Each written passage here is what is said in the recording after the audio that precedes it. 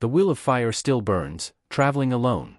The mirror reflected a set of eyes that Naruto was not accustomed to.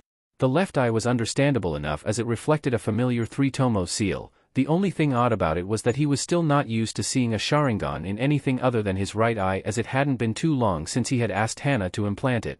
The right eye was a whole other story, as it reflected a completely crimson eye with concentric rings that radiated outwards, originating from the pupil.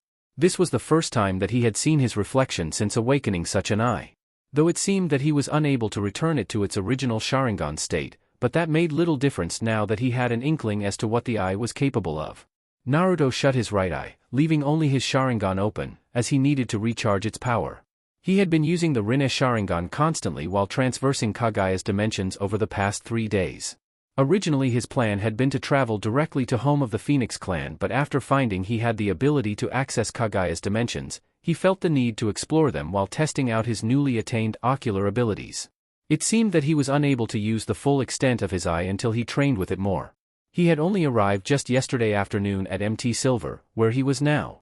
Unfortunately, not even the clan head had any idea as to what was going on with his body. Natural energy was supposed to be integrated into the normal chakra network and balanced with the physical and spiritual energy within the body. It shouldn't be possible for one to access natural energy if they had no source to store it. Even if there was no viable explanation behind it, that couldn't have been the case. Things had only gotten more complicated since he entered an area that was so saturated with natural energy. Naruto had theorized that he had been unconsciously drawing in natural energy from the environment back when he was in Konoha. Now he was certain of it. With every step the natural world was subservient to him, willing to obey him without question, wrapping around him like a veil of armor. It was a strange, yet comfortable feeling. Naruto opted to leave the subject for another time as he heard the sound of wind breaking around the constant flapping of wings just outside of the house he currently resided in at the foot of the mountain, notifying him that he had a visitor. Throwing on shirt on his way to the door, Naruto was greeted with the sight of the boss summon towering over the small house, casting everything within shadow. "Were you able to find anything, Oyaji?" Naruto asked, forgetting all of the formality and respect that he had once showed to the mighty Phoenix. The month that he had spent here during the 1-month break between the Chunin exam preliminaries and the final rounds had bred a sense of familiarity and kinship amongst him and the summoning animals. That was why he was now able to summon other members of the clan rather than simply Marco and Dranzer. Naruto was referring to if there had been any information regarding his condition in the long history of the Phoenix clan. As majestic creatures who never truly died and were simply reborn throughout the ages, there had to have been at least some kind of record that could tell him why natural energy was being drawn into him and where all of it was being stored. If he knew of those aspects, then he may be able to harness natural energy as he once did chakra. I'm afraid not. Natural energy is omnipresent, not meant to be controlled by anyone. Some in this day and age have managed to harness a small potential of natural energy through the senjutsu training of summoning clans and attained the title of sage. But even though select few risk the possibility of petrification, permanent transformation into the animal of their respective summoning clan, insanity, and even death if there is even the slightest miscalculation in the amount of natural energy absorbed. Dranzer spoke, unconcerned with the volume of his voice, as they were the only two currently residing at the base of the mountain. He trailed off at the end as he tried to find the right words to describe what was happening to his summoner. Those who had eaten a chakra fruit were a little different though. They were able to produce their own natural energy, but the process for the usage of senjutsu was very much the same as sages. Chakra fruit users were able to access much more natural energy than normal humans, but even then it wasn't drawn to them from the surrounding environment as it was Naruto. It made up their beings and mixed in with their chakra when they drew upon the power. But I've never seen natural energy react in such a way to someone. You're drawing natural energy into your body and using it to help heal yourself. Dranzer, seeing Naruto's confused expression, chose to elaborate on his explanation. The chakra system is intertwined within every individual's life force. It is intertwined with every muscle, every organ, and every cell of the body. In theory, if an individual's chakra network were to vanish, then the body would collapse in on itself. The natural energy seems to be fusing with your body and saturating each of your cells with its presence, replacing the need for a chakra network and stabilizing your body in the process. "So, the natural energy wants to protect me?" Naruto asked with a scrunched-up face, clearly trying to wrap his head around everything that had been said. "I have been the head of the Phoenix clan since the very beginning, all this I can see with ease, but what interests me greatly is how willingly the natural energy is doing this. When I first met you, Naruto, I saw this, but it was on a much smaller scale, merely following you around closely. Perhaps it was your chakra that was forcing the natural energy away. Natural energy is the life source of the planet, even older than the gods, so there is still much that is still a mystery about it, but as far as I have seen, natural energy does have emotions.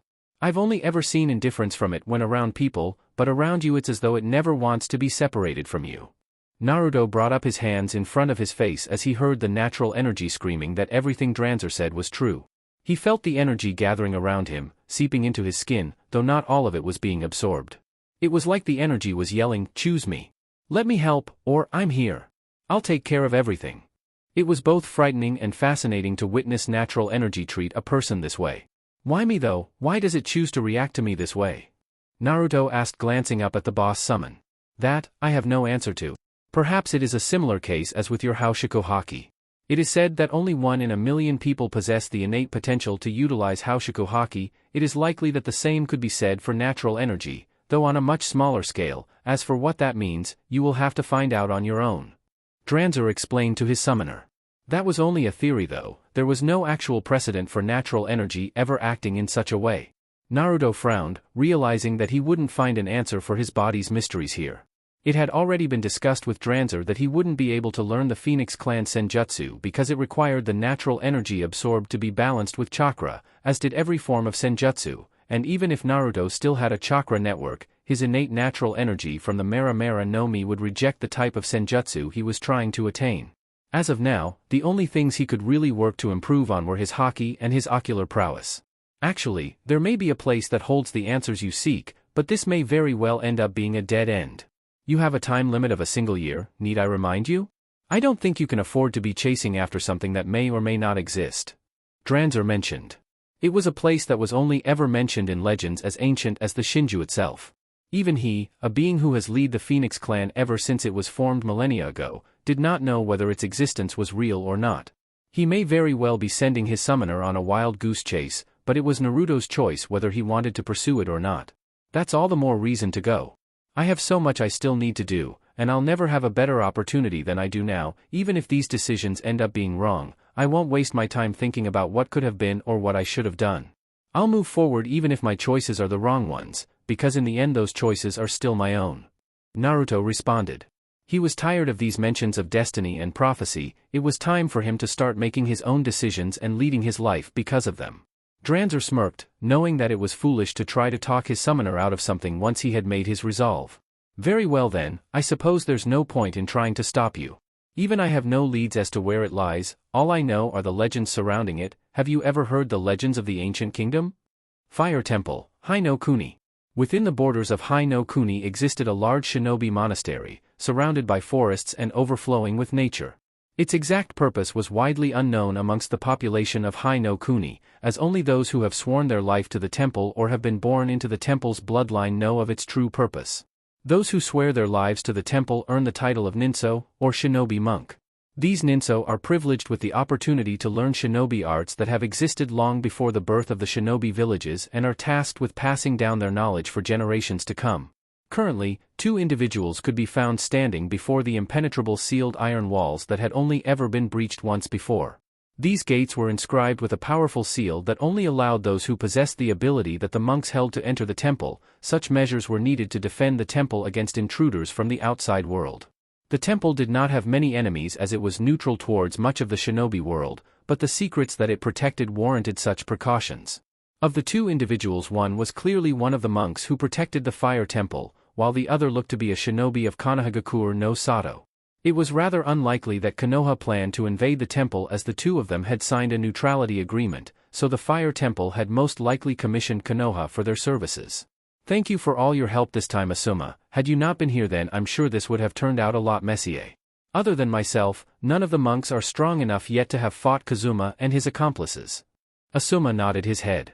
I still can't believe all this happened, Chiriku. I would have never imagined that Kazuma was alive. I was sure that I had killed him years ago when he tried to stage a coup with the other 5 guardian shinobi to overthrow the daimyo of Hai no Kuni, and to use his own son's position to overtake the temple just doesn't make any sense. His goal back then was to unite all of Hai no Kuni under one ruler, so I would have assumed that his target would have been Konoha. This temple has many secrets that only a select few are privileged to. I imagine that he heard rumors about what it was that we keep hidden from the outside world and wanted to use whatever it was that those rumors spoke of to enact what you just spoke of." Chiriku didn't bother trying to conceal how upset he was with his former comrade's actions, but at this point it no longer mattered as he made sure that Kazuma was dead this time. It is unfortunate what happened to Sora though. He had too much blind faith and loyalty in his father, but even so, he shouldn't have had to die because of his father's obsession. It's things like this that make me glad that I can return home where my wife and child are waiting for me." Asuma commented as he pulled out a carton of cigarettes from his pocket and removed one to satisfy the habit that he had been trying to kick for a while now. He had been cigarette-free for the duration of the mission, but the stress that had been piled on throughout it demanded something to relax his nerves. "Ah, I remember you telling me you had a child with your girlfriend years ago, but when did you two get married?" Chiriku asked, remembering the letter that Asuma had sent to him years ago detailing his girlfriend's pregnancy and the birth of his daughter. He hated to admit it, but it had been years since he and Asuma had any form of contact, especially now since they were the only remaining survivors of what once was the Guardian Shinobi 12. Asuma's face displayed an expression of confusion as he tried to remember the last letter he had sent to Chiriku. He supposed it had been a while since he had any contact with the man who could be called his brother in all but blood. "I can't believe I never told you about that. I suppose things have been rather busy as of late, but that's no excuse. I married Kurenai not too long after our daughter was born. I suppose it's been 10 or 11 years now since we eloped together. It wasn't actually that long after I returned back to the village from my tour with the Guardian Shinobi did Kurenai get pregnant." "And how is your daughter? Mirai-chan?" "She's about 11 years old now, looks so much like her mother. She'll be graduating the academy next year," Asuma announced proudly as he breathed out a thin line of smoke from his cigarette.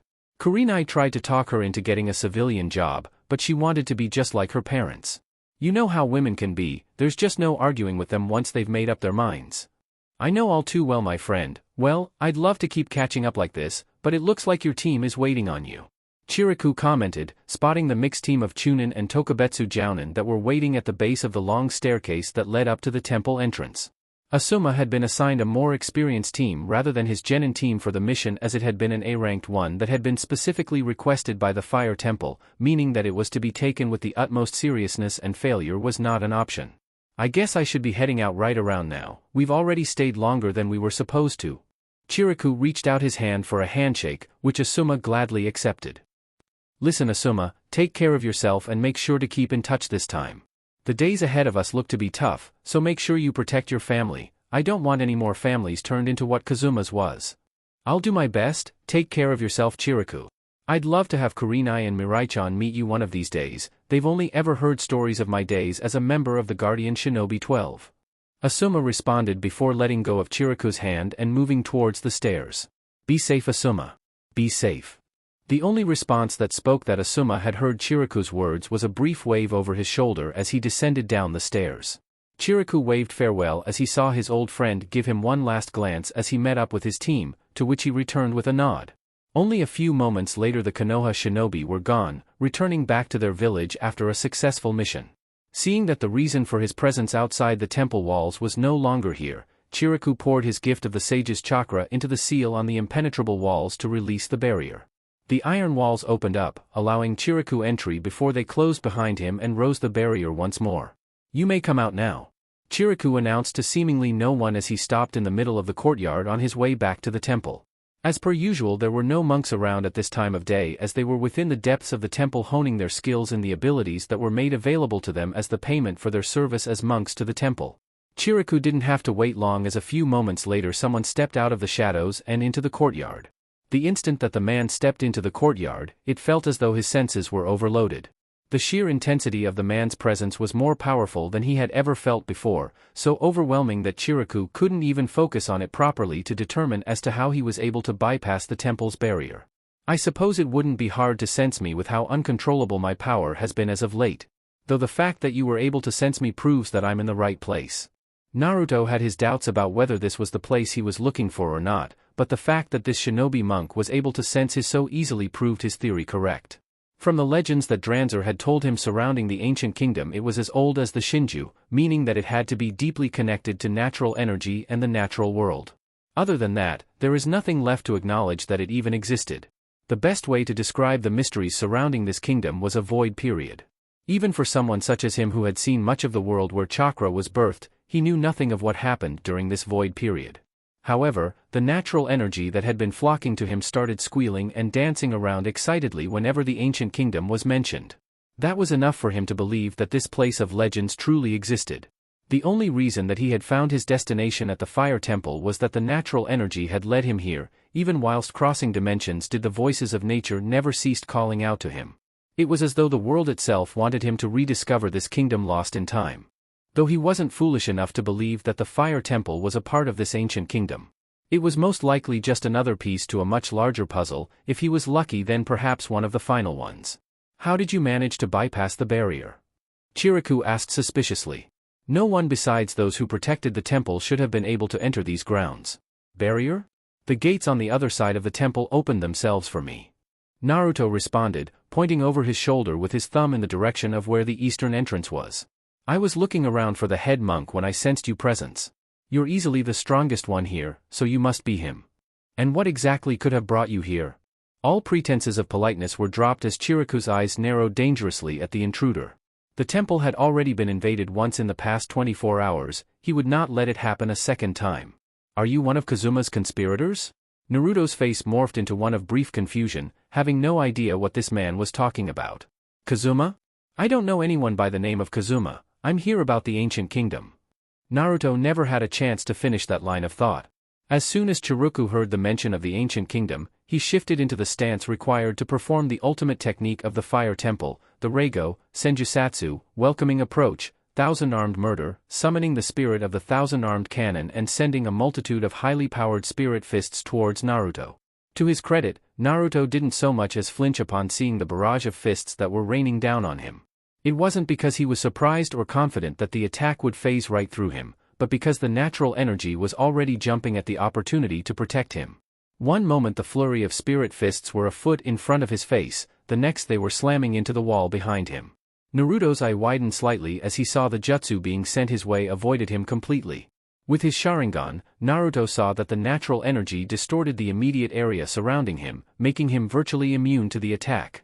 While his Sharingan could see what the natural energy was doing, he was unable to determine exactly how. Whether it was because the head monk's jutsu was composed of senjutsu or the natural energy actually distorted the natural world for a short time, he was unsure. Normally the Sharingan wouldn't even be able to pick up on natural energy, but as his eyes were now powered with it in its purest form, that no longer applied. None were more so surprised than Chiriku though. Now that the power surrounding the teenager had shifted, he was able to sense the immense amounts of natural energy surrounding the boy.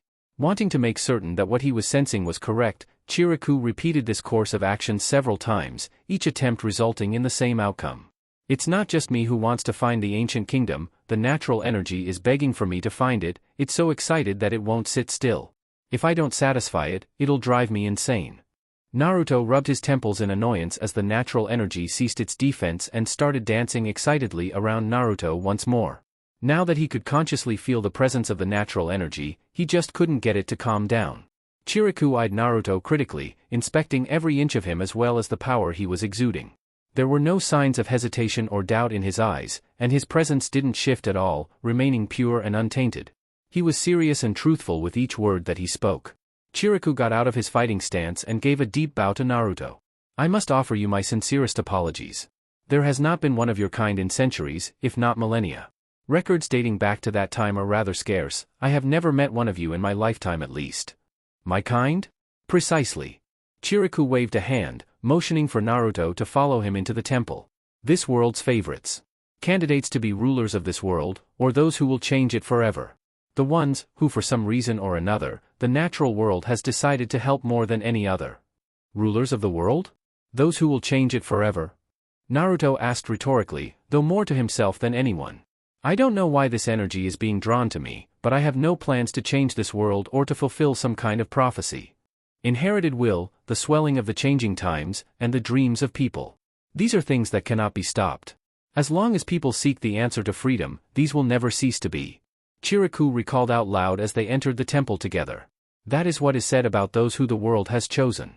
It matters not whether you want to change the world or not, your mere presence will shake the world to its very core. Why don't you start at the very beginning so I can understand this ancient kingdom a bit more? Naruto asked, hoping to understand the entire situation a bit more. As far as he could tell, this kingdom bordered more along the lines of the supernatural rather than anything else. Well, I suppose if you want to start at the very beginning then we'll do just that. Chiriku relayed as he opened a door to a secret room within the depths of temple. The room seemed to be under the main hall of the temple and was easily the size of the entire building along with the courtyard. The walls were engraved with what looked to be ancient writing with pieces hieroglyphic tablets laid out on a long table in the center. The ancient kingdom you're looking for no longer exists. This is because every country, continent, and island in the world was once a part of the ancient kingdom. Hai no Kuni, Kaminari no Kuni, Tsuchi no Kuni, Kaze no Kuni, Mizu no Kuni, Yuzushio, Nami, there was a time when none of these countries existed. They were once all one giant continent, known as the Ancient Kingdom. What you want is the Holy Palace, the core of the Ancient Kingdom. Naruto sighed deeply as he felt this would give him more trouble than it was worth. I can already feel that this'll turn into one massive headache. Ruzukana. Naruto brushed the snow off his shoulders as he traveled through the dense forests of Ruzukana. Ruzukana was supposedly the island where the core of the ancient kingdom once was. It was no wonder that the island had remained lost throughout the ages. Without the help of natural energy guiding oneself, they would never even know this place existed. Ruzukana was an isolated island that lay far south of Hai no Kuni, existing in the middle of the calmest sea, which made it impossible to reach by ship. As per what he had been told by the head monk at the fire temple, who guarded the existence of the island and what it contains, it was an especially harsh island that has 48 seasons which change weekly. It seemed that this week it was winter, though the cold wasn't capable of bothering him. A country used to existed on this island, however it was seemingly destroyed ages ago when natural disasters ravished the earth as if they were as common as rainfall, splitting apart the ancient kingdom in the process. It was rumored that a single tribe survived the destruction of their country, but its people were unable to survive against the extreme environment and died out. Finding that town would be the final key in locating the Holy Palace. The Holy Palace would give him all the answers he needed. This palace was rumored to have existed since the beginning of time. Not even Chiriku's clan, who were entrusted with protecting the history of the ancient kingdom, knew of its exact origins or have entered the palace. Only a select few have ever been granted access to the palace. Those who have tried to enter without possessing nature's gifts have had something taken away from them as payment for what they saw. Whether it be sight, sanity, or even one's life, compensation is always required for what should never be seen by normal beings. One might ask, what could possibly be so important that such a high price be paid? There is only one answer to such a question. History. How the formation of the ancient kingdom came to be. Why the world was nearly destroyed by natural disasters several millennia ago. The reason why natural energy chooses specific individuals to act as keys to open the palace once again. The true history of the Void Period. These are only a few instances of times that natural energy has recorded the history of the world within that palace. Throughout the ages, natural energy has engraved every single event into the confines of the Holy Palace. Even events that happened after the palace was lost in time, such as Kagaya's reign, the birth of Chakra, and even the formation of the hidden villages would be recorded there. If this palace held secrets such as ones that have completely altered the course of the world, it would undoubtedly contain the answers to his questions. Though he really had no choice in the matter, those overly excited particles of natural energy wouldn't let him do anything other than search for the palace. They even threw a tantrum when he wanted to travel to Ruzukana by water walking, forcing him to travel through his spatial rifts until he met the barrier of the island that prevented anyone from entering via spacetime ninjutsu. He really needed to recharge his Rinne Sharingan. He had been using its power far too much as of late. Though it could be constituted as merely training one of his eye's unique abilities. Whatever the case, overusing a new visual power without knowing much about it was not a good idea. Well, looks like this is the place. Naruto muttered to himself as blasted another one of the massive beasts to the side with a hockey-coated fist. The beasts had been getting more savage and powerful the closer he came to the source of the severe cold. His belief had been that the town housing the last tribe would be at the center of the odd weather that plagued the island. Stepping through the final stretch of the dense forest, Naruto found himself standing high above sea level at the top of one of the largest mountain ranges on the island, overlooking a large Western-style town. He didn't recall ever walking up a slope or climbing a mountain, but he disregarded that oddity as he had already been informed of the island's unpredictable nature. Instances such as this weren't at all uncommon. They had already happened a few times since he stepped foot on the island. The town itself was located in a desert region. Adjacent to the mountain range he was standing on, surrounding the town in a crescent shape, was a number of large, elongated rock formations, jutting up from the ground and extending their slender shape towards the sky, with smaller rock formations and hills littered throughout the town. Despite its position in a desert, trees were able to grow freely in the town's vicinity, even creating small forests. As per expected from the source of the severe cold, the entire town along with its people were frozen solid. Even the mountain that Naruto stood on was frozen, rather than simply covered with snow from the current snowfall. The ice looked to have been there for centuries, as when Naruto reached down to melt the ice, not even steam was produced. It seemed that not just the surface was frozen solid, but even deep beneath the earth as well. The island wasn't always a frozen wasteland. Ruzacana was said to change seasons weekly, and when it did, it was always to the extremes. During the summer season, temperatures could rise up to 190 degrees Fahrenheit. For such extreme cold to exist even during that kind of heat spoke as to how strong the glacial period it must have experienced was. So this is the village of giants. According to Chiriku, the tribe that had survived the destruction of the country was a tribe of giants. Naruto had wanted to question that fact, but there was much in the world that was unable to be explained as products of chakra. He supposed that a tribe of giants wasn't too unreasonable to believe existed. Natural energy could have mutated the tribe's genes so that they experienced permanent abnormal growth. The Akimichi clan was able to experience the same effects, though temporary, through their clan techniques centering around the use of yang chakra. It was most likely because of their enhanced physical attributes that they were able to survive the natural disasters that ravished their country.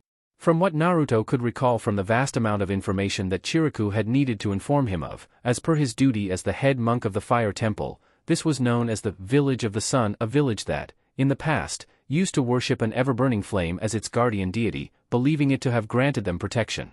With the natural energy enhancing the power of the Mera Mera no Mi, Naruto was able to sense all of the heat signatures within the general vicinity. While the vast majority of the village and the earth was frozen solid, the giants who populated the village were not frozen to the bone just yet.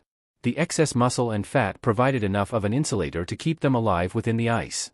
If he could synchronize himself with the eternal flame that these giants worshipped so religiously, then he might be able to reverse the effects that the island's ice age had on the village and its population. Putting all doubts to the side for the moment, Naruto leapt off the edge of the mountain, deciding that it was the quickest route to the village. Sliding down the frozen slope of the mountainside, Naruto finally got a closer look at the village and noticed that many giants littered the streets, frozen solid as they were going through their everyday activities. This meant that the glacial period didn't gradually occur over a long period of time, but instead hit instantly and remained for a long period of time, despite the island's constantly changing of seasons. Normally he would have used Kenbunchaku Haki to notice this fact much earlier, but he didn't feel comfortable overusing any of his powers right now, Kenbunchaku Haki especially because his Haki had gone through vast changes recently. Kenbunchaku Haki was incredibly sensitive, able to hear the voice of all living things and then some. Using it on an island as mysterious and unpredictable as Ruzacana wasn't the best idea. Jumping off of the downhill slope as it turned into rougher terrain, Naruto continued his descent by hopping between the smaller, jagged, elongated rock formations. As he neared the bottom of the mountain, Naruto paused and perched himself atop of the final elongated rock formation that was just high enough to match the height of the tallest building in the village. Giving one last brief look at his surroundings and the numerous giants that were frozen in place, Naruto dropped downwards towards the village. Reaching the frozen surface of the village with a small dent in the ice showing that he had used his Busashoku Haki to cushion the impact, Naruto looked up and saw that he was no more than an insect compared to the massive humanoids that towered over him. They were easily the size of an Akimichi when using their most coveted full expansion technique. He knelt down and picked up a handful of the shattered ice to analyze its composition. He had released only a small amount of Haki, but it had created a crater that should be expected of the power he released. This new level of Haki was meant to shatter anything it came into contact with, at least that was what he was able to determine of its nature as of now. This meant that the ice was not indestructible, though the same method would not work on the giants. Squeezing his hand tightly, completely vaporizing the ice fragments within his grasp, Naruto stood back up, paying no mind to the blizzard that was sweeping through the area. From what he could tell, he had entered through the eastern side of the village while the massive heat source that he was looking for resided in the very center. He could feel it, the natural energy humming with excitement, pleading for him to find the eternal flame as quickly as possible. Naruto stepped out of the small crater created from his landing, taking his first steps forward to begin his long trek through the village. It wasn't until he was halfway did he feel that something was off, and had been for a few minutes now. It was like a small pull on his natural energy from some outside source. Normally he would have been suspicious, but the source had a faint sense of familiarity to him. It took a few minutes for him to recall where he had sensed it before, but when he did his eyes widened in disbelief. Slowly taking a single step forward, then another, Naruto felt that he was being drawn towards the center of town. Picking up his slow walk into a sprint, he was able to cover the distance in a matter of minutes. The village truly was sized for giants, as the same distance he just ran was easily enough to cover all of Konoha. Naruto began to slow down until he was at a complete standstill once he reached the center of the village. It was an impressive sight. In the village's center, easily the size of Konoha's Colosseum where the Chunin exams were held, stood a magnificent altar that looked to be used for large religious ceremonies. Atop of the altar was what looked to be a frozen mountain that rose high into the sky. This was most likely the eternal flame, with the ice giving it the appearance of a mountain. Surrounding the altar were dozens of giants in the middle of their prayers. They never even saw the glacial period coming. Naruto waded through the sea of the frozen humanoid figures, slowly making his way to the altar. The natural energy gathering around him had gone eerily silent, as if waiting for something. It was odd. Ever since he had become aware of the natural energy flocking to him, the particles hadn't been able to sit still or remain quiet. As for why the natural energy had gone silent, Naruto didn't have the slightest idea. If it had been a threat that he was unable to perceive, it would have jumped at the opportunity to protect him, at least if what it did when Chiriku attacked him was any indication. Seeing as how that wasn't the case, Naruto decided to push those thoughts to the side for the time being. Unsure of what to do but confident that the eternal flame was the final piece to the puzzle, Naruto began a steady climb up the frozen steps of the altar. Reaching the plateau of the altar, Naruto felt a rush of cold air against his face. He rose his arms in front of him to try to block the blast of cold air from pushing him off the platform. Cold was something new to him. There had only ever been a handful of instances where he had felt a shiver run down his spine. He was right to think that this was no normal ice. The ice that had frozen the village and its population was different, much weaker.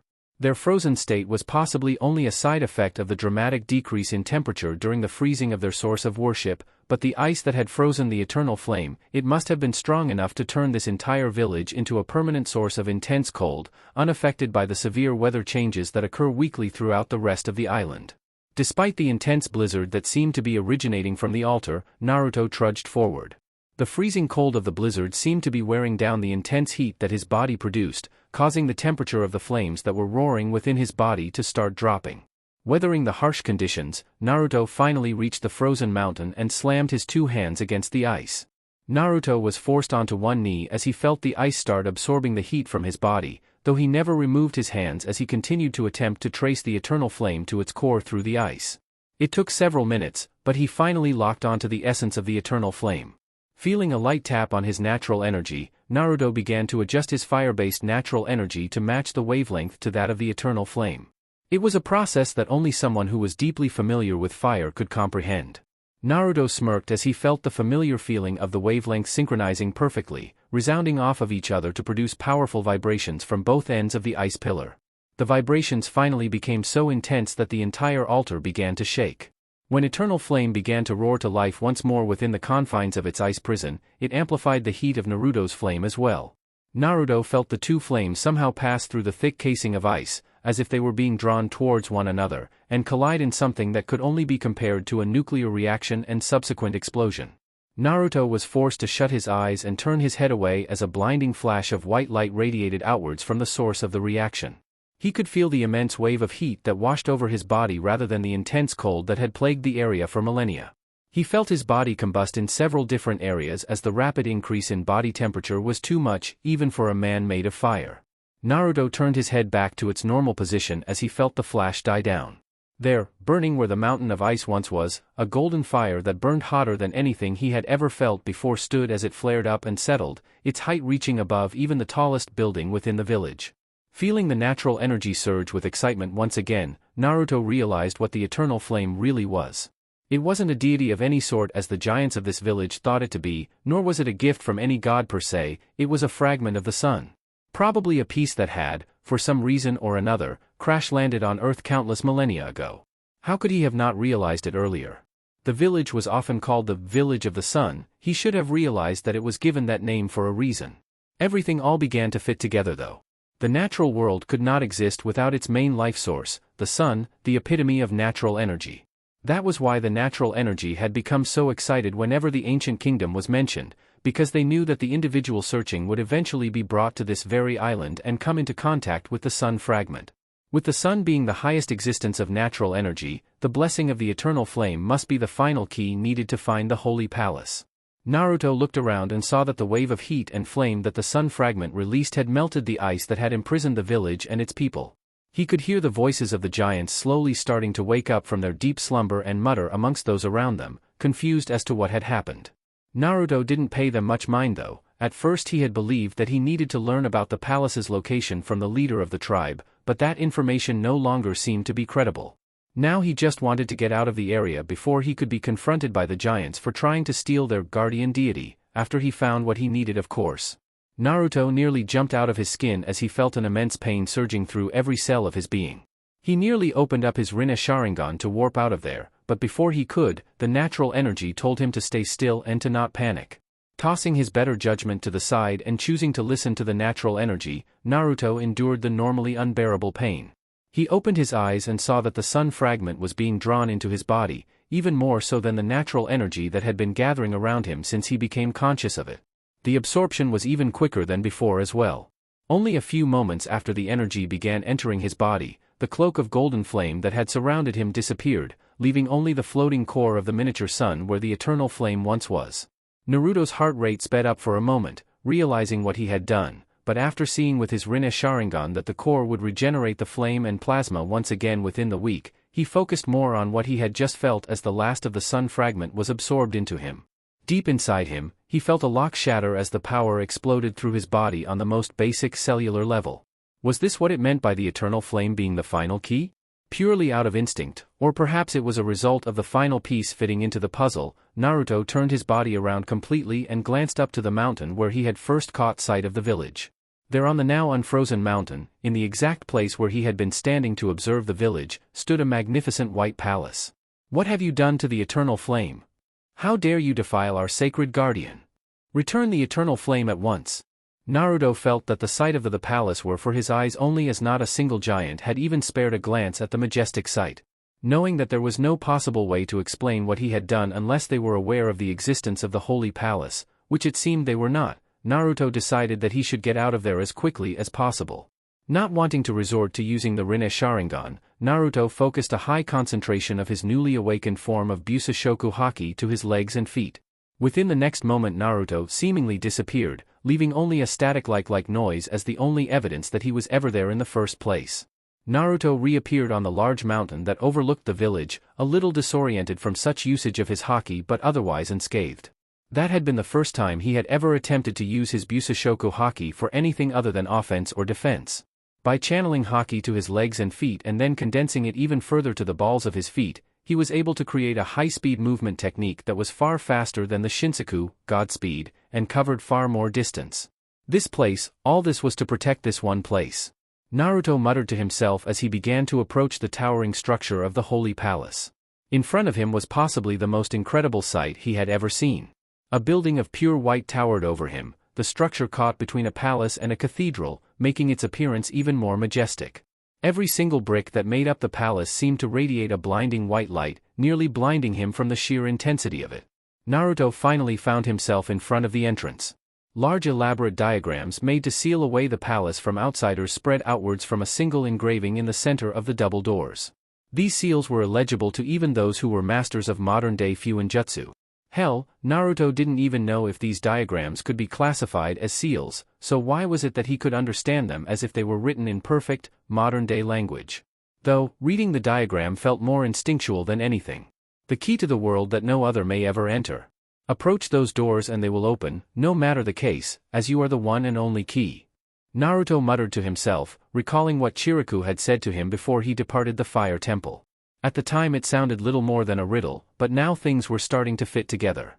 Naruto rose his hand and placed it in the middle of the engraving, causing them to illuminate a pristine gold as the natural energy traced the outline of the diagrams before a slit appeared along the diagrams, widening as the doors began to open.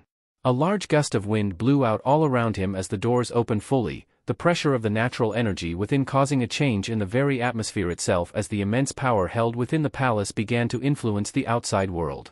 Naruto's entire being seemed to shift as he felt the air escape from the confines of the palace. This was natural energy. Naruto didn't waste a single moment in entering the palace that has existed only in legends, the doors closing behind him. Being inside, he finally understood why only a select few had found the palace before. The Holy Palace does not exist within the natural world until one has been granted permission by natural energy. It bends the boundaries between reality and fantasy, appearing as if it were a genjutsu and disappearing just as quickly. Though those who have been granted access will always be able to find it. The sound of footsteps was what caught his immediate attention. It wasn't as though Naruto was the first to ever find the palace, but those of the past should already be dead by this point. After a suspenseful few moments of simply listening to footsteps, a man finally appeared, descending down the staircase from the upper levels, an amused smirk on his face as he laid eyes on Naruto. I was wondering when you would finally arrive here. I would say you've kept me waiting, but I've got all the time in the world here. Hell, I've made this place my home over the last millennia or so. Naruto's eyes widened as they refused to believe who it was that was standing not 30 meters away from him. There, standing just how he remembered him, was one of the people who shaped the world into what it is today. The original user of the Mera Mera no Mi, Portgas de Ace. The will of fire still burns, first steps forward. At this time of year, Konohagakure no Sato was at its finest. Not from a militaristic standpoint, but in a way that all those within the village, shinobi and civilian alike, could simply enjoy the increased opportunities for leisure that the spring season offered. At this time of day, the midday sun shone over the village, allowing many to bask in the sunlight as they set up picnics with their families or chose to spend the day cloud watching. There was a slight breeze rustling through the entire area, cooling the slightly warm temperature and allowing the many trees that the village was known for to gently sway. Altogether, it was a very peaceful day in Konoha. The duo took in each and every one of these sights as they glanced around excitedly. It had been just over a year since they had last seen their home, so it was only natural, especially with how much the village looked to have changed. The elder man behind them simply smirked at the actions of his two students. He had gotten updates every now and then on the changes that were occurring in the village, so he was not at all surprised by the renovations. Take a look around, Natsuki-chan, Narumi-chan. This technical revolution was only made possible from the information and technology that your team was able to recover from Orochimaru's hideout over a year ago. In just a single year, all this was made possible. Jiraiya informed his latest two apprentices. Aside from a few more wrinkles and other signs of aging, Jiraiya had not changed in the least. The two girls were no longer in sight as they had taken to the rooftops to get a better viewpoint of the village. Both girls' eyes widened as they saw just how much their home village had advanced within the span of a year. No, village could no longer be used to accurately describe their home any longer. City was much more appropriate. People could be seen walking through the streets or sitting in open cafes talking on cell phones or typing away at their computers. It was truly a sight to behold for those who had never come into contact with technology before. They only knew what these objects were because Jiraiya had given them a brief overview of the changes in the village, but there were no words to describe what it was like taking in all of this for the first time. It's been about a year and it's changed a lot, but I really have missed this place. Natsuki commented, wearing a nostalgic expression on her face. Even with all the sights they had seen and all the places they had been over the course of the year, nothing could compare to her home. Natsuki's eyes shone a vibrant violet as she took in the sight of her surroundings. Though it had only been a year, Natsuki had grown a great deal as she was now well into her teenage years. She now stood at a height of 5 feet 6 inches, which was fairly tall for a girl of her age and descent, easily a few inches taller than both her sister and her mother.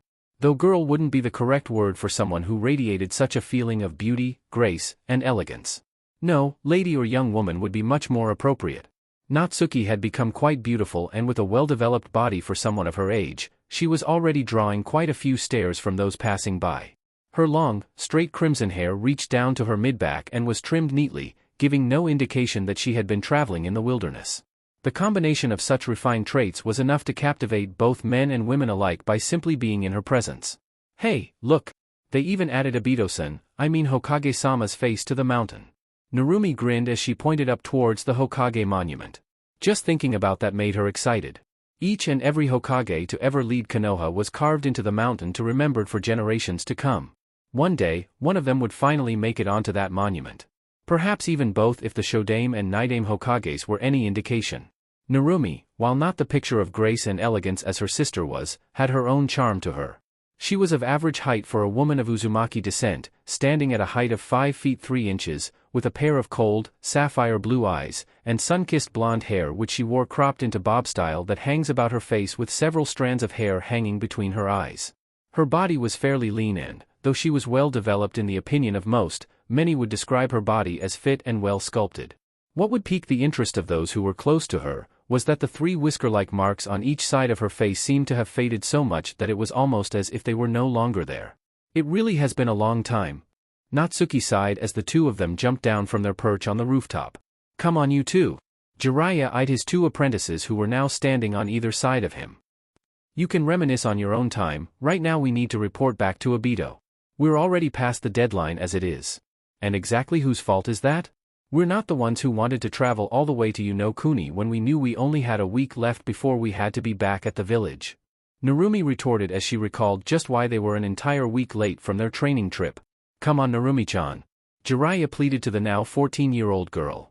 She hadn't uttered more than a few sentences to him since they departed from Yonokuni, hopefully she would forgive him soon. You know I needed to meet up with my contacts to see what information they had for me. Running a spy network is very time-consuming, but it is necessary. Are you sure it wasn't because of the amount of tourists that are drawn to Yonokuni at this time of year for their hot springs? Because from the amount of yelling I heard from the women bathing and the amount of bruises you came back with, I'd say you were gathering research for your new book. Narumi's eyes narrowed dangerously when she remembered the amount of times that she had caught Jiraiya trying to peek on her and her sister when they had started to develop curves in all the right places. Though that wasn't what she was so worked up over at the moment. No, she was more focused on the fact that Jiraiya had been more interested in peeping on women in bathhouses and hot springs rather than getting in some last-minute training. That seemed to have been a recurring theme throughout the entirety of the training trip. Teaching always seemed to be Jiraiya's third priority. The first was his research and the second had to be the spy network, then factor that into the amount of time they needed to spend traveling to actually get to the location of his various contacts. The result was what one would expect. Natsuki breathed a sigh of relief as she saw that they had finally reached what she knew to be the Hokage Tower. Despite the renovations and modernization that had been done to it over her year-long absence, it was easily recognizable to her from its position within the village and the large kanji for fire that was displayed high above the entrance. Will you two quit it? Besides, we're already here. The arguing pair showed similar expressions, both glad to finally be back despite their prior trains of thought. It had been a long year of traveling. They had primarily had to stay within the borders of the minor countries as Konoha's relationship with Kumo, Iwa, and Suna was still volatile at best. Jiraiya was the only one to ever infiltrate those nations to meet up with his contacts while the girls were left at an inn within one of the nearby minor countries. It was good to finally be home. Natsuki and Narumi walked through the entrance and began ascending up the several flights of stairs that led to the Hokage's office. Neither of the girls even bothered to look behind them for Jiraiya, already knowing he would be entering through the window as he usually did. Climbing up the final set of stairs, the Uzumaki Namikaze sisters finally arrived on the top floor where the Hokage's office resided. From the outside, nearly all the rooms in the long hallway were the same. Though, they had spent enough time in this building as children because of their parents to know by instinct where the office was. Natsuki and Narumi finally stopped in front of a door similar to the ones they had been walking past for a few minutes now. Though this one in particular did have a few modifications, such as the wooden engraving embedded in the door, the speaker on the wall that was connected to the inside, and the cleverly disguised safety devices. The sign on the door clearly displayed the words, Hokage's office. Well, here we are, might as well get this over with. The sooner we finish checking in, the sooner one can get some ramen at Ichiraku's. A smirk crossed Narumi's face as though she could already smell those steaming hot bowls of ramen. It had been months since they'd had a good meal. Jiraiya was too cheap to pay for any decent food, so they had been living primarily off of fast food for the past few months. That meant a lot of dango from tea shops and various types of food from stalls they had eaten at during festivals and such. It's been ages since we've had a decent meal. Hopefully Ichiraku's made enough ramen today to satisfy me. The only ramen we've been able to eat for an entire year was the instant kind. You should try to sound more excited, Narumi-chan. I know you're not Jiraiya's biggest fan at the moment, but it's our first day back at the village. We'll finally be able to see Kaa-chan and Tusan today after an entire year. Natsuki cheered from beside the blonde. Though as she were honest with herself, she was fantasizing about the delicacy, known to many others as simply ramen, as well. Yeah, I know. Arabaka has just been getting under my skin recently. Narumi sighed in annoyance. She knew full well Jiraiya's tendencies when the training trip was first brought up, but it's just that she was disappointed that the Sannin didn't step up to the occasion. She supposed it was foolish of her to ever think that he would take anything besides his research and spy network seriously. You think everyone else already returned? I hope so, I hope so. Natsuki's smile grew just a bit wider at the thought of seeing her brother again after a year apart. Remembering why they were there in the first place, Natsuki gave the door a light knock and waited for the response entry before making another move. The old her would have normally burst into the office without giving it a second thought, but her father was no longer the Hokage and she didn't want to only be known as the daughter of the Yondaime Hokage. To stand on her own 2 feet was the first step towards surpassing her parents. She wasn't a kid anymore and she needed to act like it. From the inside, the lock that had been keeping them from entering opened with a simple command from a remote control panel, most likely from behind the Hokage's desk. There had probably been a small camera embedded within the door that relayed who it was that was requesting entry to the inside. It never made sense to Natsuki how the Hokage's office could afford to have such little security. As a child there had been more than one occasion where she had kicked in the door of the office and rushed in because she had missed her father. Even if he knew who it was that was entering long before it actually happened, it simply shouldn't have been so easy to enter the residence of the leader of the village. These kind of security measures made much more sense to her. Natsuki gripped the door handle and pushed open the door, allowing the Uzumaki Namikaze sisters entry to the room. Not a moment after they stepped foot within the office did they catch a glimpse of a blur of red before being wrapped up in a bone-crushing hug. I missed you girls so much. Kushina squealed in delight as she tightened the embrace even more. She couldn't help it, she was just so excited. This had been the first time that she had seen her daughters in over a year, the longest that she had ever been apart from her children. She had been so lonely without them home as Minato was always so busy nowadays with his position on the council and as one of the Hokage's advisors. She may have been able to overlook this when he was still Hokage because he was leading an entire village, but he had taken it upon himself to be involved in nearly every matter that went on in the village. Back when he was the Yondaime Hokage at least she still had her children to take care of, but this past year had just been so empty and miserable for her as her children were finally moving on with their lives. Nawaki had defected to Orochimaru for who knows what reason, Naruto was Kami knows where, and her girls were off being corrupted by Jiraiya's perverted ways. She would never let her daughters out of her sight again, ever, lest they become perverts like Jiraiya. Despite being crushed by the immense strength of Kushina's hold, both girls smiled at the nostalgia of the scene they were a part of. It was just like their mother to act so over the top over the simplest things. Kaa-chan, I missed you too, but lessen up will you? Narumi managed to breathe out before all the oxygen left her lungs.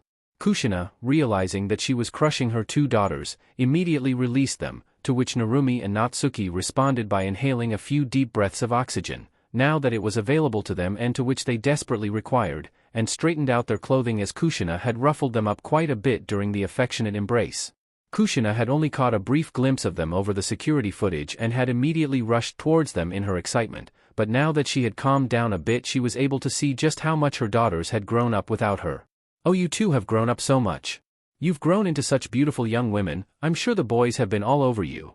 Kushina gushed over her daughters before gaining a dark look in her eyes. Jiraiya didn't do anything indecent to you now, did he?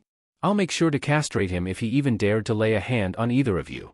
Jiraiya, who had entered through the window only minutes ago, winced at hearing Kushina's threat, even though it was nothing more than a whisper. Having known Kushina as long as he had, Jiraiya inched closer to the window for a quick escape if needed. There was no doubt in his mind that Kushina would stay true to her promise if one of the girls wanted to punish him for their detour to Kuni. Natsuki scoffed at the notion that she would give any of those boys the time of day, let alone Jiraiya. She was well aware that both her and her sister had become quite beautiful in the eyes of many, having received numerous offers for dates and such whenever they stopped over in a town to rest, but she had never even considered accepting even one of them. Her heart had already been claimed years ago. Don't be ridiculous, Kaa-chan, I've never even considered Ero Sennin to be a man in the first place. The most I've ever thought of him was a masculine, perverted old woman. The sound of Jiraiya's pride shattering into tiny pieces could practically be heard all across the room as he sulked in the corner. No longer concerned of the threat of being castrated, but rather depressed upon learning what his student thought of him.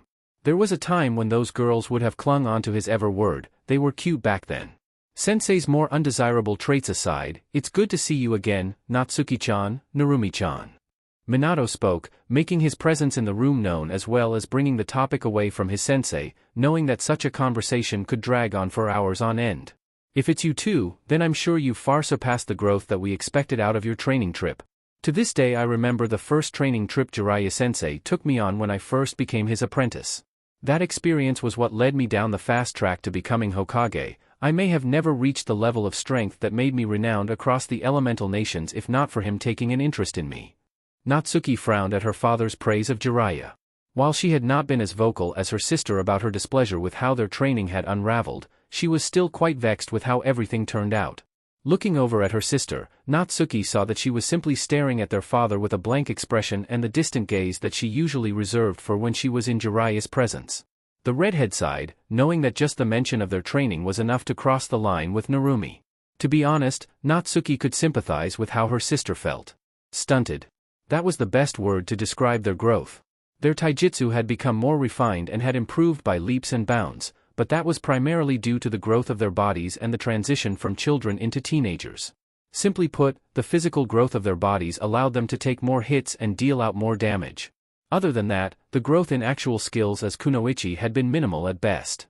Most of the training that Jiraiya had given them was focused around chakra control, drawing out the Kyuubi's chakra, which had been quite unsuccessful as Kurama had refused to lend her his help in anything other than healing her wounds, or breaking out of weaker genjutsu.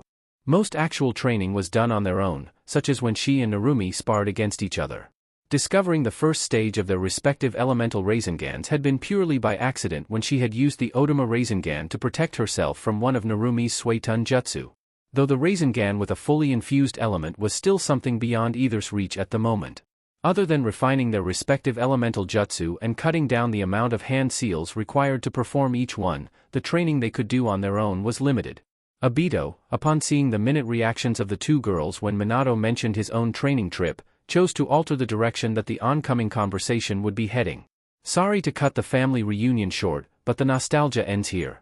There are important matters that need to be attended to and there's no sense on drawing them out any longer. Natsuki and Narumi gave a passing glance to each other before moving into the seats in front of the desk that Obito was motioning to. Minato, Kushina, and Jiraiya, whom were the only others present in the room, remained in their previous position as they wouldn't be the focus of whatever Obito had to say. As I'm sure you've noticed, the village has undergone a lot of changes since you left a year ago. Obito clasped his hands together as he rested his elbows on the desk. If there was no indication that he was in Hokage mode before, the sternness of his voice made it perfectly clear. Yeah, Jiraiya-sensei said something about a technical revolution if I remember correctly. Narumi had to force herself to not roll her eyes as she spat out the words, Jiraiya-sensei, as that was a title she had only ever used when speaking in a sarcastic tone. It was only because she was in the presence of the Hokage did she use such a respectful title for her sensei. Though she did keep a rather familiar tone in her speech as the Hokage was once a student of her father's. Obito nodded in confirmation. While that is the case and much of the village was rebuilt with the purpose of implementing such technology, much of it remains the same, so it shouldn't be too hard to become acclimated to the village once again. Outside of cell phones, computers, security cameras, and such, not much else has really changed. You may find these new technologies and advancements confusing or overwhelming at first, but I'm sure you'll adjust rather quickly to the new resources that are available. Hokage-sama? Natsuki started, a bit confused as to why they were being briefed on the technological advances in the village. There had already been movies and such, though they had only been available at movie theaters before, and radios for communication during certain missions, so it wasn't as though they were completely foreign to the concept. What's the purpose in briefing us on all this? I would have thought that you would have been more interested in our training or where we'll fit into the shinobi system. It's because these technologies are now assets that are invaluable on missions. Advanced forms of communication, beacons for tracking the teams we send out, emergency signals that alert us if a mission has been blown or if the team that was sent out is in way above their pay grade. Because of these developments, the death rate for our shinobi has dropped significantly, though that isn't to say that there is no longer any risk when walking beyond our village walls. Obito removed his Kage hat and placed it beside him, much to the confusion of the Uzumaki Namake's sisters. Just as Natsuki opened her mouth to interject once more, she was shocked into silence when Obito placed his hands on either side of him and bowed his head so deeply that it was touching the wooden grain of the desk. There are no words that could possibly express the gratitude that the village, and myself, owes to you. That mission to the border of Hai no Kuni was something that I wish neither of you had to experience so early on in your lives, but your team managed to pull through, and because of your efforts and sacrifices that day, hundreds if not thousands of lives have been spared. Shinobi who would have previously died in the line of duty were able to return home to their families because of those efforts and sacrifices. For that, I give you my thanks on behalf of the village. The two girls shifted uncomfortably in their seats as their Kage bowed to them. Not only because of the embarrassment that the high praise brought on, but also because the majority of that praise was unearned. Obito, the Hokage, who represents Hai no Kuni's Konohagakure no Sato, the strongest of the 5 great nations, should not lower his head so easily, especially to his own subordinates. Minato reprimanded as he watched the Godame Hokage bow his head down to 2 genin. It mattered not whether they were his children or not, such actions were simply unacceptable as the leader of a village. We can't accept your gratitude nor the village's, we weren't the ones who were responsible for all this. All we managed to do was stumble through the objectives assigned to us, nearly getting ourselves killed at every twist and turn along the way, the ones who you should.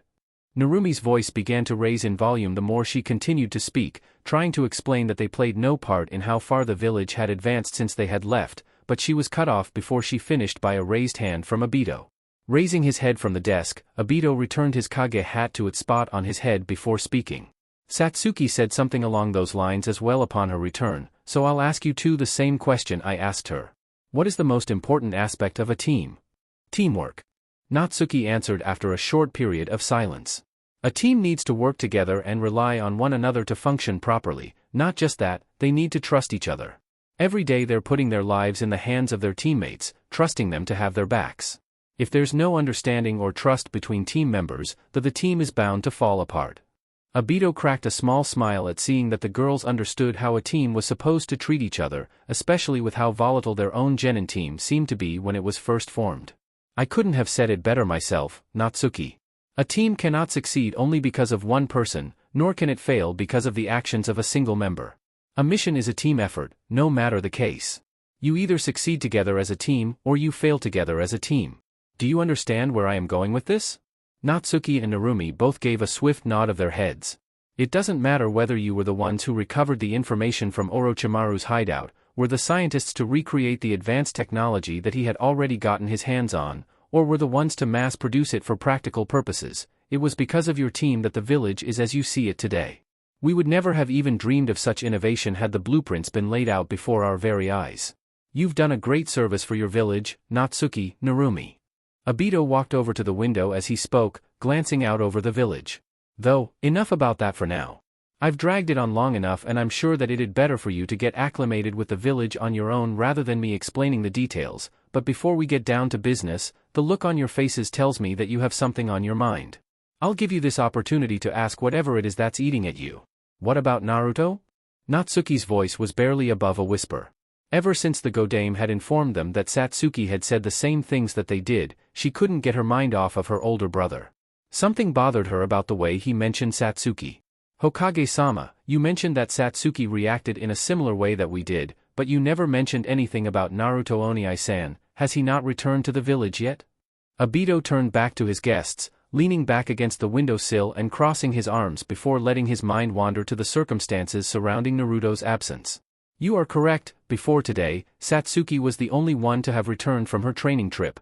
However, Naruto has relayed to me in his last report that this is due to a time difference between the village and the area where he has been training. As such, I've chosen to dismiss it as it is likely that he'll arrive within a few days at the latest. That reminds me, why is it that you two were late? The date of your return was a direct order from myself. Choosing to ignore it without expressing any reasoning will have consequences depending on your answer. Narumi glanced over at her sister, her eyes asking for permission to be the one to throw Jiraiya to the wolves. Natsuki caught the mischievous look in her sister's eyes and released a deep sigh in exasperation, shrugging her shoulders as a sign of approval. Well, Jiraiya-sensei felt that a trip to Yonokuni to find inspiration for his next book was more important than following orders. I recall his very words being, the tourist season for Yonokuni only comes once every year. You couldn't possibly imagine how many female kunoichi and civilians alike travel to Yonokuni for the time when the hot springs are at their finest. Our return to the village can wait, but my research can't, or something along those lines. Narumi answered honestly and without any reservations about Jiraiya's well-being. Jiraiya, who was now standing in the corner of the room, flinched upon the numerous disappointed and exasperated gazes that were now upon him. He turned to his two apprentices with a betrayed expression spread across his face, to which Narumi only smirked, having gotten the payback that she so desired. while Natsuki never even spared him a glance. I suppose I should have figured as much. I see now that assuming Jiraiya-sama would have acted responsibly was a mistake. Hopefully your training and personal growth has not suffered because of such an action. Obito frowned as he turned his head from Jiraiya back towards the girls and seated himself at his desk once more. Though I will make sure to deal with him later. Obito released a deep sigh as he already felt his duties would begin to pile up so early upon their return. All of this talk so far had only been a preamble to the main topics that they had yet to discuss. Important and polite to discuss with two of the villages up and coming Kunoichi, but a preamble nonetheless. But now is time to get into the real topics of discussion, though not completely unrelated to our earlier talks, as this information was also acquired on that last mission you went on. Obito clasped his hands together as he rested them on the desk, adopting an expression of absolute seriousness. We found a way to remove those cursed seals that Orochimaru placed on you. Konoha Cemetery. It's been a long time, Mikoto. I'm sorry for not visiting for such a long time. Naruto apologized as he placed a bouquet of assorted flowers that he had picked out from the Yamanaka's flower shop at the foot of the memorial monument, where he found the name that he had been looking for. If one were to compare Naruto's current appearance to that of when he had last been seen in Konoha, he'd be unrecognizable. Having grown much taller in his absence from the village, Naruto now stood at a height of 6 feet 1 inch. He had grown more muscular as well, filling out his attire quite nicely. He now adorned a long black overcoat that reached down to his mid-thighs, underneath that was a dark blue collared shirt and uniform-style vest, with a simple belt holding up a pair of light blue pants that were tucked into black boots. On his hands were a pair of brown gloves as opposed to the fingerless metal-plated gloves that most shinobi favored. Through his extensive training he had taken up a preferred method of employing stick fighting in close-quarters combat, as seen by the long, black chakra receiver that was secured on his back. Though only a year had passed since the day he left the village's gates, the maturity in Naruto's features far exceeded what was to be expected. One might guess that he had been off training for several years as opposed to the lone one that he had been privileged with. The wounds that he had received a year ago had healed remarkably well, leaving only a single area over his left eye that was lightly scarred as opposed to the heavy scarring that covered the entire left side of his face after the incident. His hair had grown longer and now laid messily atop his head, even getting in his eyes a bit. The main difference though was that now it was its original blonde color. Brushing a strand of his blonde hair out of the way, Naruto revealed that his right eye remained shut whereas his left eye showed the pattern of a fully matured Sharingan. Time sure does fly though. For you and everyone else it may have only been a year, but for me it's been at least 3 or 4. I lost track of exactly how long I've been gone a while back. Naruto reminisced as he got off his knee, standing back up on 2 feet. Time flowed differently within the Holy Palace, a time dilation of sorts. What may have been a minute on the outside world would equate to a few minutes within the palace, or something along those lines. It may not seem like much of a difference, but those few minutes nearly tripled or even quadrupled the time allotted for his training trip. Even after so many years within the palace, much of it remained a mystery to him. Though that unique flow of time made it perfect for training, as well as it explained why he looked to be of 19 or 20 years of age when he should only be 17. Have I made the right choices, Mikoto? Naruto pondered quietly, though it was difficult to determine whether he was questioning Mikoto or himself. I wanted to stay with Satsuki, I wanted to stay by her side so bad. Kami knows she needed me, she wasn't as mentally strong as me back then, and I was a mess when you died, and I just abandoned her, but if neither of us moved further, then the exact same thing would have happened again eventually. I know she won't hold anything against me, but have I really made the right decisions? He received no answer, not that he was expecting one. It was funny in an ironic sense of the word. He had decided early on that he would live a life without any regrets, and here he was trying to find a reason to regret his actions. He let out a small chuckle, finding the irony in his line of thoughts a bit humorous.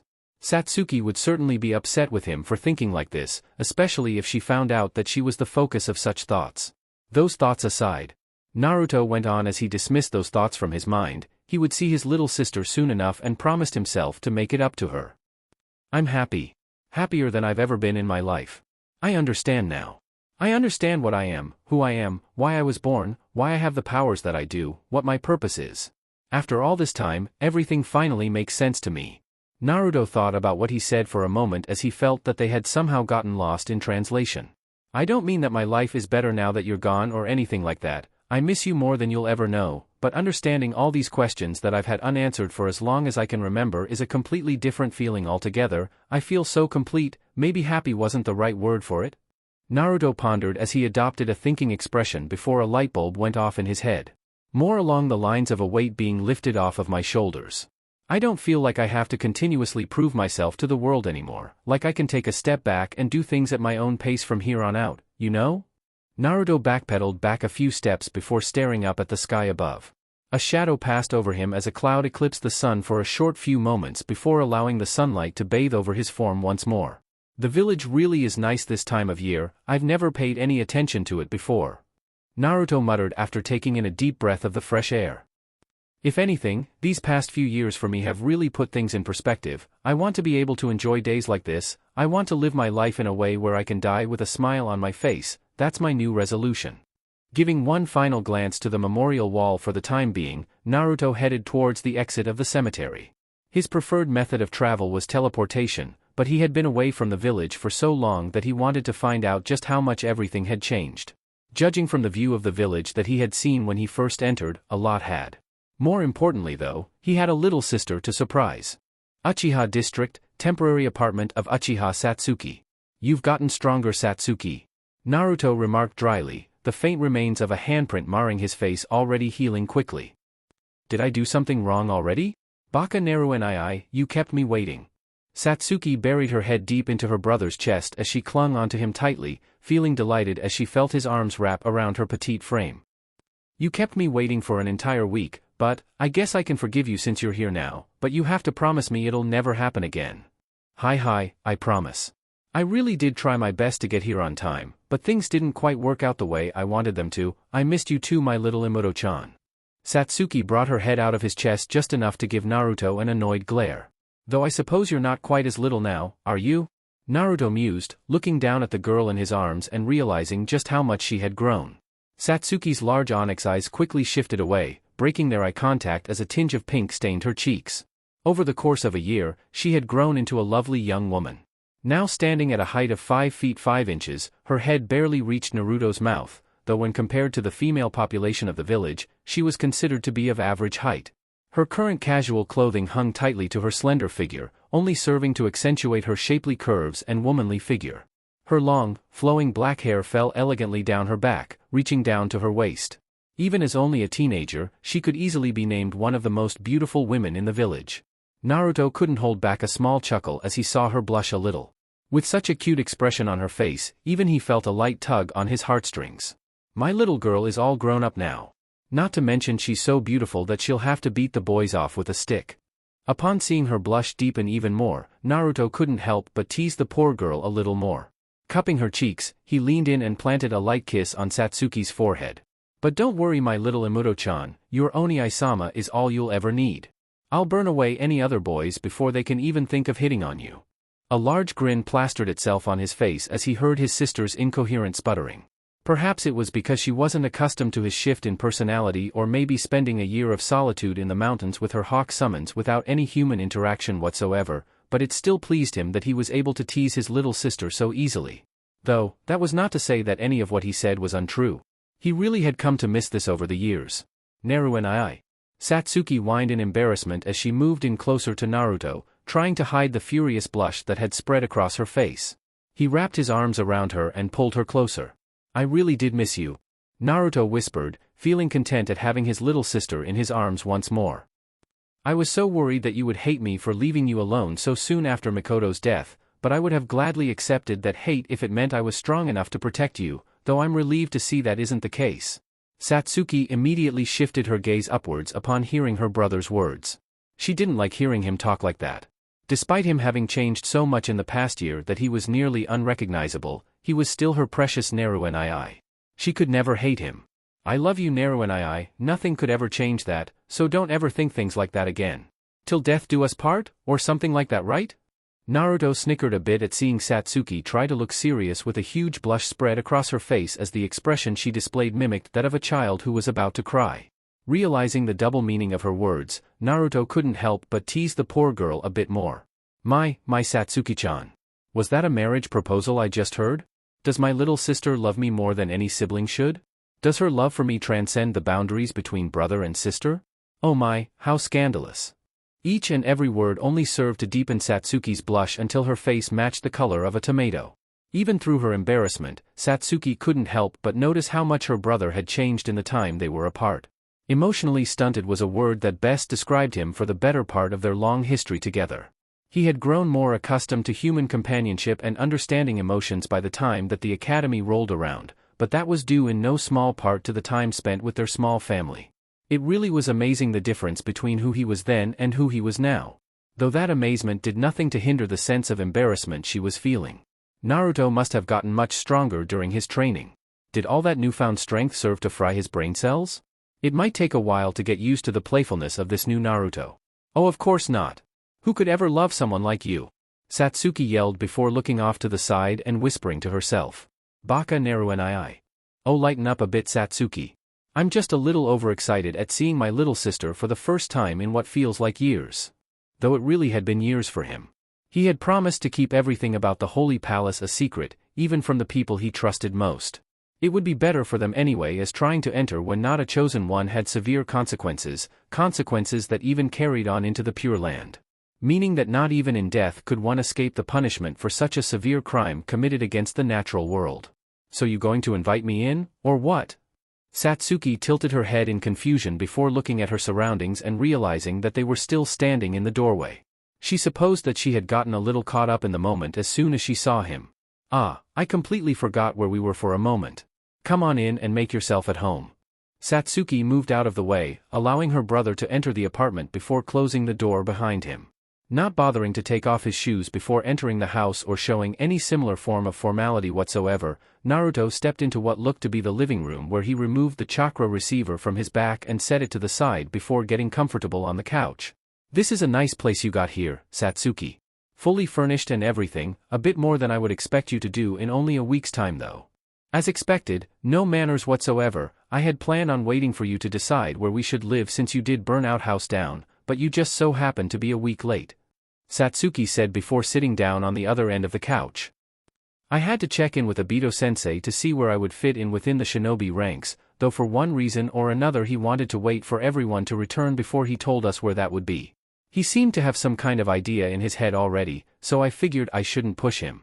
Anyways, he told me not to get too settled in and that I would only need a temporary living space for the time being, so he offered me his old apartment since it was already furnished and he lives in the Hokage residence. As you can see, I accepted. Upon hearing that they were sitting in the former residence of their sensei, Naruto took a sweeping glance around the room.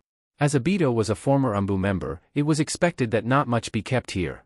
Make no mistake, the apartment was fully furnished and all of the essentials looked to be present, but personal items were severely lacking. Perhaps it was because he had already moved them to the Hokage residence. The only that caught his eye were the two framed pictures that rested on the small table next to the couch. The first picture Naruto easily recognized. Within it, Hana was crouched down in the middle with her three Ninken sitting upright in front of her. To the right was Satsuki, giving a cute wink and a wide smile to the camera. To the left was himself, allowing a small grin to be seen as Obito stood behind them resting his hands on his own and Satsuki's heads.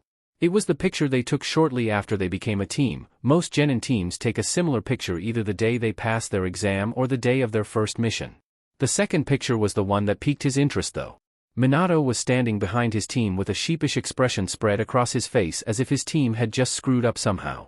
A younger Obito stood on the left with a lollipop in his mouth and one of Minato's hands resting on his head. On the left stood a younger Kakashi with a dull, uninterested expression. It seemed that he wore his favored mask even as a child. In between the two and crouching down a bit was a young girl with brown hair fashioned in a chin-length bob with two purple rectangular markings on either side of her chin.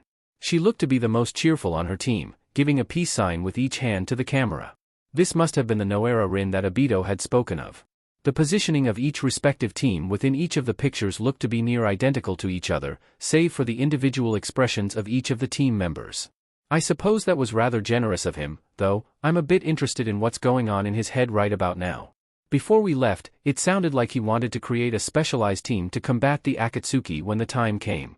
Naruto pondered aloud, his face adopting a frown upon thinking of the very people who had caused them so much pain and suffering in just one small confrontation. But maybe he's planning to create some kind of special group like so many of the other villages have already done. I have to admit something like that does sound interesting. Swinging her legs up onto the couch so that they were now resting in Naruto's lap, Satsuki closed her eyes and leaned back. Her line of thoughts drifting to her brother's musings. I guess it'd be better than being on the regular roster.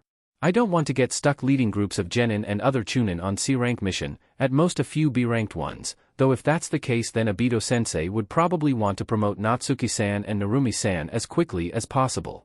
Wouldn't want to give Genin fresh out of the academy false hopes of joining this specialized group when they have no experience, hypothetically of course. Speaking of which, anyone else from our graduating class get promoted yet? Satsuki shook her head in denial. No, not from our class at least. I think Hyuga Niji, the guy you fought in the preliminary rounds of the Chunin exams, he was the only one we've encountered before that's been promoted recently. He was in the graduating class right above ours, if I remember correctly. We've been gone for around a year, so only 2 other Chunin exams took place, one of which was held in Iwagakure, meaning that it would be better for us not to send anyone that time around. The other was in Kirigakure, which most of our classmates participated in. Actually, now that I think about it, Shikamaru was promoted.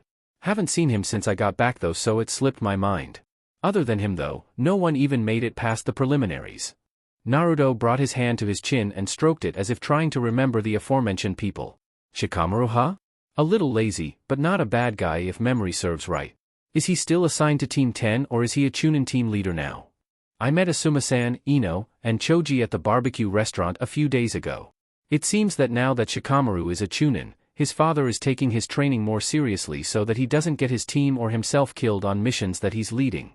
He's still a member of Team 10 though, but will probably be given more chances to lead teams on lower-level missions to gain experience. Satsuki explained, remembering what she had learned from her encounter with the other members of Team 10 when she was out to lunch with Hana. Apparently, he's been on leave ever since he received his promotion to get him up to snuff. Sounds like Shikaku-san can get pretty intense, as expected of the Jounin commander and head of the Nara clan. Nodding in understanding, the talk of their graduating class made Naruto recall the rest of his former classmates. While he had rarely ever interacted with any of them during their time in the academy, it was still interesting to learn how far they had come and if all of them were still alive. Judging on how Satsuki had not brought such a fact up, he assumed that none of them had met an early grave just yet. Ultimately, such talk led him to become interested in what became of his other little sister. And how is my other little sister doing? How is Hana? Last I heard she had been leading teams 8 and 10 while their Jounin sensei were off completing higher-ranked missions to help with the mission flow and prevent any of them from being assigned to lower-ranked shinobi who would be in over their heads right after the invasion. How are her medical studies going? Did she get accepted into the medical nin program at the hospital? Naruto couldn't contain the excitement in his voice upon thinking of how Hana had been doing as of late. Satsuki smiled fondly upon remembering how happy Hana was the last time that she saw her. I was actually having lunch with Hana-chan when we ran into Team 10. She's a fully fledged medical nin now, though she's still under her apprenticeship at the hospital under Shizun-san. She said to thank you for putting in a good word for her with Tsunade-sama. It was only because of your recommendation that she was able to study under Shizun-san's tutelage. Had it not been for that, then she would have had to go through the regular channels and attend the weekly classes that the hospital holds. She's really busy nowadays though. I'm glad she's doing well. Naruto commented with a smile on his face. I'd wanted to visit her as soon as possible, but it sounds like she's got her hands full at the hospital and I'll have to check in with Obito-sensei and all that. Maybe I'll stop by her place tonight and surprise her. You know how much she hates surprises. Remember what happened when we last tried to throw her a surprise birthday? We were the ones who got stuck having to rebuild that section of the Inuzuka compound. That's what makes it worth the effort. Her reactions are always the best. Naruto remarked, completely ignoring the look Satsuki was giving him. But speaking of checking in, has everyone really been waiting on me? I half expected Jiraiya to screw up one way or another. Satsuki didn't respond immediately. She glanced up at Naruto critically before returning her gaze to the ceiling and sighing deeply. Well, you're not wrong. Natsuki-san, Narumi-san, and Jiraiya-san haven't arrived in the village yet either. So I guess you're not completely at fault. I was just a little upset that you weren't here when I got back. I had been so excited to see you again after all. She may have made a bigger deal out of him showing up late earlier than it really should have been, but she just couldn't help it. She had enjoyed her time training in the mountains with the Hawks, and vice versa, as they claimed her to be the best summoner they've ever had, even going so far as to master Senjutsu in such a short amount of time. But even through all of that, reuniting with her older brother and being held in his arms once again were the only thoughts that kept her going at some points. He was really the only family she had left. Well, I'm glad to hear that I didn't completely screw up. though I suppose I'm a pretty bad older brother for just leaving my sister hanging like that. I'll make it up to you, I promise. Naruto smiled at the girl before thinking back to what Satsuki had said earlier, remembering something he noticed when he first stepped foot in the village. Actually, I remember sensing Natsuki, Narumi, and Jiraiya when I got here earlier. I guess that means I should check in as soon as possible. Immediately jumping to her feet, Satsuki, a look of excitement shone in her eyes. Let's go then, I'm tired of just sitting around waiting for everyone else. It's been nice and all catching up with everyone, but I've been bored out of my mind most of the time. Now that those two and you are here, things can finally start moving again. Naru and I, where are they right now? Seeing as how Satsuki looked to be too excited to calm down, Naruto figured that he would have to go meet up with everyone now and have his progress checked. Foregoing his previous position on the couch, Naruto stood up and fastened his chakra receiver in place on his back. Right now they're at Training Ground 7. Looks like it's not only Narumi and Natsuki though, Obito-sensei, Jiraiya, and Kakashi are there as well. They're just finishing up some kind of training session against Kakashi as we speak. Satsuki looked to be impressed at the near instantaneous time that it took for him to sense who he was looking for, though she didn't express so outwardly. Any less than that would have rendered his training a waste of time, though she was certain that he would be putting on much more of a show when the time came for his skill assessment. Obito-sensei's probably having them fight Kakashi-san to gauge where they stand skill-wise. Knowing Kakashi-san though, he probably made them take the bell test again. I had to fight Kushina-san, but we had more of an intense spar than anything else. How are your eyes? Naruto looked at her with nothing but seriousness in his eyes. A question like this would sound out of the blue for most people, but Satsuki knew exactly what he meant. How could she not? She had spent quite a bit of time training with the Manjiko, taking the necessary precautions to prevent her from succumbing to blindness so early in her life. Don't worry Naru and I, my sight is just fine. I made sure to master these eyes, but never overused them. They're more of a last resort than anything else. Satsuki assured her brother, noticing the worried look on his face. It was the truth. As soon as she had managed to awaken the ability within each of her eyes and manifest the Susanoo, she hadn't even activated the Mangekyo Sharingan. Those eyes put a lot of strain on her body, so even after using each ability only a few times within a short amount of time she would allow her eyes to rest for a day or so. It was easy to see how some would come to rely so heavily on such eyes with the amount of power and potential they held, but she would not allow herself to pay the price for such foolishness. Well, it's fine then. Naruto finally responded, moving towards the door as he spoke.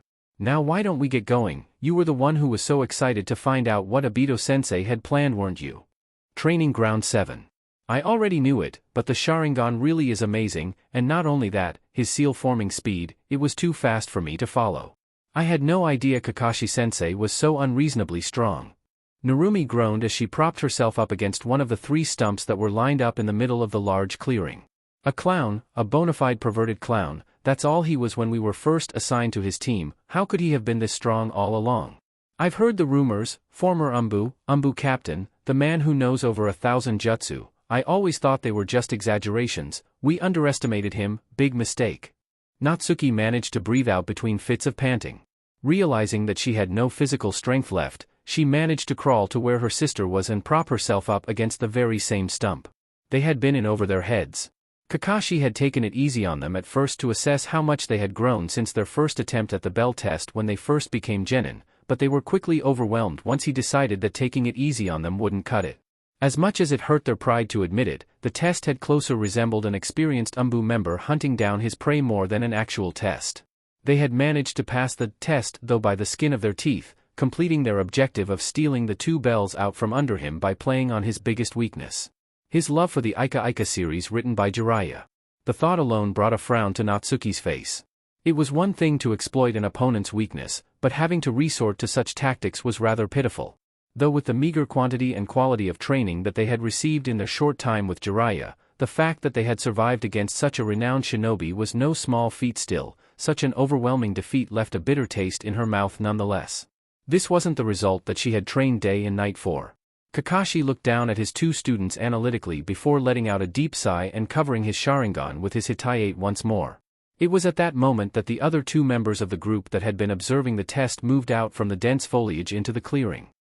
Well, I can easily see that both of you girls have improved greatly since you were first assigned under my tutelage, but if I was being perfectly honest, I'd say I'm a bit disappointed that this was as far as you were able to push me. I'd say right now that both of you are around Haichunin level. After a year of apprenticeship with Jiraiya-sama, I would have expected the two of you to be at least on par with some of the seasoned Jounin.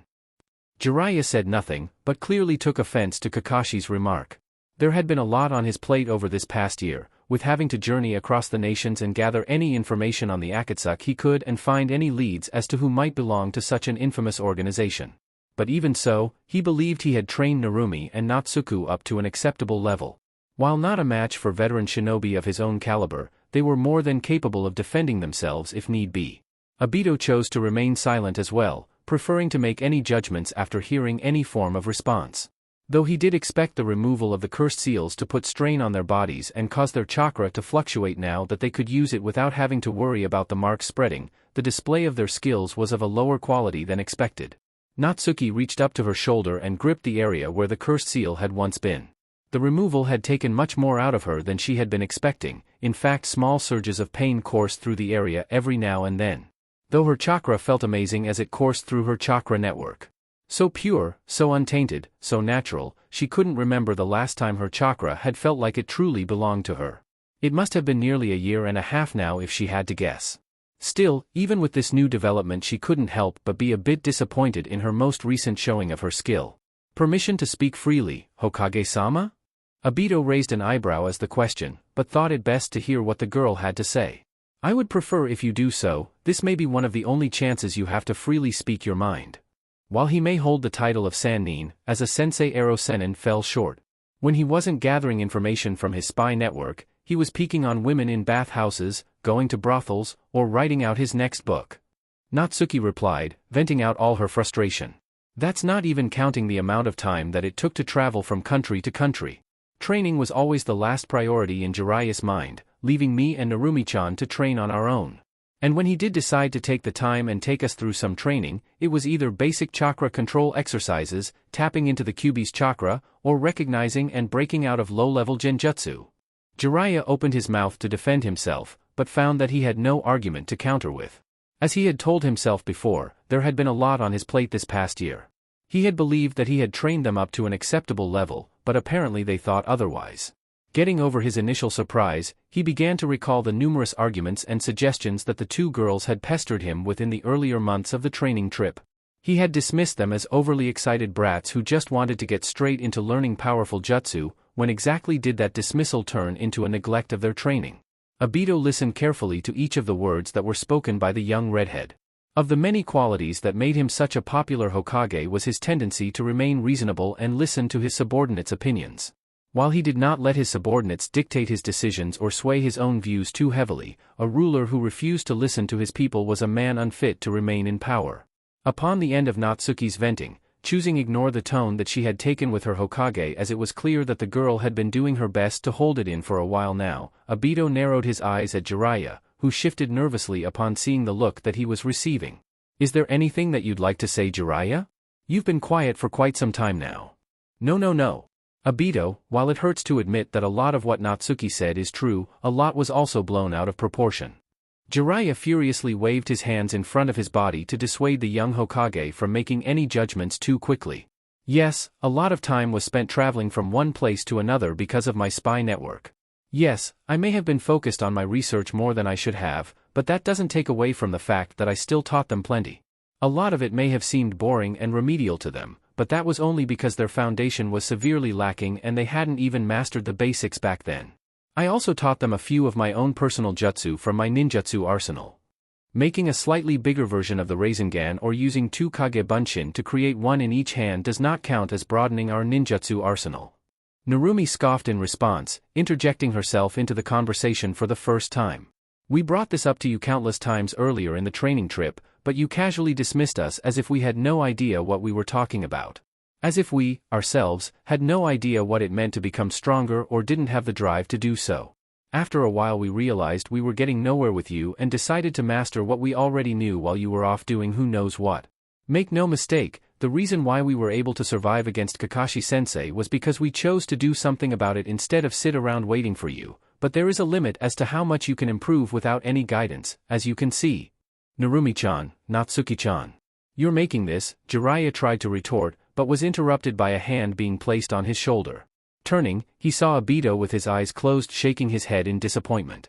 Removing his hand from Jiraiya's shoulder, Obito turned towards his longtime friend, who had opted to remain silent while everything was sorted out. "Kakashi, would you mind taking Natsuki and Narumi home? I'm sure they're both exhausted after the removal of the cursed seals and then having to put even further strain on their bodies with such an assessment. It would also be good for them to catch up with their parents. I'll call for them later once they've recuperated." Minato and Kushina were needed earlier for the removal of the cursed seals as they were the finest Fuinjutsu masters within the village, along with himself.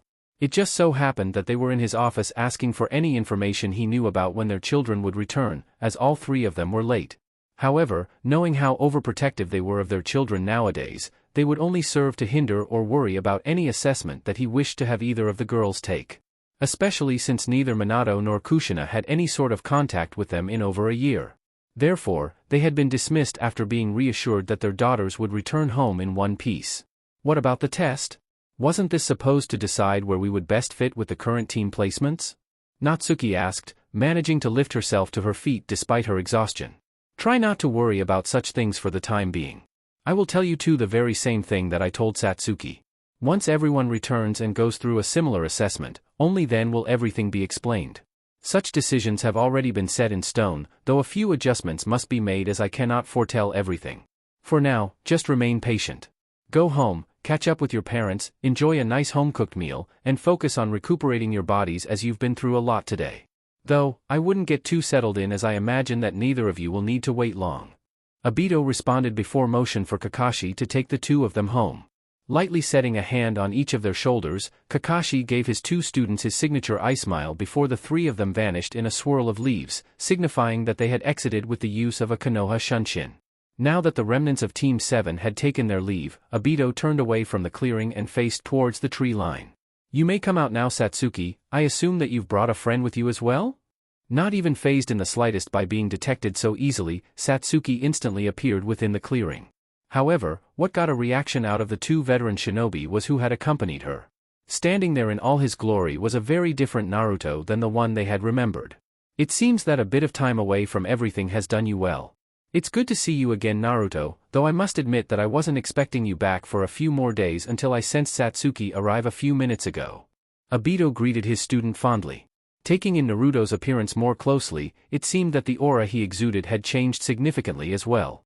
That was good, he had a strong look in his eye. One far different than the broken and defeated one that had plagued him after the events of Banero Town. "It feels good to be back after being abroad for so long." Naruto smiled as glanced around the scarred land of the training ground. He hadn't come to this particular training ground since they had taken the Bell test since their assigned training ground had been the 11th, corresponding with their team number. Being here once again brought back fond memories. Though, from what I've seen, it's a lot different from what I remember. I guess I'll have to take a tour of it later to see how much it's really changed. I'd recommend doing just that. The village shouldn't be too different than you remember, but it may take some doing to adjust to certain aspects of it. Besides, I'm sure Satsuki would love for you to take her on an evening stroll through the village. I hear the park is quite romantic at night. Obito chuckled upon seeing Satsuki's irritated expression. "She's been rather moody as of late, always pestering me about giving her something to do. I'm sure a night on the town will do her some good." As lovely as that sounds, I believe there is more pressing business to attend to at the moment. Naruto replied, patting Satsuki on the head, causing her to scowl, but successful moving along the proceedings. "Ah yes. I assume Satsuki has already told you about her assessment. The fact that you're here tells me that much, so I suppose we can jump right into it." "Well, I suppose I can call Kakashi back here, or maybe," Obito would have continued, but was interrupted by Jiraiya. "Why don't you let me fight the kid, Obito? If he's really improved that much, then he should have no problem keeping up," Jiraiya suggested with a smirk. In truth, Jiraiya's mind was still lingering on what his apprentices had said only a few minutes ago. He needed an outlet for this pent-up stress, and he had just found the perfect candidate. It would also serve as perfect evidence that no matter who it was or what type of training they put themselves through, a single year was not enough time to achieve the results that his students had been looking for. Him completely outclassing this boy would, by proxy, show his own training methods in a more favorable light. "What do you think, Naruto? While I don't doubt the extent to which you've been training, Jiraiya is one of the strongest shinobi in the village. It shouldn't be expected of you to be able to match one of the Sannin so early in your career. Obito crossed his arms over his chest as he looked over at Naruto, wondering what kind of reaction he would get. Naruto only smirked at the proposition being offered to him. Like I would pass up this kind of opportunity. I'd wanted to see just how far I've come compared to normal shinobi, but I never expected to find out for myself so early. Looks like this will be interesting to watch. Let's get out of here, Satsuki, we'll be observing from afar. Obito smirked before disappearing in a Konoha Shunshin, causing Satsuki to follow suit only a moment later after sensing where his chakra signature had reappeared. Naruto stepped forward, now standing opposite of Jiraiya in the middle of the already battle-scarred clearing. Reaching up with his left hand, Naruto gripped the chakra receiver before removing it from the resting place on his back and spinning it around into a fighting stance with obvious mastery. If he used his flames he could win this in an instant, but that wasn't what he was aiming for with this fight. I'd take this seriously if I were you, Jiraiya, otherwise you'll suffer a humiliating defeat. Naruto warned, knowing full well that Jiraiya would be prone to take him lightly because of his title as Sannin. Jiraiya scoffed at the notion that he'd even have to consider getting serious against an opponent with only a year or two of experience as a shinobi. Don't think that someone of your caliber would even survive if I chose to take this seriously. You're out of your league and you know it, so why don't you stop bluffing and get this show on the road? Tonight is half price for women at the hot springs and I'll be damned if I miss it. Your funeral, I suppose. Naruto shrugged. Jiraiya met Naruto's gaze, waiting for him to make the first movement. It was the least that he could allow, the boy would need every handicap he could get. Though upon remaining frozen in that position for several moments, it was clear that Naruto had no intention of doing so. Jiraiya sighed deeply, it would seem that he needed to take the initiative.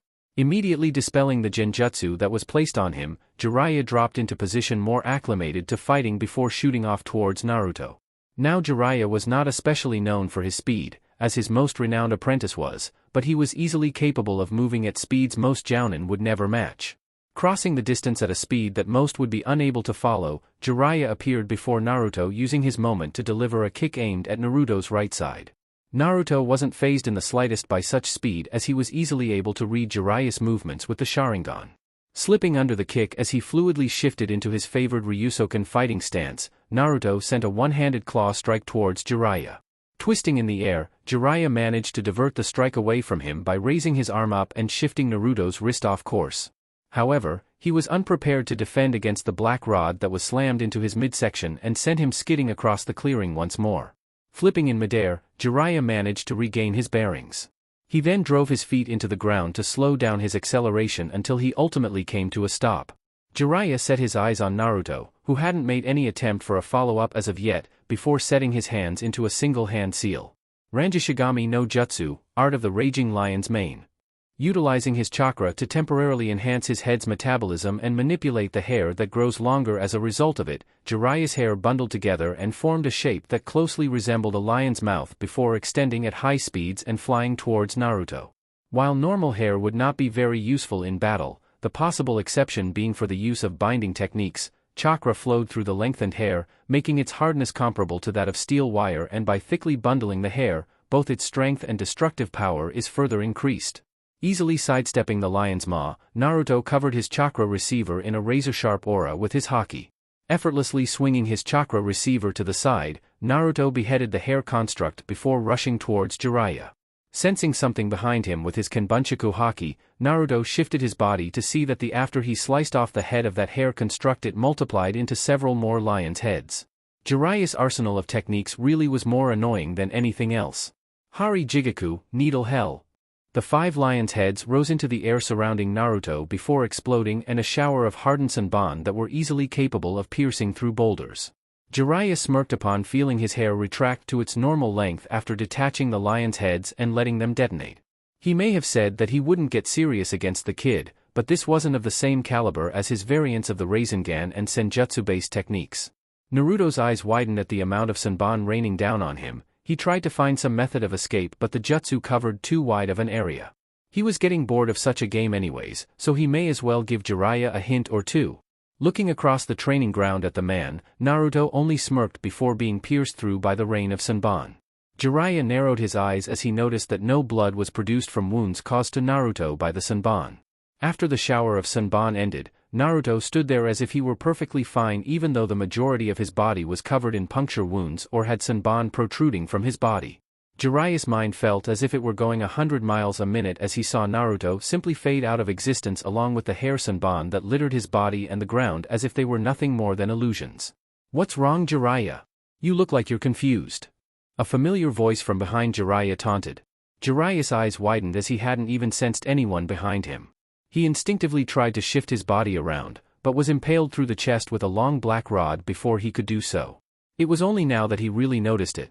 The drag marks on the ground caused by his Geta sandals when he was thrown across the clearing, the impact marks in the ground caused by the Senbon shower, any and all signs of their previous battle had disappeared. It couldn't have been. Impossible. Jiraiya wheezed before coughing up a mouthful of blood, letting it flow out of the corners and stain his chin. "I dispelled that genjutsu at the very beginning, you couldn't have possibly put me in another one without me noticing. That's one of your biggest weaknesses, Jiraiya, you always tend to underestimate your opponent," Naruto said, though he was still not visible at this point. Before Jiraiya could even move, a multitude of those same black rods pierced through nearly every part of his body. Waves of unbearable pain surged all throughout his body as he clenched his teeth, trying with all his might to hang on to his consciousness. It had to have been a genjutsu, there was no other explanation. If this was reality then he would have already died by now as he was sure that the first black rod managed to pierce through a portion of his heart. Surely he should have been suffering from severe internal bleeding for a few minutes now, but he was certain that that was not the case. Doing his best to bear through the pain as the blood pooled at his feet, which was quite an impressive feat considering that all the while numerous amounts of the black rods were being pierced through his body, the numbers only multiplying with each passing moment, Jiraiya managed to shut down the flow of chakra to his brain for a brief moment before flaring his chakra more intensely to break himself from the powerful genjutsu. Jiraiya was forced down to a knee as the phantom pains racked his body. Despite his wounds only being the product of a powerful genjutsu, the brain still perceived the wounds as being very real. Now he had not fought many Uchiha in his long career, but he was certain that such prowess in genjutsu would even be highly regarded amongst a clan renowned for the Sharingan. Off the top of his head only Uchiha Itachi and Uchiha Shisui would fit into this category, though that was only counting the Uchiha of recent generations.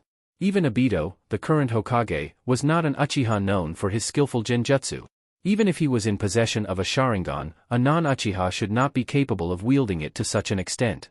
It would seem that he needed to take this seriously after all. Raising his head, Jiraiya noticed that Naruto stood in the very same position he was in when the fight started. It seems that the genjutsu he had just dispelled was the last one. Now was where the real fight begun, and there would be no room for holding back. He had greatly underestimated the boy, but that could be easily corrected. Pushing off the ground once more, Jiraiya darted towards Naruto. Though this time he was being more cautious in avoiding his opponent's gaze at all costs. Appearing on his right flank sent a kick towards Naruto's temple. Naruto easily dodged the assault, but as the momentum carried him, Jiraiya pulled out two kunai from the weapon's pouch on his back hip. Naruto gripped his chakra receiver with two hands near the bottom and swung downwards, clashing with Jiraiya's kunai as the formed a guard in front of him, causing sparks to fly as the weapons collided. Breaking the stalemate, Naruto brought his chakra receiver back up and swung downwards with a diagonal stroke. Jiraiya brought the kunai in his left hand into a reverse grip before charging it with wind chakra and countering the strike aimed at him, mirroring the process with the kunai in his right hand in the process. The Sannin was soon forced on the defensive and forced to block the multitude of strikes from his opponent's onslaught, showing just how much mastery Naruto possessed over this form of combat. Slowly but surely Jiraiya was being worn down, as well as his weaponry. Neither taijutsu nor bukijutsu were ever his forte, so a situation which forced him to use both in conjunction with one another was a situation that would be beneficial for him to find his way out of quickly. Those thoughts were a second too late however, as with one final strike, both of Jiraiya's kunai shattered, leaving him defenseless for a split second. Easily spotting such an opening, Naruto coated his leg with Busashoku Haki and planted it into Jiraiya's gut. Jiraiya was sure he felt a rib or two crack as the pain seemed to set in before he was thrown into the air, across the clearing once more. Though, despite the circumstances, this seemed to be the perfect opportunity to shift the fight towards his comfort zone. A long, toad-like tongue shot out of Jiraiya's mouth and wrapped around one of the trees that he had just passed, allowing him to use his momentum to swing around the tree and land near the outskirts of the clearing. Doton, Yomi Numa, Earth Release, Swamp of the Underworld. After completing a short series of hand seals, Jiraiya slammed his hands down onto the earth, allowing him to define the target area for his jutsu. Almost immediately the surface of the clearing was altered in composition to that of a swamp. Naruto didn't even have time to react as he had just landed from kicking Jiraiya out of the small clearing, causing his legs to sink into the adhesive, chakra-infused mud. Struggle as he might, the more he tried to escape the quicker he began to sink. "You've certainly improved, but you're not even close to my level yet." Jiraiya spoke, moving out of his fighting stance and walking towards the edge of the clearing where swamp met grass. "It really is better to end things like this though. I had just been considering taking things seriously a moment ago." "You think everything is already over? The fight's only just begun.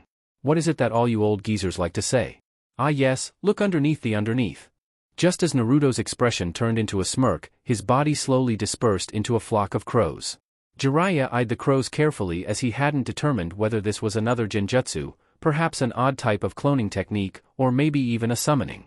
His gaze shifted from left to right as the crows continued to fly aimlessly around him. The loud cawing of the birds was the only thing that was notable at the moment as his ears began to ring, almost to the point where he was nearly deaf in one ear. Jiraiya froze as the crows suddenly stopped their flight, turning all of their attention onto him as they cawed ominously. Jiraiya tried to move out of the way as he saw each and every crow dive towards him, but found that his body was heavily resisting his commands. Despite this, Jiraiya managed to set his hands together in the position taught to him by Fukasaku and Shima when he was at Mount Myaboku all those decades ago.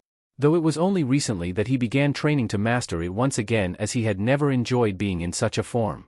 Jiraiya shut his eyes to focus further and brace himself for what was to come as he saw the flock of crows shift into a hail of fireballs bearing down on him.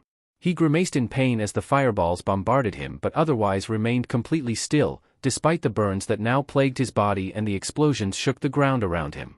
As a man who was renowned throughout the elemental nations as the Toad Sage and had been dubbed one of the three Sannin by Hanzo of the Salamander, it would take more than this to force his hand.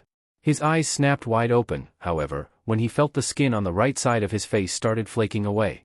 Jiraiya let his eyes travel to the affected area as best he could and watched as the flaking became faster and spread over the entire right side of his face, the broken skin dissipating into thin air. Jiraiya gasped in horror as once all the skin peeled away, it revealed a perfect copy of Orochimaru's face. "Guh!" Jiraiya grunted as his right hand slammed into his throat and gripped it, trying to squeeze the life out of him. Jiraiya tried to pull his right arm away, but found that he had no control over it. He had already broken the hand seal that he had been holding, though the process had already been initiated so it no longer mattered, so he reached up with his left hand to try to pull his other away from his throat. "Since I missed killing you the last time I was in Konoha, this should suffice," Orochimaru hissed, tightening his grip on Jiraiya's throat.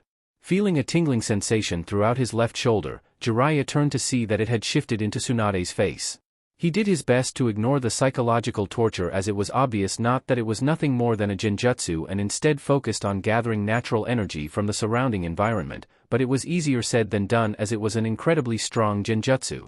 Perhaps even the strongest that he had ever experienced, though it should be noted that he was no specialist in the field of genjutsu. "Why couldn't you have stopped Orochimaru all those years ago? I trusted you to save him from himself, but you failed. You couldn't even protect your own comrades, could you? Even though I had faith in you, you let me down, you let Sarutobi-sensei down. Orochimaru was his only regret and you couldn't provide him any closure." Tsunade's face betrayed nothing but disappointment and disdain. Feeling his left hand start trembling, Jiraiya overturned it and saw a pair of Rinnegan eyes staring back at him. It was at the sight of these eyes did he truly falter and nearly lose a grasp on the balance between the natural energy he was gathering and his physical and spiritual energies due to shock. He hadn't expected anyone besides his teammates back then to ever find out about Nagato, Yahiko, and Konan. He had locked those memories away in the deepest corner of his mind after hearing about how they had perished in Amigekure's civil war. "Why'd you leave us, Jiraiya-sensei?"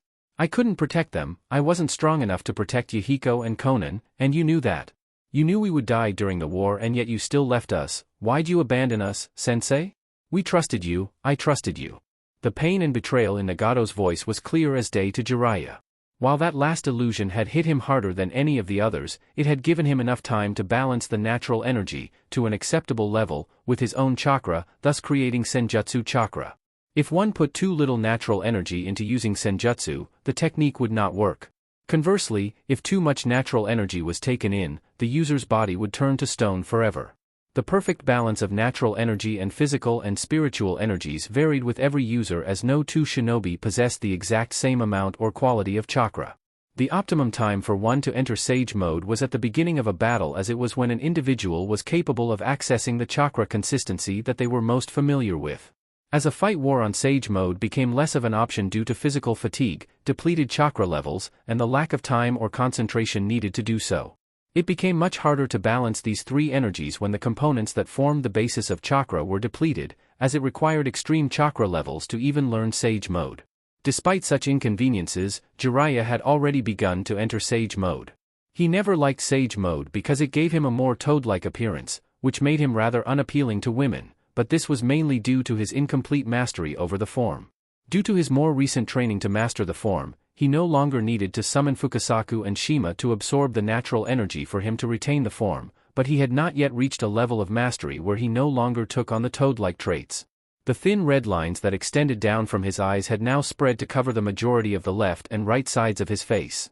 His previously clean-shaven face now sported a pointed white goatee. His nose had grown larger and wider, while also appearing more toad-like with the growth multiple warts. Kicking off his sandals, Jiraiya revealed that his feet were now slightly webbed along with his hands. Black, rectangular, toad-like pupils now took the place of his small black eyes. Despite his incomplete mastery over senjutsu, he was skilled enough and had enough experience in the art to forcibly change his feet and legs to toad legs to increase his jumping power, or to enlarge his fists to the size of a human-sized toad to make a stronger blow, turning this disadvantage into a strength. This was the pinnacle of the teachings of Mount Myaboku, Toad Sage Mode. Now having senjutsu chakra coursing through his chakra network, Jiraiya was able to acutely locate every layer of genjutsu, no matter how subtle or discreet, that had been placed on him. With the blending of natural energy into his own chakra, he had successfully altered his chakra consistency altogether. Only the most intricate genjutsu would be able to stop a senjutsu user in their tracks, as, along with ninjutsu and taijutsu, genjutsu abilities are also greatly enhanced. They have a much greater understanding of their own chakra and would be able to notice any inconsistencies within it, and are granted a certain understanding of nature and are able to sense the energy that every living being holds. With one last surge of his senjutsu chakra, Jiraiya broke through the illusions and finally found himself back in the real world. Jiraiya looked up and snarled at Naruto, revealing his highly sharpened teeth, as he recalled the various forms of psychological torture that he had just experienced. Looking around, he noticed that they were standing in the very same positions that they had started off in, and no signs of previous battle were apparent in the clearing, especially the large swamp he had created earlier, meaning that he had been trapped in a frozen state rather than continuing to move around under the pretense of the genjutsu. Standing quite a distance away from the current battleground, both with their Sharingan active to get a clearer view, Obito and Satsuki watched the motionless bodies of Naruto and Jiraiya. Even from such a distance they were able to detect the irregularities in Jiraiya's chakra flow, indicating that he had already been subjugated to the influence of a genjutsu. Whereas Obito constantly had his Sharingan active, Satsuki had only decided to activate her Sharingan after Jiraiya and Naruto had stood there motionless for a few minutes. She had yet to master the Sharingan to a degree where she could keep her eyes activated indefinitely the way Obito could, though she was still easily able to detect Jiraiya's irregular chakra flow. "How long do you think they'll continue to go at it like this?" Satsuki asked curiously. She had never been an expert in genjutsu, despite possessing the Sharingan. She favored using the Kekkei Genkai to read movements and seeing through any genjutsu placed on her, essentially using it to aid her natural abilities while relying more heavily on ninjutsu and genjutsu. Though that did not mean she was completely unfamiliar in casting genjutsu herself. "They haven't even started yet, things should get more interesting in a few minutes though. I must admit, even I didn't expect Naruto to have such prowess in genjutsu, layering them so efficiently and in such a way, that is." Obito commented upon seeing the way the chakra was moving within Jiraiya's body. Only a master of the Sharingan would be able to recognize the complexity, intricacy, and type of genjutsu that a person was placed under by only the irregularities in their chakra. Using an obvious genjutsu as the base layer so that Jiraiya would easily recognize it, then placing a subtle one over it so that he would think that he was back in reality once again, then layering a powerful one on top of that meant for the purpose of causing physical pain if only for a short time. After that a subtle one which at first is meant to mimic reality before shifting into a genjutsu meant solely for psychological torture, followed up by numerous other scenarios. Only a genjutsu master would be capable of such feats, even with the Sharingan to aid him. Satsuki immediately shifted her line of sight from the two motionless bodies to her sensei with widened eyes upon hearing his analysis of the fight thus far. She was well aware of the fact that Naruto had been trained by Itachi and Shisui from a fairly young age, but he had never really talked much about those times save for the offhand comment every now and then when it was relevant to the conversation. Though, she was most likely the only one who was aware that he had been trained by those two. Maybe Hana, but since she had never really mentioned it in conversation before, she either didn't know or couldn't remember. Now that I think about it, Naruto was always good with genjutsu. Even if it was just for something like relaying action plans during a mission, he would usually do it through a Sharingan genjutsu since it was quieter and quicker. Satsuki remarked, making certain not to mention Itachi or Shisui. It wasn't that important of a secret or anything like that, but it was probably best not to spread around that her brother in all but blood had been trained by one of the village's most infamous traders. Hey, Obito-sensei, can you pull off things like that? Because I wouldn't have the first clue on how to set something like that up? No. While my genjutsu is quite powerful, it isn't something that I specialize in. Such intricacy and complexity requires a more delicate touch. I can say for certain that it would be difficult even for a Sharingan user to fight off these illusions. Obito answered before feeling a large surge of, what he knew to be, Senjutsu chakra released from Jiraiya. Turning his attention back to the clearing, Obito saw that Jiraiya had gone so far as to enter Sage mode just to break out of the labyrinth of genjutsu that he had been placed in. Looks like the real battle finally begins.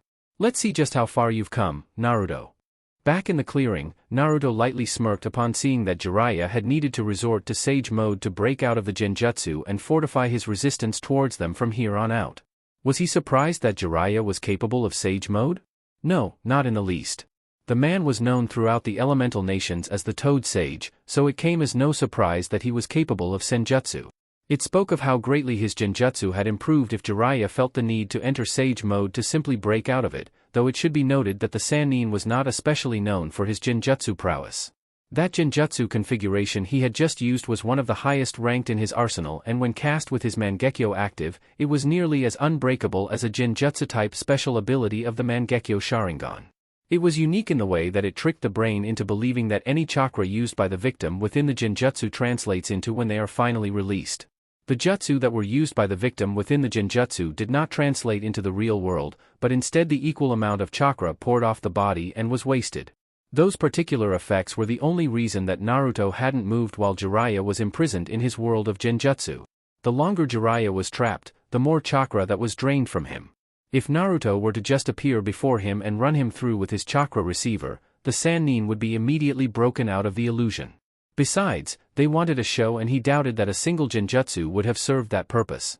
Naruto took a closer look at Jiraiya and noticed that he had gained quite a number of distinct toad-like features. Only those who had yet to master Sage mode would acquire traits of their respective summoning animal, and for someone who was known to hold the title of Sage for more than several decades, the failure of attaining a complete mastery of the art was quite the disappointment. Still, at least things might get a little interesting now. Any further genjutsu use will be pointless. My Sage mode grants me with a certain resistance, so why don't we stop playing around? Infiltration and espionage are my specialties. As a spy master it's only natural, but other than that straight-up fighting suits my style better. Despite Jiraiya's boasting, he didn't quite know what to make of the situation. Sage mode granted him with incredible sensory capabilities, but even so he couldn't sense a drop of chakra within Naruto. What confused him even further though was that the natural energy in the surrounding environment was clinging to him tightly. Even now he could feel minuscule amounts of his own senjutsu chakra been siphoned off of his own reserves. This Sage mode is the form I show only to those who I've vowed to kill with my own techniques. You are only the third person to see it. The first was Hanzo, though it was vastly inferior back then compared to the form you see now. The second was Orochimaru when he defected from the village, but once again it was far from complete. This is the closest I've come to reaching its full potential, but I wouldn't take it lightly just because it hasn't been fully completed yet. I'm flattered. Those few words were all Naruto said before resecuring the chakra receiver onto his back. It seemed that the time for close quarters was over, meaning that from here on out would be ninjutsu heavy. No other words were said as a silence settled into the clearing. Each of the parties remained motionless as they waited for some sort of sign for the second round to start. It was Jiraiya who finally broke the standoff when he created two Kage Bunshin, shadow clones, without forming a single hand seal. Each of them brought their hands into a single hand seal along with the original before inhaling a deep breath. Senpo, Gomen, Sage Art, Bath of boiling oil. The original Jiraiya released a large volume of oil from his mouth, followed by one of his clones performing a large futon jutsu to propel the oil, while the final clone expelled a large katon jutsu to ignite it. The inferno of superheated oil flooded the immediate area, reducing the trees and vegetation that littered the field to cinders as it surged forward. Naruto stared down the towering tidal wave of burning oil that threatened to swallow him whole before activating his reflector, causing anything entering the immediate area surrounding him to twist and distort, rendering him virtually immune to any attack or outside influence. Just as the tidal wave was about to crash down on him, it split into several different streams from having its trajectory altered and reflected away from him. Reflector was a product of seeing the natural energies will to protect him.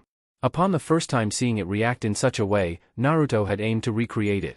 It wasn't capable of mimicking the miracles that natural energy was capable of on its own, but it was still an incredibly powerful technique that boasted both high offensive and defensive capabilities. While how the natural energy protected him and used its own form of reflector all those years ago at the Fire Temple was a nearly impenetrable defense, he couldn't keep relying on it as it was highly reliant on natural energy's affection for him. If it felt like pouting or throwing a tantrum, then it might not be such a good idea to rely on it. That and the fact that he never liked relying on outside sources were the main driving forces for the development of reflector amongst many of his other personal techniques. Jiraiya jumped up onto a tree above the edge of the clearing as the burning oil pooled along the entire clearing. The only void in the lake of oil was the area where Naruto stood as he maintained his reflector, where ripples spread throughout the thick liquid from continuously being reflected away. Ryusoken, Ryu no Ibuki, Dragon's Claw Fist, Dragon's Breath. Naruto imbued both his clenched fists with Busashoku Haki before pushing them into the ground, creating an immense shockwave which pushed back and repelled the burning oil surrounding himself and the clearing, completely ridding the area of any trace of the oil as it was sent into the tree line in every direction. This version of the technique was far more precise and controlled when compared to the version that he had used during the Chunin exams. Back then his understanding of Haki was greatly inferior to what his was now. That greater understanding in his own power could mean the difference between a small pulse and a large explosion. Both of Jiraiya's clones were caught by the wave of oil thrown their way by the shockwave and were forced to dispel under the immense heat. However, the real Jiraiya was able to escape by using the leg strength granted to him by Sage Mode to, within an instant, jump high enough into the trees to avoid the oil that had been thrown back at him. Flipping in midair, Jiraiya skidded to a stop along the tree's length as he clung to its surface. Standing perpendicular to the tree he clung to, Jiraiya's eyes narrowed in confusion as he stared down at Naruto.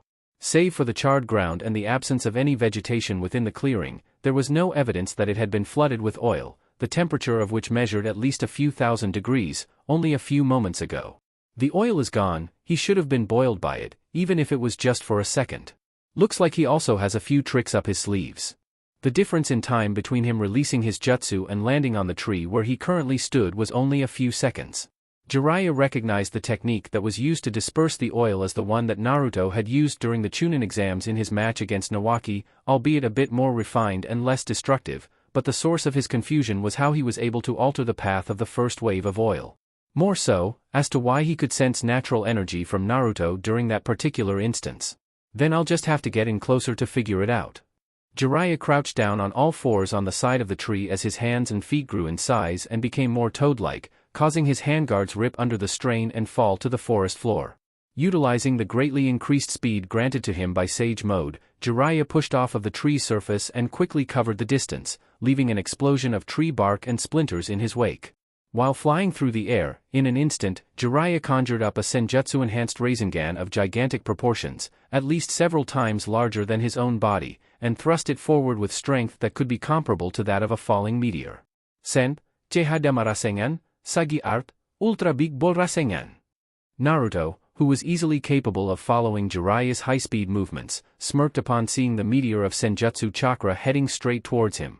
He could easily use his chakra absorption abilities to completely absorb the technique or activate Reflector once more to twist the trajectory of Jiraiya's jutsu, but he wanted to test himself just as much as Obito did.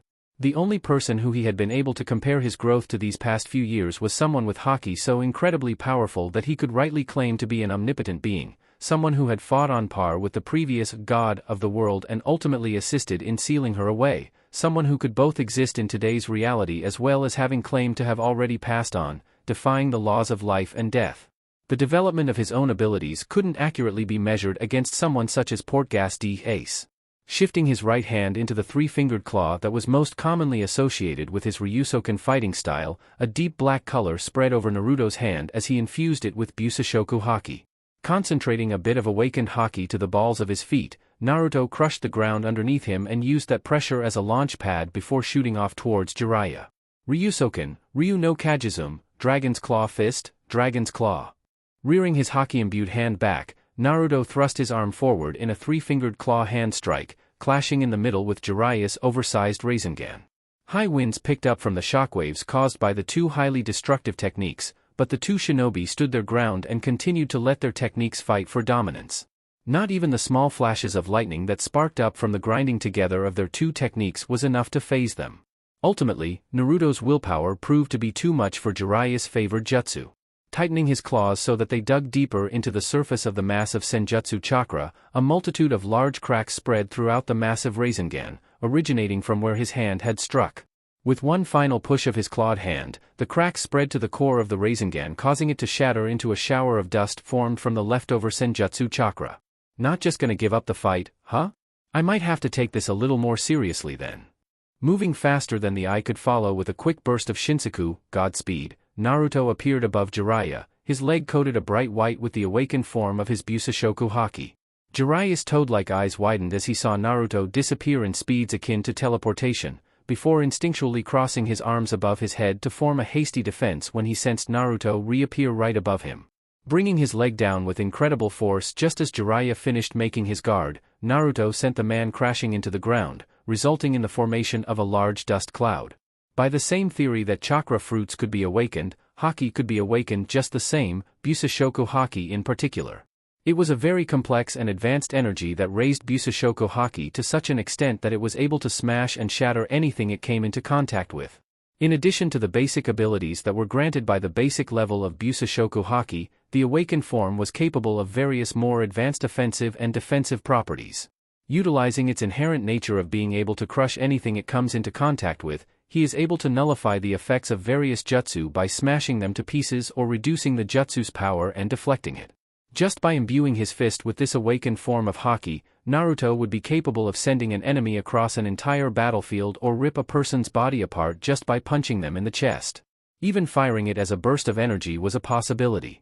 For a defensive means, Naruto could crush the ground underneath him to create a cushion of sorts in order to reduce the impact, or even create a deflective barrier that would send an assailant flying backwards when they come into contact with it. Even the most powerful jutsu or abilities would be rendered useless when faced with such a destructive and highly advanced power, though it is incredibly fickle and difficult to control as it had taken him years to gain any kind of semblance of control over it. Though by gaining a better control of his emotions, especially those such as rage and wrath, he had finally gained mastery over it. Though he had nowhere near a mastery over the awakened form of Kenbunchaku Haki, he was capable of utilizing it to a certain degree. Portgas D. Ace could be considered omniscient due to his complete mastery over this form of awakened Haki. He was able to see everything that is to occur from the present moment into the distant future, therefore enabling him to have absolute knowledge of the universe. This is one of the reasons for why he hasn't left the Holy Palace since he entered. The world could provide him with no entertainment or freedom since there would be nothing he hadn't already seen before. The only ones whose paths cannot be seen or predicted are those who carry the will of D. The Haki Naruto had just imbued his leg with to send Jiraiya rocketing into the ground was just a taste of his power. Only a small step up from his base-level Busoshoku Haki, it was meant to have an incredible amount of force behind the kick, but not enough to liquefy his body or rip it apart. It would fracture the bones in Jiraiya's forearms at the most, but nothing more than that. Anything further would be a bit too much for a skills assessment, at least in Naruto's own opinion. Ugh, even with Sage Mode enhancing my body, that kick almost broke arms. Jiraiya groaned internally as he pulled himself out from the crushed rubble in the small crater that had been created when he impacted the ground. Small bursts of pain pulsed within his forearms as he pushed himself back onto his feet, wiping away a bit of blood from the corner of his mouth as he was able to sense Naruto land near the edge of the clearing through the dust cloud. Or at least he was able to sense the natural energy clinging to his form to a certain degree. Sensing was not his specialty. Seems like I didn't get out unscathed though. After regaining his bearings, Jiraiya realized this might be the only opening he would get. Quickly creating a Kage Bunshin, Jiraiya had it rush out of the dust as a distraction before utilizing his highly enhanced speed to burst out of the dust cloud opposite of the direction that his clone did. Naruto, who had seen through Jiraiya's tactics from the very start, spotted the man's clone as it jumped out of the withering dust cloud and landed to his right. As a master of the basic form of Kenbunchaku Haki and one who is in perfect harmony with the natural world, it was easy to distinguish a clone from an actual person. One of the abilities of Kenbunchaku Haki is to sense the presence of others, enabling to see others even if they are concealed from view or too far away to see naturally. When viewed this way, the user can't actually see the person with any physical characteristics, but rather recognizes the target by their aura, which forms as a light silhouette on a dark background. The aura surrounding a clone is completely different from that of the one who created them, as they aren't truly alive. The same could be said through trying to sense them through natural energy. Their life force cannot be sensed because they are not truly living beings, in the most literal sense of the word. Kneading Senjutsu chakra into his mouth, Jiraiya's long, toad-like tongue shot out of his mouth with tremendous speed and force as he whipped his head to the side. Already quickly closing the distance, Naruto dropped down to ground level as he shot forward, completely avoiding the tongue slash as its sharpness cut through the trees closest to the edge of the clearing. Jiraiya brought his tongue back into his mouth upon seeing that his jutsu missed its mark and swiped out at Naruto while utilizing his frog kata. Naruto grabbed onto the Sannin's wrist, neutralizing the frog kata with his own natural energy, and used it as a hold as he grabbed onto the back of Jiraiya's shirt to flip himself over the clone. The real Jiraiya immediately appeared a dozen meters in front of Naruto and his clone and took notice of Naruto's current plan of action, forcing him to act quickly before the boy realized he was only fighting a clone. Kneading Senjutsu chakra into his long mane of hair and its roots, Jiraiya fired a wide barrage of hair Senbon at Naruto and his clone. Activating his hair's roots caused the hair to grow at an accelerated rate, thus making limitless rapid fire possible. The sheer speed of the jutsu made it the fastest one with the widest range within his arsenal. Senpo, Kibari Senbon, Sage Art, Hair Needle Senbon. Already aware of the attack that would come, Naruto coated his entire body in Busashoku Haki as he landed behind the clone, after which he swiftly raised one of his legs and kicked the clone forward slightly to use as a temporary shield. Ryusoken, Ryu no Yuroko, Dragon's Claw Fist, Dragon Scales. The wide barrage of Senbon proved to be unforgiving as Jiraiya's Kage Bunshin was pierced from head to toe before dispelling in a burst of smoke. Though he provided a decent enough shield for Naruto to harden his haki to the point where it couldn't be penetrated by such a technique. Jiraiya's Senjutsu-enhanced Senbon bounced harmlessly off of Naruto's armor as they lacked the ability to even scratch him. After tens of thousands of hair Senbon littered the ground and the barrage showed no signs of letting up, Naruto was finally beginning to feel a little annoyed. While the armor of Busashoku Haki protected him from any harm, that didn't mean he couldn't feel the Senbon at all. Jiraiya was using Senjutsu chakra and the haki was still a part of him after all. It was the lightest feeling, something comparable to that of a bug bite, but it was damn irritating after the first few thousand times. Activating his reflector ability once more, this time around Jiraiya rather than himself, Naruto swiped the air before him with his left hand, causing the area around Jiraiya to twist into a raging vortex of highly distorted air with him caught in the center. Reflector didn't only distort material items and oncoming attacks, it could also affect intangible entities that exist in nature, such as air or light. This application is nearly instantaneous, leaving Jiraiya no room for a hasty escape. Short of teleportation, the technique was nearly impossible to avoid or escape. When the twister dispersed, it revealed a mixed result in Naruto's opinion.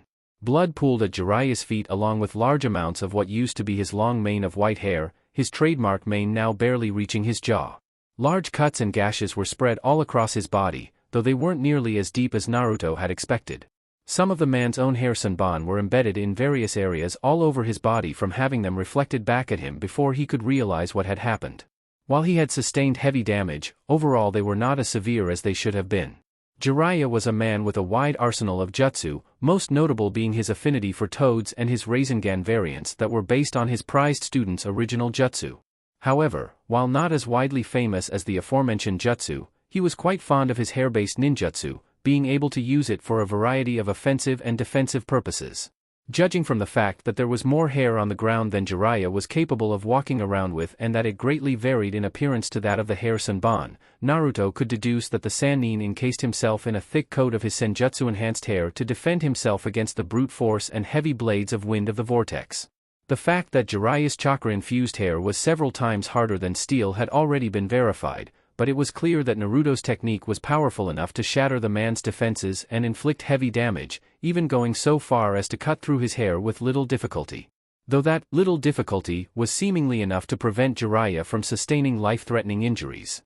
Seeing as how the match had already been decided with that last technique, Naruto saw no point in drawing it out any longer. Crossing the distance with a quick Shinsaku, Godspeed, Naruto slammed his hand into Jiraiya's throat before gripping it firmly and slamming the man into the ground. Jiraiya was forced to cough up the blood welling up in his throat as he felt it being crushed. He was still disoriented from being caught in the center of that vortex earlier, his vision blurry and his ears ringing from the constant high-speed winds, leaving him incapable of properly defending himself. As soon as Jiraiya was on his back, Naruto slammed his feet onto the Sannin's outstretched palms to prevent any last-ditch efforts. Letting his Busoshoku armor fade, Naruto looked down at Jiraiya. Your downfall happened to be your arrogance and thoughtlessness. Had you taken me seriously from the very beginning, then maybe things wouldn't have had to end like this. Tightening his grip on Jiraiya's throat, Naruto's hand was covered in a hue of light blue as he initiated his ability to absorb chakra. One who was aware of Naruto's unique condition might find it odd that he was trying to absorb chakra when he was not capable of harnessing it himself, but what he was doing was not the more common usage of simply absorbing the chakra and adding it to his own reserves. Naruto was devoid of any type of network or container similar to a chakra pathway system. Instead, every single one of his cells was formed from fire and bathed in natural energy, allowing him to access his abilities as though they were second nature to him due to being so intertwined with his being. The process of chakra absorption that he was currently utilizing was personally created by him. With flawless control over this particular technique, he was able to split apart the target's chakra into its base components to absorb the physical energy to restore his own physical attributes, curing physical exhaustion, speeding up regeneration, and increasing physical strength are only a few examples, while the spiritual energy was able to replenish his haki since it was the representation of the spirit. Though since Jiraiya had been using Sage Mode, Naruto was able to absorb the natural energy that the man had assimilated into his own reserves. Jiraiya let out a groan in exhaustion as his numerous toad-like characteristics gradually reverted back into his standard appearance, the last of his Senjutsu chakra being absorbed from him before succumbing to unconsciousness. Naruto removed his hand from Jiraiya's throat upon seeing that he had already lost consciousness from chakra exhaustion. He had absorbed just enough to force Jiraiya into unconsciousness, though if he had continued for just a little longer he could have easily killed him. It was nearly impossible for a person to naturally die from chakra exhaustion. They would collapse and lose consciousness long before they could reach absolute zero. The only way for a person to die from chakra exhaustion was from a disease that ate away at the chakra or from a chakra absorption technique. Bringing himself off of Jiraiya's downed body, Naruto showed no signs of excitement or pride in his defeat of a Sannin. His expression displayed no more than that of a person who had arrived at the expected outcome. He hadn't even needed to pull out any of his trump cards like his Logia or Mangekyo abilities. Had he done so, then the fight may have ended before it even began. If he was being honest with himself, he was a little disappointed. Jiraiya and Tsunade prided themselves on the fact that they were Sannin. Orochimaru most likely did as well, but Naruto had never personally met him, shinobi who were renowned for being the strongest of their generation, yet he had easily bested the man who was known to be the strongest of the three. Hell, even the abilities and techniques that he had used weren't utilized to their fullest potential. Though in Jiraiya's defense, had he treated him as a real threat from the start, like he would Orochimaru or a member of the Akatsuki, then the battle might not have been quite as one-sided. Had the Sannin bothered to dissect his techniques and fighting style the way he would against S-ranked opposition, then that may have been a fight that would have forced Naruto's hand. Naruto turned away from Jiraiya's unconscious body as he felt Obito and Satsuki appear within the clearing. A look of clear surprise and a trace of disbelief was present of Obito's face. He had expected Naruto to come back immensely stronger. Any person driven by the feelings of loss and the desire for revenge would grow far stronger than those who train only to protect themselves or others. The reason why he was a Kage-level shinobi was because he had walked down that path for a time, but he had never imagined that his student would be able to defeat Kage-level shinobi within a single year. Satsuki, on the other hand, looked to be stunned silent. She had been the one who had been looking forward to Naruto being assessed so that they could receive their mission assignments, but even she hadn't been expecting to see this level of combat. Obito was the first to regain his composure and address Naruto. "Well, it seems you have become quite strong, huh? I still can't believe you were able to defeat Jiraiya though, especially after he chose to enter Sage Mode. He's certainly not an opponent to be taken lightly. Well, I never planned to just sit around and bide my time. Naruto brushed a strand of hair out of his eyes before smirking. You haven't seen what I can really do yet either, this was just a little test run. Who's to say that I haven't already surpassed you, Obito-sensei? What are you saying? Such conceit, I'm still quite young and recently I've achieved a jutsu that I've been working to complete for years. Obito casually responded before glancing over to Jiraiya. While his injuries were not life-threatening, it would probably be best to take him to the hospital for treatment. I'd love to stay and chat, but it seems as though Jiraiya requires immediate medical attention. What about this little test? I was under the impression that you had something special planned for us. Naruto questioned as Obito crouched down next to Jiraiya's unconscious body and threw him over his shoulder. I think it's safe to say that you've passed with flying colors. For now, why don't you get reacquainted with the village and catch up with Satsuki? I'll send someone later to fetch you too, you'll receive your updated shinobi license and living arrangements there.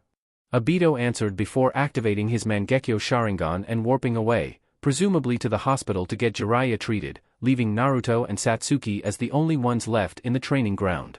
Turning toward Satsuki, Naruto opened his mouth to say something but was cut off by a rumbling noise coming from her stomach, much to her embarrassment. How about we get some dinner first? It's around that time anyways and I suppose I could go for a bite to eat. Shushuya. The Shushuya was a well-known pub within Konoha, known for selling their own choice sake and their large platter cooking. Its sake and yakitori, roasted on a charcoal fire, were two of the most popular items on the menu, making it an acceptable option for ducking in for a drink and quick bite to eat. The pub was often frequented by shinobi who had just gotten off of duty and wanted to stop by for a quick drink before heading home, though it was also normal to stop by for some dinner.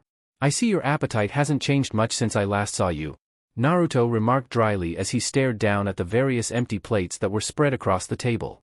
Personally, he did not need to consume food or water as he could easily absorb natural energy from the environment to fulfill his nutritional needs, but the same could not be said for the vast majority of the population. Though that did not change the fact that he loved cuisine, it only meant that he wouldn't dine on the absurd amount of food that he once had. You shouldn't say things like that to a lady, you know? I swear no matter how many times I tell you, you'll never show any manners. Satsuki sighed after giving him an annoyed glare. It seemed that no matter how much she matured or her body had changed, Naruto would always treat her as though she were the same little girl she was when they first met. Though, she did enjoy it when he pampered her back then. Besides, I haven't eaten all day. That's why I'm going to eat all I want here, your treat. I figured as much. You and Hana always emptied my pockets back then for expensive meals and shopping sprees, why change what works right? There's a reason chivalry is dead. Naruto muttered to himself. Despite his rather ungentlemanlike tendencies, he had a soft spot for his little sisters and oftentimes pampered them to their heart's content, even if he acted like he didn't want to. But what about breakfast and lunch? You're not on a diet like those girls in the academy used to do, right? Though he was never close to any of them, he remembered that Ino, Sakura, as well as the majority of the civilian girls had always talked about the new diet they were on or how their last one had worked for them. The fact that they did such things to their bodies for the boy they liked disgusted him. He really hoped Satsuki hadn't gotten into anything like that. Satsuki scoffed at the notion before sinking her teeth into the skewer of chicken yakitori in her hand. Dieting the way that Ino and Sakura did throughout their years in the academy was just about the last thing that she would ever think of doing. Just the thought of it made her feel dirty. And weak. And pathetic. No. No. Absolutely not. I think the amount of food I've eaten at this sitting alone completely blows that idea out of the water. How'd you come to that kind of conclusion anyways? Sorry, I didn't mean for it to come out like that. Naruto admitted while fingering the glass of sake in his hands. I know that I might seem a little overbearing, especially after just getting back, but having a bungling kid sister makes a guy worry. After he finished speaking, Naruto raised his glass to his lips and downed the drink in a single gulp. He wasn't an alcoholic by any means, but he hadn't had a decent drink in years. The last time he'd had a glass of sake had been the day Satsuki, Hana, and him had been promoted to Chunin. Even to this day, that was one of his fondest memories. Satsuki's eyes softened a bit after hearing his honest reasoning. How could she possibly stay mad against someone who only ever thought of her? If you must know, every time I was just starting to get hungry I ended up getting sidetracked by something or someone. This morning I headed to the training grounds to get in some early morning training, after which I ended up passing by the academy. Since it was still early in the morning, I ran into a few of the younger Uchiha that were on their way to class and we ended up talking for a while. Then I had to skip breakfast because I was running late for my appointment with the famous blacksmith from Tetsu no Kuni who's here on business for the week. I managed to get him to design a sword for me using some materials I had gotten from my summons. It should be ready within a day or two. After I got home was when you showed up at my doorstep and the rest you know. The younger Uchiha, huh? Naruto mused out loud to himself. Outside of Satsuki and Hana, the younger Uchiha children were the closest thing he had to friends and family. He wasn't as close to them as he was his little sisters, but he always enjoyed the time he spent with them. Most of them are probably at the academy now, huh? I wonder how they're doing. Both Sasuke and Mikasa are in their final year of the academy. I think they'll be graduating in a few months' time. The others are either in their first or second year of the academy. Sasuke and Mikasa are the oldest, so they've been taking care of the younger ones who are still too young to be living on their own. Satsuki did her best to recall everything that they had told her in the morning. They had talked for so long that it was a lot of information to sort through. Obito-sensei gives them a monthly allowance to live off of and takes them out for family meals every now and then, even gives them a little help with their training when he has time. Times were hard for a while because Kaa-chan was the one who always provided them with the necessities, but they're doing good now. While their lives are far from perfect, they're living how children should. I see, I'm glad they're doing well. Naruto let a small smile reach his face before taking another sip of sake. Enough about everyone else. What about you? Satsuki asked, placing the empty skewer in her hand back onto the clean plate. She had eaten nearly everything that they had ordered, with Naruto only having a single serving. Though he had already ingested more than his fair share of sake. You just beat a Sannin. You wouldn't have even come close to matching Jiraiya-san a year ago, let alone come out with a win. Not just that, almost everything about you is different. It's not that I mind, seeing you like this is actually kind of refreshing, it's just that, you seem really happy, and I can't help but wonder why I couldn't make you this happy. Now he finally understood. The two of them had a closer relationship than that of even blood-related siblings. She had been there when he was at his highest and when he was at his lowest. She had been the one to heal his broken heart when his birth family has cast him away. It was in no small part because of her that he was the man he was today. So she was probably a little hurt that it was their year of separation that birthed such feelings within him. Naruto's smile grew a little as he finally figured out what was eating at his sister. It's kind of funny, I said this very same thing to Mikoto when I visited her grave earlier. I'm happy. Happier than I've ever been in my life. I understand now. I understand what I am, who I am, why I was born, why I have the powers that I do, what my purpose is. After all this time, everything finally makes sense to me. Add on the fact that I'm sitting face to face with my little sister for the first time in what feels like years and all is right with the world. Satsuki smiled a little from hearing the passion in his voice. Despite how she had sounded earlier, she really was happy that Naruto had finally gotten that weight off his shoulders.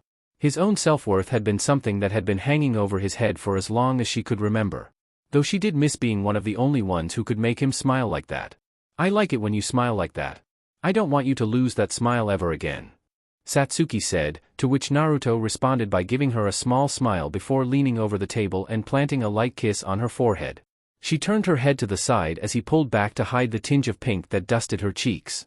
Baka Naruenii. You know I can't stay serious when you keep doing things like that. That's sweet and I appreciate the gesture, but you make me sound like a walking sob story. Naruto joked, trying to lighten the mood a bit. He was no stranger to these heart-to-heart talks. The fact that the majority of his life had ended in tragedy thus far was proof of that, but the times he had spent with Satsuki before they had went their separate ways were laced with that kind of mood. He hadn't seen his sister in over a year and just wanted to catch up.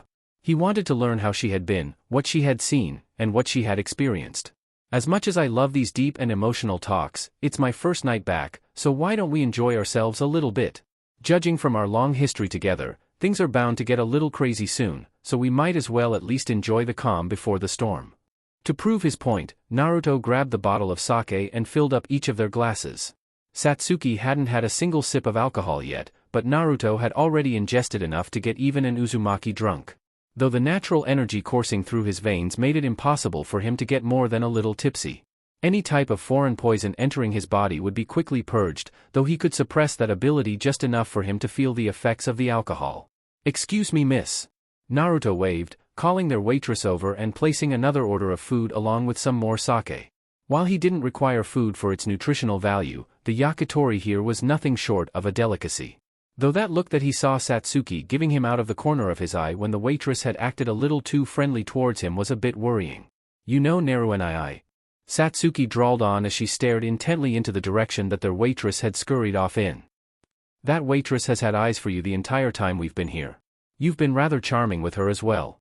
She is quite beautiful as well. Attractive, young, tall, blonde, busty. Is she more your type? Naruto turned his head back towards his sister before grasping his sake glass with his left hand. He tended to favor his left side a bit more now since he didn't like having to rely too heavily on his prosthetic arm. Raising up his glass over the table for a toast, Satsuki understood the gesture and mimicked the motion with her own glass. After their casual toast, both parties quickly emptied their glasses, ending with Satsuki wincing at the burning sensation traveling down her throat. Right now, all my attention is focused on you, Satsuki, and if you must know, she is nowhere close to being my type. Though I don't think we came here to delve into my preferences when it comes to women.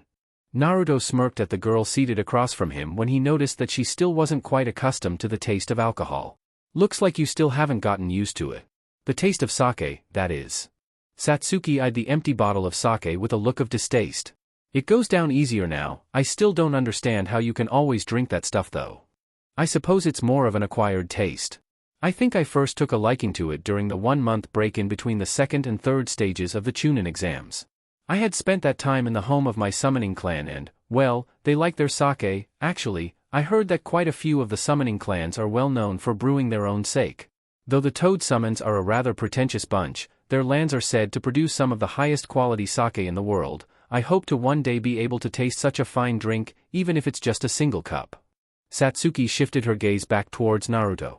His words had made her recall what the elders of the Hawk clan once told her. Though I don't have much of a taste for it, the Hawk clan's sake is supposed to be pretty good too. It's made with the freshest water from the newly melted snowpacks that form on the mountains during the winter seasons, or something like that. It's said to rival even that of Mount Myaboku's. Those old bags of feathers are pretty proud of that. She was startled when Naruto nearly jumped out of his seat and placed each of his hands on her shoulders. Satsuki, I know I'm asking a lot since usually only the summoner is allowed such privileges, but could you get me some of that sake? Ever since I was young I had decided to live life without regrets. I know that if I don't get my hands on what could be considered one of the finest drinks in the world, then it'll turn out to be one of my biggest ones. Even if it's just a little taste, I'll be forever indebted to you. Though she was initially surprised by his actions, she remembered how fond he was of the alcoholic substance. He was right, normally only the summoning animals and their summoner were allowed access to anything from the regions where the summoning clans resided. But a favor from Naruto. Him being indebted to her sounded rather promising and she could use that favor for anything that her heart desired. That decided it. I guess I could work something out, though don't go expecting anything anytime soon. Naruto's eyes lit up and would have given the girl another kiss, but quickly let go of her and sat down when the waitress arrived with his second helping of food. He thanked the waitress as she set the platters of food and bottle of sake onto the table before she gave him a wink and scurried off, an action that was not lost on Satsuki. He took the bottle and refilled his glass before picking up one of the skewers of yakitori. You know, you never answered my question earlier. Satsuki commented matter-of-factly as she grabbed a piece of meat off of one of Naruto's plates, much to his annoyance. Just how did you get strong enough to beat a Sannin in only a year? I mean, I trained as hard as my body could handle, but a year shouldn't be enough time to reach that level. Naruto bit down on the piece of skewered meat in his hand before ripping it off of the skewer and bringing it into his mouth. He smirked lightly at the girl after finishing the piece of meat in his mouth. Like I told Obito-sensei, you haven't seen anything yet. I've been training my ass off every passing second since I left. That has to count for something, right? Though the fact that Jiraiya underestimated me so much didn't exactly help him. Would it really make that much of a difference? Jiraiya-san is stronger than nearly all of the Jounin in the village. Even Tsunade-san, who is also one of the Sannin, would be hard-pressed to match him. Satsuki wondered. The genjutsu configuration that I placed on him at the beginning of the test was unique in the way that any chakra used within the illusionary world was translated into the real world. If you want to put it simply, the genjutsu basically drains the target of their chakra while they're under its influence. Naruto explained. That particular genjutsu was always hard to put into so few words because of how complicated the theory behind it was. And that was when he didn't explain how he altered the already disrupted chakra of the target to affect their own brainwaves. Because he used quite a few powerful jutsu within the genjutsu, his own chakra reserves dropped significantly before we even moved from our original positions. With his reserves dropped down to less than 3/4 full before he even began absorbing natural energy, his sage mode was much weaker than it should have been. Satsuki nodded in understanding. Yeah, I did find it odd that his senjutsu-infused techniques weren't more powerful and felt so wild. He's been known as the Toad Sage for decades now though. I would have expected him to have perfected his senjutsu after so many years. You sound like you know quite a bit about senjutsu. Most shinobi go through their entire lives without ever learning what natural energy even is. The only ones who usually know about senjutsu are those who have already learned it. Naruto paused in the middle of his meal as a thought crossed his mind. The knowing smirk on Satsuki's face only served to confirm his thoughts. You know, I thought I had sensed a bit of senjutsu residue in your chakra network. At the time I had passed it off as my own natural energy somehow clinging onto you, but not once did I think it would be your own. Mastered senjutsu in only 6 months' time. Satsuki winked at him playfully. The Hawks say I'm the best summoner they've ever had. They even taught me jutsu and abilities that are reserved for the highest authorities of Hawk Clan. Living with them was definitely a unique experience, though their dietary preferences left much to be desired. Naruto let out a light laugh in nostalgia. I remember going through that with the Phoenixes. I was lucky that I had found a supply of ration bars and a ceiling scroll filled with pre-prepared meals in my pack when I stayed with them. You don't get bird-like features when you go into sage mode, do you? Because the idea of you with a beak and feathers is more than a little disturbing. Satsuki gave Naruto a light glare before reaching across the table and helping herself to a little more of his food. You're imagining me as some kind of harpy woman right now, aren't you? And if I am? If you are, you should shove that mental image into the darkest corner of your mind before burning it and scattering the ashes. Seriously, the last thing she wanted was for him to think of her as some sort of mutated birdwoman. I told you earlier, I've already mastered senjutsu, so I won't be growing a beak, wings, feathers, talons, or any other bird-like feature you can think of, except maybe my eyes. The only reason Jiraiya went all toad-like was because he's little more than an amateur when it comes to senjutsu. While he is incredibly strong for a shinobi, he gives all us real sages a bad name. Naruto snickered a bit at how Satsuki was speaking of Jiraiya. It was a little ironic that someone who was renowned through the elemental nations as the Toad Sage was being called an amateur when it came to senjutsu.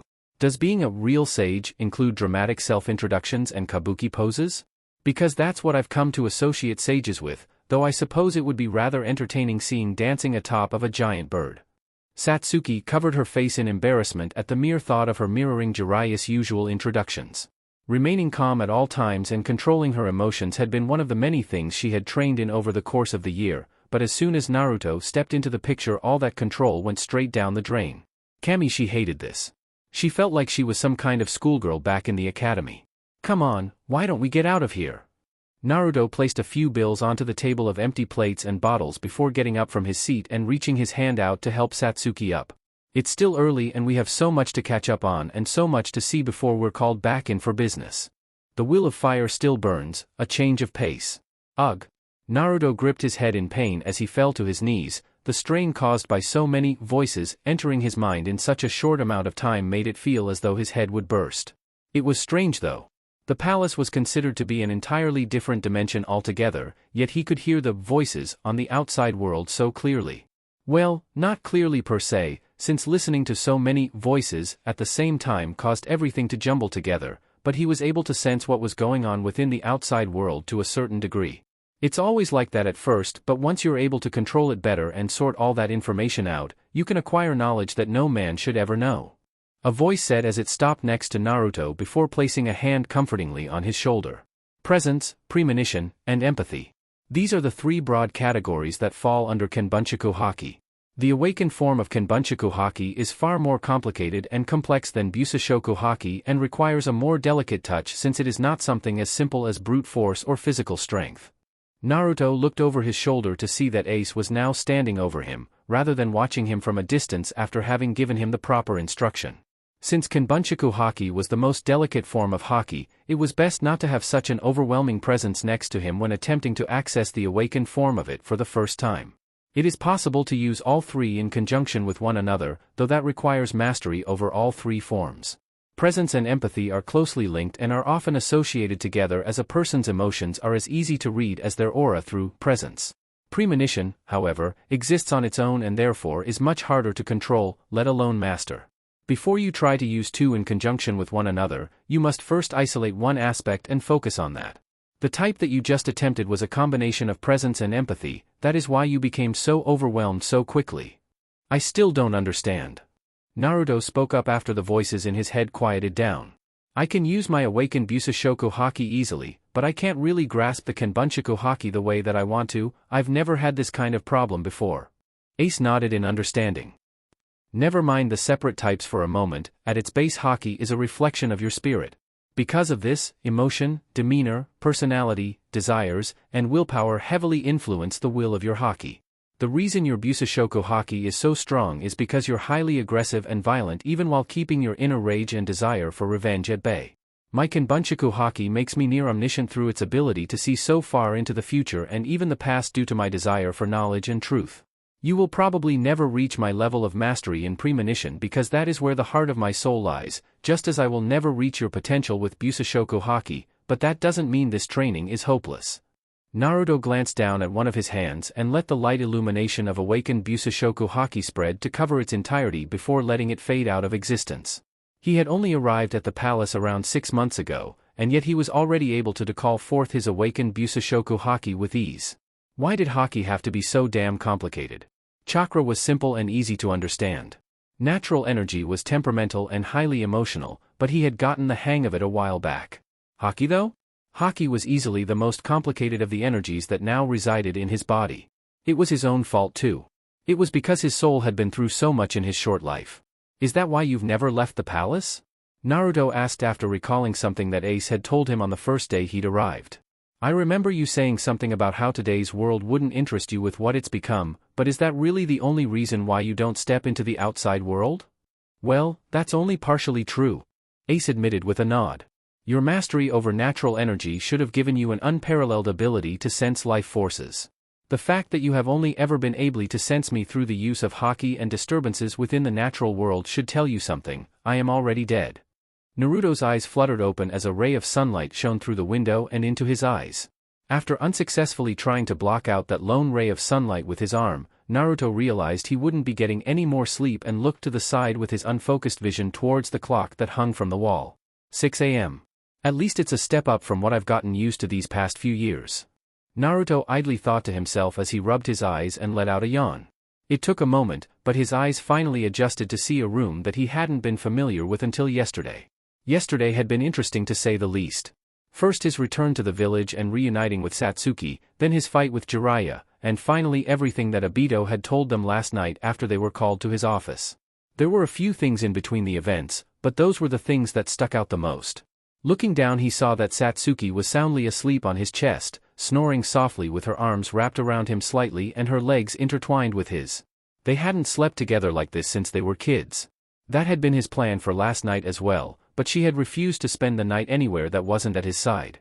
It was endearing in a way, though he was greatly appreciative that she had gotten over that habit of drooling in her sleep. Getting up in a way so as to not wake up Satsuki, Naruto quickly threw on his clothes, though opted to leave his chakra receiver in the corner as it appeared he wouldn't be needing it anytime soon, and even if he did he could easily produce another one from his body, and quietly exited the room, closing the door behind him so that his sister could get her beauty sleep. It appeared unnecessary though as it seemed that she wouldn't be waking up for a while anyways. I haven't had such a relaxing sleep in ages. Naruto thought to himself as he stretched out his muscles a bit and cracked his neck as well as his back. Even though he had lived in a palace for the last few years of his life, it wasn't the most suitable place for rest and relaxation. He was forced to even train in his sleep, having to create a bed from highly concentrated natural energy and building up the mental fortitude to retain it throughout the entire night. It was either that or sleeping on the ground, and the latter wasn't as viable an option if he was going to be training past his limit every day. Though even he didn't know why he was suddenly having dreams of his training trip. That particular instance though was one that made his head spin. Even to this day he was still unclear about how Ace continued to live in this plane of existence. What he got out of that explanation was that due to a configuration of natural energy acting as his never-ending life force and an incredibly powerful form of will manifestation. Though Ace was only able to interact with the material world and train him because of the incredible amounts of natural energy that existed within the palace. In theory, he could interact with other areas in the world that possessed a high density of natural energy, but anywhere else he would become intangible and unable to really do anything. It was a little funny to think of him as a being similar to a ghost. Shaking his head away from such thoughts, Naruto continued his walk through the hallway and down the stairs until he ultimately ended up in the kitchen. After pouring himself a glass of water, he leaned up against the counter and took a glance around the area as he took a sip of the ice-cold beverage. The place was quite large and was easily capable of housing dozens of shinobi, though that didn't seem to be Obito's intention when he had it built. The first floor was large enough on its own and housed a massive kitchen, living room, study, library, and armory. The vast majority of what was to be expected in a home was built into the first level, while the numerous other levels were built to house the occupants. The housing for those living here were meant to act as barracks, though they were more closely related to individual apartments, at least in his own opinion. What was most interesting about the structure was that it was built into the same mountain as the Hokage Monument, something that had been unique to only the archive library ever since the village had been built. He and Satsuki had chosen the top floor because of the incredible view. The windows in each of the rooms were built in such a way that they could look down on the village from their room, but if someone at village level were to look up, all they would see was the impressive view of the mountain.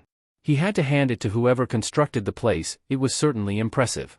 Obito said that he had planned to announce the formation of this particular division to all those he had planned to invite at the same time, but he had taken the liberty to inform them beforehand since they needed a place to stay for an extended period of time. His old apartment was a bit too small for 2 people. Naruto supposed that he would be announcing the formation of this new shinobi division to the others soon, perhaps today even. He had a pretty good idea of a few of the shinobi that Obito had in mind, but he would wait for the official confirmation. He could try to use his awakened Kenbunchaku Haki to confirm his suspicions, but it took a lot out of him and wasn't something that he could continuously use over the course of the day. Not to mention the fact that he couldn't see more than a few hours into the future. Besides, knowing the outcome would take the fun out of it. Finishing up his glass of water, Naruto set the empty glass down next to the sink before wiping away any excess water from his lips. Pushing himself off of the counter, Naruto moved to check the numerous cupboards that lined the wall or the large pantry that was next to the refrigerator. He already knew that the fridge was empty. I guess I'll have to go pick something up? Naruto thought out loud to himself as he finished browsing through the empty cupboards. Just from his short tour through the remodeled village last night, courtesy of Satsuki and per Obito's earlier recommendation, he saw that there were a lot more restaurants, cafes, stalls, and shops than there had been a year ago. The overall economy of the village had never been the highest amongst the hidden villages, but it looked to be booming as of late judging from the bustling of the streets and overall atmosphere of the population. As for breakfast though, he was craving something more on the sweet side. Maybe he'd check out that bakery only a few blocks away or that pancake house he saw across the way from the Yamanaka flower shop. Yeah, a stack of chocolate chip pancakes with some powdered sugar and maple syrup sounded like a good start to the day, maybe some coffee too. Cammy knows how long it's been since he'd had a real breakfast. Hell, last night had been the first time he'd had any real food since he learned he could sustain himself with only natural energy. Though, he knew Satsuki would complain since French toast had always been her favorite. Oh well, he'd figure something out for the 2 of them. Normally he would have just gone out and picked up some groceries to cook up something, but with an unknown amount of people that may be assigned to this post within the next few days, it would probably be best to wait for everything to get sorted out first. He wasn't planning on letting any of them mooch off of the food he'd paid for with his hard-earned money. Looking over at the far wall, Naruto took notice of the clock that hung there. There were a few luxuries scattered throughout the place that Obito had gone through the trouble of picking up to make the living arrangements a little more comfortable. The clocks hanging from the walls, comfortable beds, the couches and furniture in the living room, books and scrolls in the library, the washer and dryer, the refrigerator, the toaster, the microwave, and so much more. From being in ANBU for so many years, Obito knew that it was these little things that could make a person feel just a little more at home. It's about 6:30 now. Naruto hadn't realized he had spent so much time in thought, though he did take a few minutes to dress himself. Most people are still asleep and should be for another hour or so at least, including Satsuki. I guess a morning walk through the village sounds nice. I'll pick us up some breakfast on the way back. After brushing a strand of hair out of his eyes, Naruto adjusted his overcoat for that first burst of cold morning air before exiting through the hidden entrance that was located at the bottom of the Hokage monument. Hokage's office, 9:15 a.m. So much had changed in such a short amount of time. Perhaps a single year wasn't as widely considered a short amount of time for the majority of the population, but for a village leader it passed in the blink of an eye. Maybe it was because they always had to think of the future of the village, or perhaps because they were always so overwhelmed with work that they had no time to sit around, possibly even because they loved what they did, and seeing the smiling faces of the villagers every day was enough to make all the piled-up stress fade away. Whatever the case, leading a village was no simple task. Especially when that village was Konohagakure no Sato, the most powerful and influential of the 5 great shinobi villages. That simple notion was why what Obito had accomplished, only a year into his reign as Hokage, was no small feat. Every one of the Hokage who had been appointed throughout the years were remembered long after their deaths for their accomplishments in life. Particularly for their accomplishments while they held the title of Hokage. Senju Hashirama founded Konohagakure along with Uchiha Madara. He indirectly led the other countries to create their own villages due to Konoha's success. He was the first person to successfully tame numerous Biju. He convened the first 5 Kage summit in an attempt to balance their power and form a temporary peace agreement, defeated Uchiha Madara at the Valley of the End, and formed the first semblance of peace, even if it was only for a short while. Senju Tobirama's role as the Hokage was to help Konoha's shinobi transition from valuing their clan above all else to valuing the village as a whole. To this end, he formed such institutions as the Shinobi Academy, the ANBU Division, the Konoha Military Police Force, the Chunin exams. Like his brother before him, Tobirama attempted to foster good relations with the other villages, namely an alliance with Kumogakure, though that ended in failure and they ended up on opposing sides during the First Shinobi World War. He ultimately died while on a mission during the war when he and his team were surrounded by Kumo's Kinkaku force, but he managed to buy enough time for his team to escape at the cost of his death. He passed the title of Hokage on to Sarutobi Hiruzen, his one-time student, before he walked towards his death. Sarutobi Hiruzen led Konoha's forces through the Second and Third Shinobi World Wars, opting to end the Third Shinobi World War by signing a peace treaty with Iwagakure.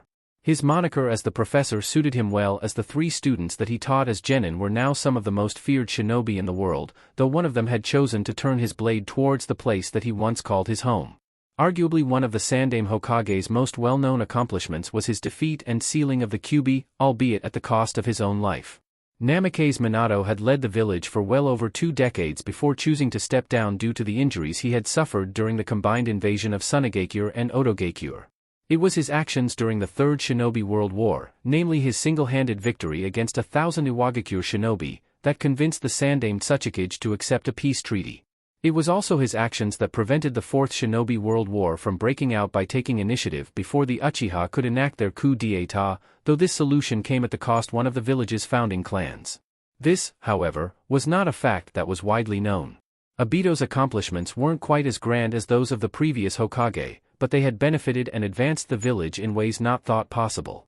Technology such as short-range radios and equipment used at movie theaters had already existed, but Orochimaru's experimental technology paved the way toward what the village was now. The Research and Development Institute was created from the previous Shinobi research facility that had been once headed by Orochimaru, and was tasked with researching and redeveloping the various technological prototypes that had been recovered from the man's hideout. Once such technologies were perfected, they were used as the backbone for reconstruction of the village and brought the village to new heights. Such advancements were shared with their allies, which greatly strengthened Konoha's alliance with Kirigakure. Such assets were now invaluable on missions. Advanced forms of communication, beacons for tracking the teams we send out, emergency alerts that inform those at mission assignment that immediate backup is required, or any other emergency situation. With those types of advancements, the death rate for shinobi had dropped 25%. Though, he knew conditions could still improve. They had to with the amount of losses that had been suffered during the invasion. It would take years of academy graduates just to cover the losses during that one day, never mind the shinobi that would continue to die during those years. Due to his own personal experience at the academy as well as the overall declining quality of shinobi that had been graduating over the last decade or so, the academy had been his first priority after the reconstruction of the village. Now he wasn't expecting battle-hardened veterans to be coming out of the academy, but at least now more relevant material were what the lesson plans were based off of and more practical lessons were being implemented. The overall economy of the village had been gradually improving as well. With more successful missions and merchants being given access to low-grade technology for a price, more money was coming back to the village. The money that small-time merchants earned from their increased sales due to the scarcity of advanced technology outside the village walls, they used to open up shops and stores within the village, which in turn added to the village's economy once again. It was something of a cycle that always seemed to benefit the village, and with the cost of the repairs that were needed after the invasion, they desperately needed that boost. Things had certainly been looking up as of late. He was brought out of his musings when he heard a knock on the door just before his secretary opened the door just wide enough for her to peek her head through. Yesterday had been her day off, so she had not been there to greet Natsuki and Narumi when they arrived. Things always did go smoother when she was around. "Hokage-sama, your guests have arrived a bit earlier than expected. Would you like me to send them in?" the woman asked, adjusting her glass before looking down at the appointment book in her hands. They were about 15 minutes earlier than he had been expecting. No matter, he could finish the paperwork needed for their assignments later on before he sent them over to their headquarters. "Thank you, Anoka-chan. Send them in, no sense in making them wait." The secretary nodded to him in response before closing the door and presumably attend to the kunoichi that he had called for. A few moments later the door opened once more, revealing Kushina, Natsuki, and Narumi. The secretary from earlier motioned for them to enter, after which she closed the door behind them as they made their way towards the center of the room. "Ah, welcome Kushina-san, Natsuki, Narumi." Obito greeted as the three women stood at attention in front of him. He noticed that the two sisters looked to wear an expression of anticipation, whereas Kushina seemed confused as to why she was summoned as well. It was understandable. He originally had no plans for Kushina to be here, but Minato had explained that he had been spending less and less time at home due to his duties as an advisor and that because of that, along with the absence of her children, Kushina had become more withdrawn and suffering slightly from depression. Minato had been the one to suggest the possibility of her remaining with her daughters when they were assigned their missions. Though she seemed to be a completely different person yesterday after reuniting with her daughters. "You called for us, Obito-kun?" Kushina asked as she noted the absence of any client or important political figure in the room. It seemed they weren't here to be assigned a mission, so that meant that her daughters' team placements had already been decided. She really hoped that she could continue to act as their sensei. She had missed them so much that she had taken mission after mission just to keep her mind off them and occupy her time. "I did, but please give me just one moment," Obito answered, before pressing one of the buttons on the communication terminal that linked him to his secretary's desk. "Anoka-chan, can you send for Kakashi and the two others that I mentioned earlier?" "Right away, Hokage-sama." The voice responded over the speaker.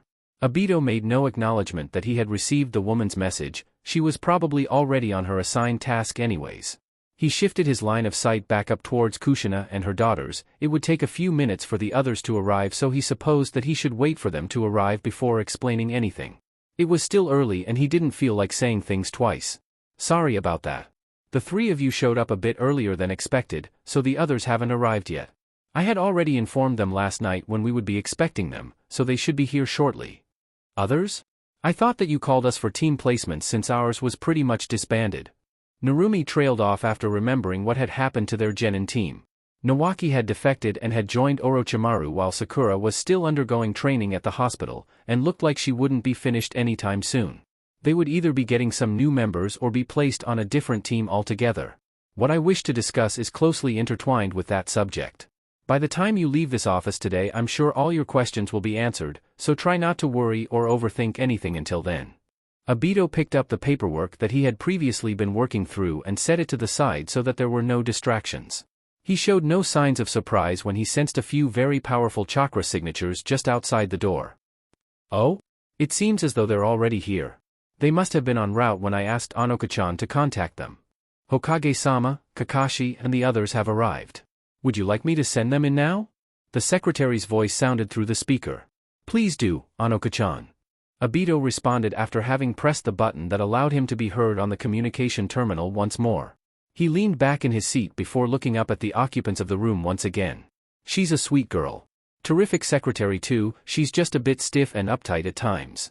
I wouldn't get done half the work that I do without her keeping my schedule." In the next moment, the door to the office opened up, allowing three shinobi to enter.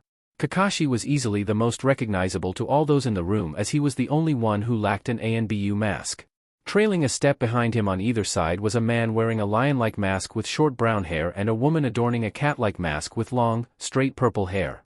Both were outfitted in the standard uniform for all ANBU members. Kakashi gave his signature eye smile and a nonchalant wave of his hand as he saw who was already present in the room. "It's good to see that everyone's doing well after such an exciting day yesterday. How are the two of you holding up?" Fine." Narumi muttered under her breath, still a bit irritated about losing yesterday. "We're fine, Kakashi-sensei, still a little sore though."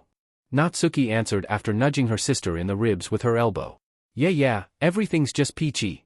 Narumi let out an annoyed sigh at her sister. The girl was just too cheerful and upbeat so early in the morning. She had been exhausted after everything that happened yesterday and still was. She wondered how Natsuki could still have so much energy. At least until she remembered why she no longer had her whisker marks. Oh yeah, I guess I forgot about that. Explains a lot actually.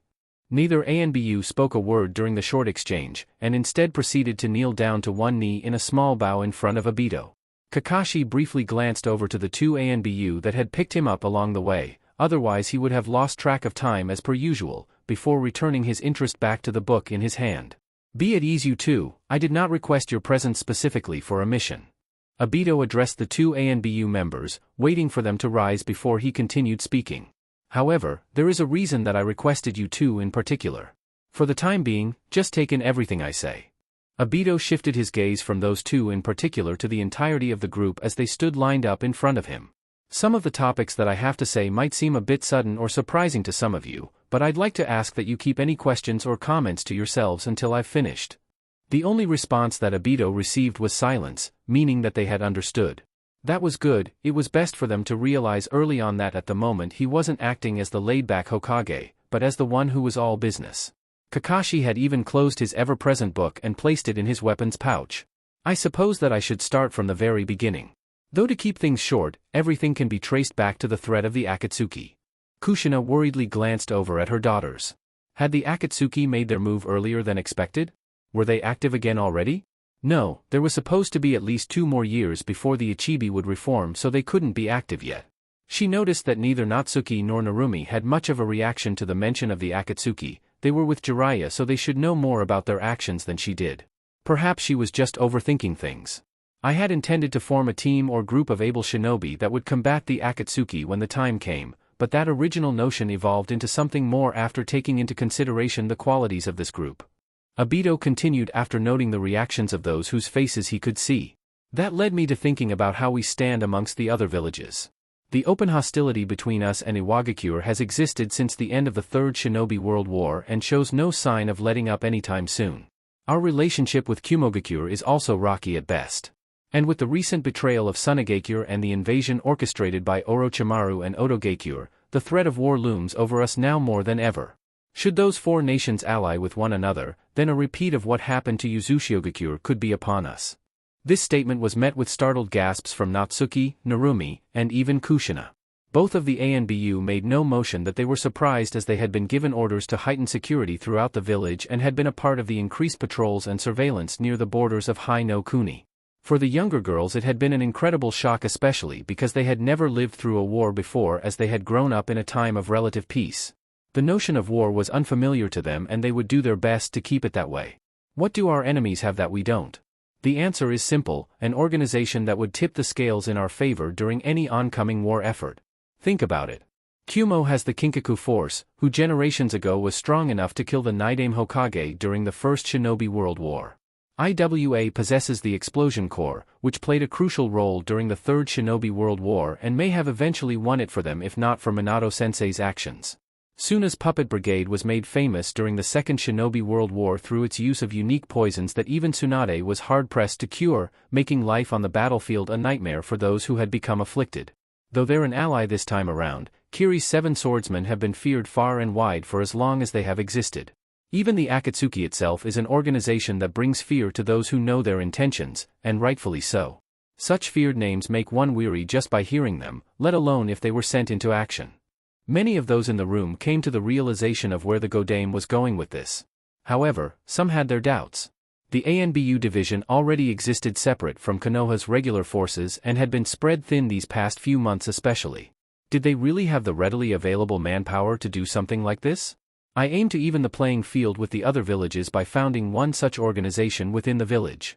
Obito announced, getting his intentions out on the table before relaying the finer details of his decision. I know that some of you must be thinking that our forces are already spread thin, especially with the amount of shinobi we lost during the invasion, or that we already have the ANBU, but I've already taken such matters into consideration. While the ANBU division is an incredible asset to the village, there are vast differences in skill, experience, and power within its ranks. Many ANBU operatives are hand-picked because of a particular skill they possess, such as sensory or tracking abilities, and will play an essential part of their unit, but once they complete the task of tracking the target or sensing the position of enemy shinobi, their job is done and they leave it to the rest of their team to take action. That is not what I'm looking for. Obito looked at each of them, judging their reactions to the information they were being read into, before continuing. What I am looking for are well-rounded shinobi who stand at the top of their generation, or those who have the potential to so with a little more experience and guidance from those who are. As I said before, the ANBU division is an incredible asset to the village, but the presence of an ANBU operative, or even an entire team for that matter, on the battlefield wouldn't instill the fear and discord in our enemies or the rise in morale for our forces that a member of such an organization would. The shinobi that I have chosen to form such a group are those within this room, along with 2 others that I have already spoken with. Natsuki and Narumi's eyes widened drastically. With the showing skills they had given yesterday, they were surprised to hear that they were regarded as having such an incredible amount of potential. Both that and being recommended for this group that the Hokage was creating. It sounded promising, and if they could grow, both as shinobi and as people, from being in such an environment, then they were all for it. You all have something, whether it be your fighting style, a trademark technique, a Kekkei Genkai, an unparalleled amount of chakra, or whatever it be, that makes you stand out from the other shinobi. However, that is not all there is to it. Each of you goes beyond relying on a single jutsu or particular skill and ensures that you are prepared for any situation that you may encounter. All of you are, or have the potential to be, some of the strongest this village has to offer, and at the moment, we need your services.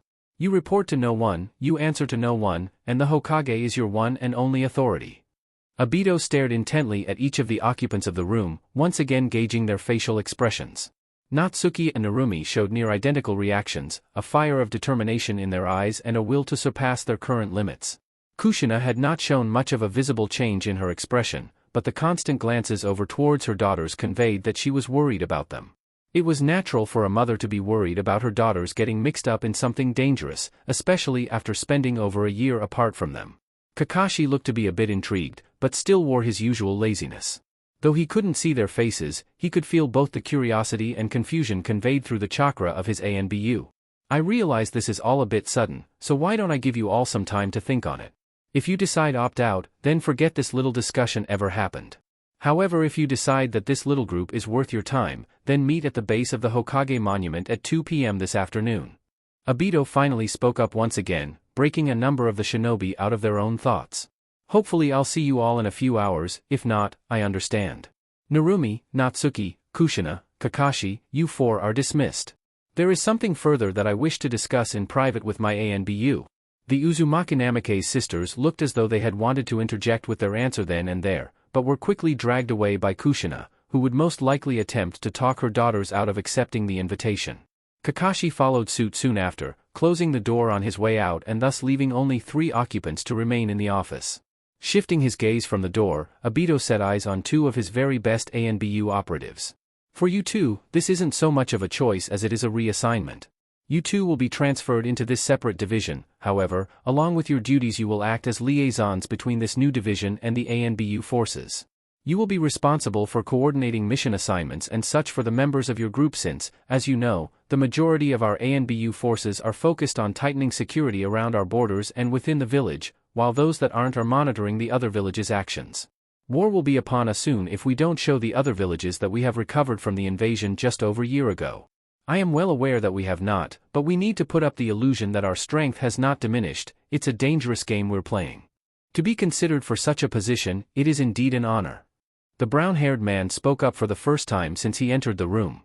I do look forward to working with Kakashi-senpai once again. I have already informed the ANBU commander of my decision and we have come to an understanding. As of this moment, you are hereby reassigned to the Ozakurakumu Royal Guard until further notice. Obito announced, stating the name of the organization for the first time that day. You will remove your masks and reveal your faces to the world as proud members of the Ozakurakumu.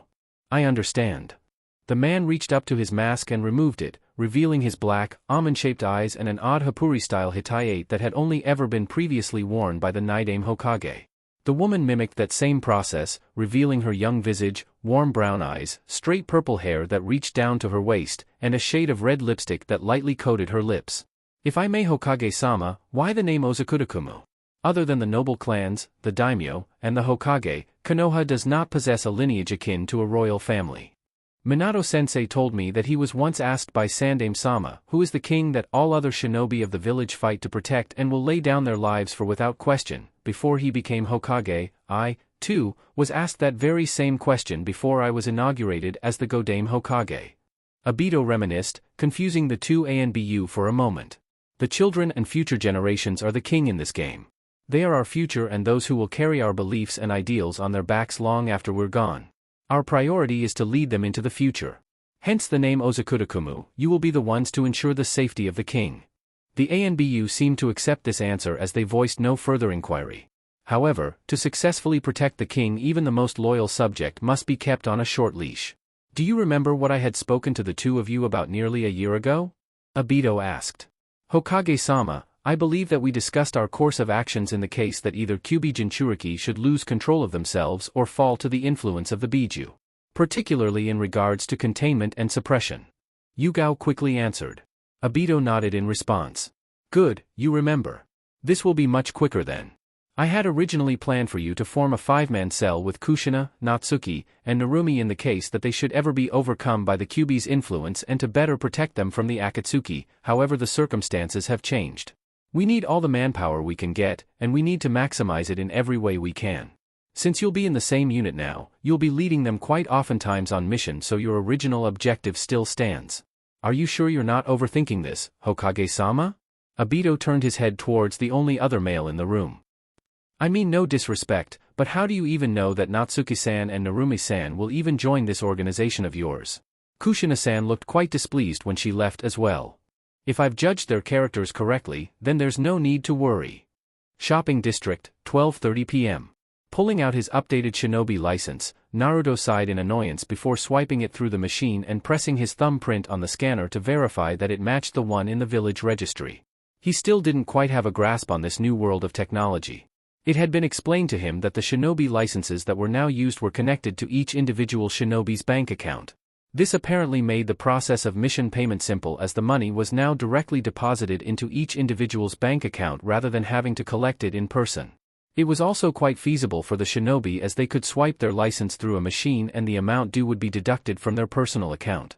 It was pretty amazing how he had only picked up his upgraded shinobi license earlier that morning and it was already aligned to the village's system. He thanked the clerk and picked up the sealing scroll that contained the clothing he had purchased, before heading over to the exit where Satsuki was standing. He pocketed the scroll so that it rested near several others within his overcoat before reaching her.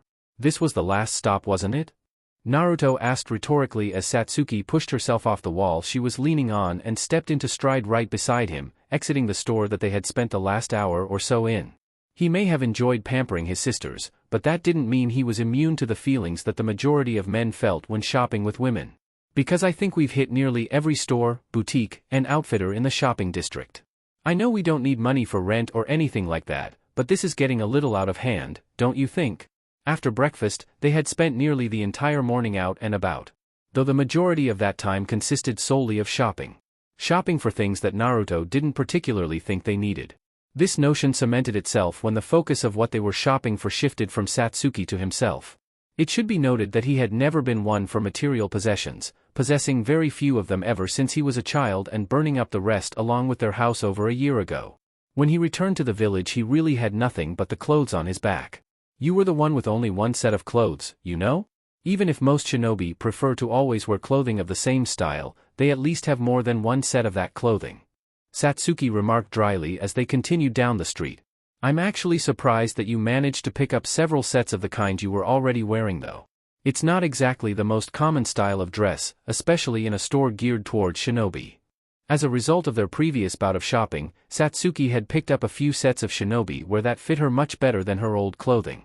She now donned a light gray, short-sleeved shirt with a high collar and Uchiha crest on the back and a zipper running down the middle. She wore her shirt unzipped just enough to reveal the low-cut, sleeveless mesh tank top and black cloth that was tightly wrapped around her bust. A pair of dark shorts and black stockings covered her lower half along with a short, dark blue skirt and a pair of black shinobi sandals. On her arms were a pair of long black gloves that reached up to her biceps. As with most Uchiha, she tended to favor dark coloring. Naruto turned his head and glanced over at Satsuki as he ran a hand through his long, blonde locks. It may not be seen as practical for most people, but it works for me. Besides, I don't fight like most shinobi, so why should I dress like one? To each his own, I guess. Satsuki responded with a shrug of her shoulders. Though I suppose that it suits you in a way. If these past few hours of shopping haven't completely killed my brain cells, I do remember that the majority of this little outing was spent in lingerie and shoe stores, so don't go trying to pin the blame on me. Naruto commented in his defense. Baka. As if I would do that kind of shopping with you. A heavy blush spread across Satsuki's face as she stammered out her response. Relax, will you? It was an exaggeration. Naruto let out a chuckle at the girl's antics as he reached over and patted her on the head, causing her to huff in response. Big, dumb, stupid baka. Were Satsuki's thoughts on the matter. This type of sibling banter continued on as they wandered through the bustling streets of the village and only stopped once they walked past the final row of buildings, so that only trees and vegetation were between them and the Hokage monument. However, Naruto stopped his pace as he looked up at the mountain, taking in the sight of all the Hokage, both previous and current. Hey? Naruto asked, causing Satsuki to stop as well and turn back around to face him. His gaze never shifting away from the faces engraved in the mountain. Why'd you accept Obito-sensei's offer anyways, Satsuki? You could have done anything. Joining one of our old classmates' teams, solo missions, regular missions, taking the Jounin promotional exams, teaching at the academy, ANBU, maybe even Jounin-sensei later on. Is this really what you want? Satsuki made a sound of acknowledgement before looking back at the academy's practice grounds, the sounds of giggling children catching her attention. Don't be stupid, Naruto. You think I'd be happy just wasting the day away like everyone else? Just doing the bare amount of missions to get by? I've got my own goals to accomplish and I don't think I'll reach them going through life the way most do. A goal, huh? Naruto mused to himself. I guess those have changed a lot since we first became genin. Hana's the only one walking down the path she set from the very beginning, you and me on the other hand. We've taken up residence in the shadows and are about to prevent a worldwide war from breaking out. It's funny in a way. I never thought I'd find myself in this position a year ago. I don't think any of us could have. Not that a change in plans is necessarily a bad thing. Naruto smiled a bit before he continued walking. Like I told you, the calm before the storm. Let's make sure we're the ones causing it this time around. Uzumaki Namikaze's estate, 1:30 p.m. Kushina sighed to herself as she sat herself down in the seat across the table from her two daughters. While she had essentially dragged them out of Obito's office to prevent them from making any rash decisions, she had given them their space and left them to their own thoughts once they had arrived home. By this time though, the initial excitement and shock should have subsided enough for them to at least come to a rational conclusion. Natsuki-chan, Narumi-chan? Would either of you like me to put together some lunch? Kushina asked with a smile on her face. I would have prepared something earlier, but I didn't want to disturb either of you. There must have been a lot weighing on your minds because of this morning. I'm not really all that hungry and would much rather get straight to the point. Natsuki responded, declining her mother's offer. Same here. No sense in wasting time on pointless small talk. Narumi groaned out as she crossed her arms and slumped down in her seat. I see, I suppose today could be considered a milestone in your careers as kunoichi. Not many get an opportunity like this so early on. You were both asked by the Hokage to help found a shinobi division with the help of several others. Kushina sighed once more. She seemed to have been doing that quite a bit since she returned home. Why couldn't Minato have been there just this once? She could have really used the backup. It speaks greatly of how much faith Obito has in you two that he chose you to be two of the founding members of this division. However, I don't think either of you are ready for such a dangerous position. Neither of you have really seen enough of the shinobi world to realize how dangerous it is, how ugly it is, how the things you'll be forced to do can crush your very soul and destroy you from the inside out. I don't want you to have to experience any of these things yet, so I refuse to allow you to go along with Obito's request. Kushina firmly stood her ground and didn't so much as flinch when Narumi slammed her hands down on the table. What do you mean you refuse? I knew you would be against the position from the very beginning, but I didn't expect you to force your decision on us as well. Hearing her own daughter raise her voice at her hurt, however, Kushina didn't let those feelings show outwardly. She needed to put up a strong front if she wanted to get her message through. I know this isn't what either of you wanted to hear, but do you really want what happened a year ago to happen again? Kushina asked in a slightly raised voice that made Narumi clench her fists. Do you really think that the Akatsuki is the only danger out there? Every time you set foot outside the village walls you'll be vulnerable to people like that. Can either of you say that you're really ready for that? Kushina took a deep breath to calm herself down. Yelling at Natsuki and Narumi was just about the last thing she wanted to do. It would also work against her in the end. She needed to be firm, but she also needed them to understand why she couldn't allow them to follow through with Obito's proposition. I never want to helplessly watch over you two while you lay unconscious in the hospital. Never again. You two nearly died a year ago, with your brother ending up in even worse shape. You may have just gotten off with a few scars here and there, but he'll never be the same again. Kushina knew that it was playing dirty bringing her estranged son into this, but if anything, he was her daughter's only real soft spot. I don't know what you girls want to do with your lives, but what you want and what I want are two very different things. I want to protect you girls. I want to keep you safe, but if you keep charging headfirst into danger, you're going to get yourselves killed. Her voice rose a bit at the end even though she was doing her best to keep her voice level, but it hardly mattered as a pair of smaller hands slammed down on the table while the petite body that they belonged to jumped to its feet. From the sway of red hair that caught Kushina's eye, she could conclude that it was Natsuki behind the most recent outburst. That was odd. It was Narumi who had always been the hot-headed one, so she had been expecting her blonde daughter to be her biggest concern in this line of discussion. Natsuki stood over the table, trembling in anger, as she glared at her mother with such intensity that any lesser woman would have cowered away in fear. What do you know? Don't you talk about him like he's some helpless child. If he hadn't been there back then, Narumi and I wouldn't even be here right now. Natsuki's voice was neither loud nor soft, somewhat of a surprise considering her initial heated reaction to her mother. However, the edge to her words cut through the air as if it were tangible. That is exactly my point. Kushina responded with a slightly raised voice as she stared into her daughter's eyes. You two almost died. Naruto should have died. Mikoto did die. In just one day I almost lost 3 of my children and my best friend. You have to realize that being a shinobi isn't a game, each and every day you're putting your life on the line. Though I suppose you should already know this. Kushina's voice, which had been close to a yell at the beginning, was brought back down to her usual level midway through her line of thought. I know that you're young and want to prove yourselves, but you can't keep making rash decisions without thinking about the consequences. If your father were here, he'd be telling you the very same thing. Kushina said, closing her eyes briefly before looking out the window. We just want what's best for you. And from what you, yourselves, said yesterday, you aren't strong enough to handle these things yet. Narumi, who had been content with simply watching the scene unfold in front of her, especially after her sister got involved, scowled deeply and clenched her fists tightly as she listened to her mother speak. So in other words, you just want us to sit here while letting everyone else protect us, am I right? Not in so many words, I just think it would be best to limit your exposure outside the village as much as possible. The less attention that you draw to yourselves, the better. Kushina explained with a sigh. The Akatsuki won't be moving for another 2 years or so, but it's not only them you need to worry about, there's also the countless enemies that your father has made over the years. So what do you expect us to do, Kaa-chan, wait for all this to blow over? Narumi forced out a dry laugh. Unfortunately, I don't think that's really an option. There's still 2 years left before the Akatsuki will even begin moving, and with the entire world set on a collision course, we can't afford to be cooped up in the village, especially since we're both Jinchuriki. Natsuki's expression morphed into one of surprise as she shifted her gaze onto her sister, looking as though she was caught off guard with something that Narumi had said. Seems like this was all a waste of time.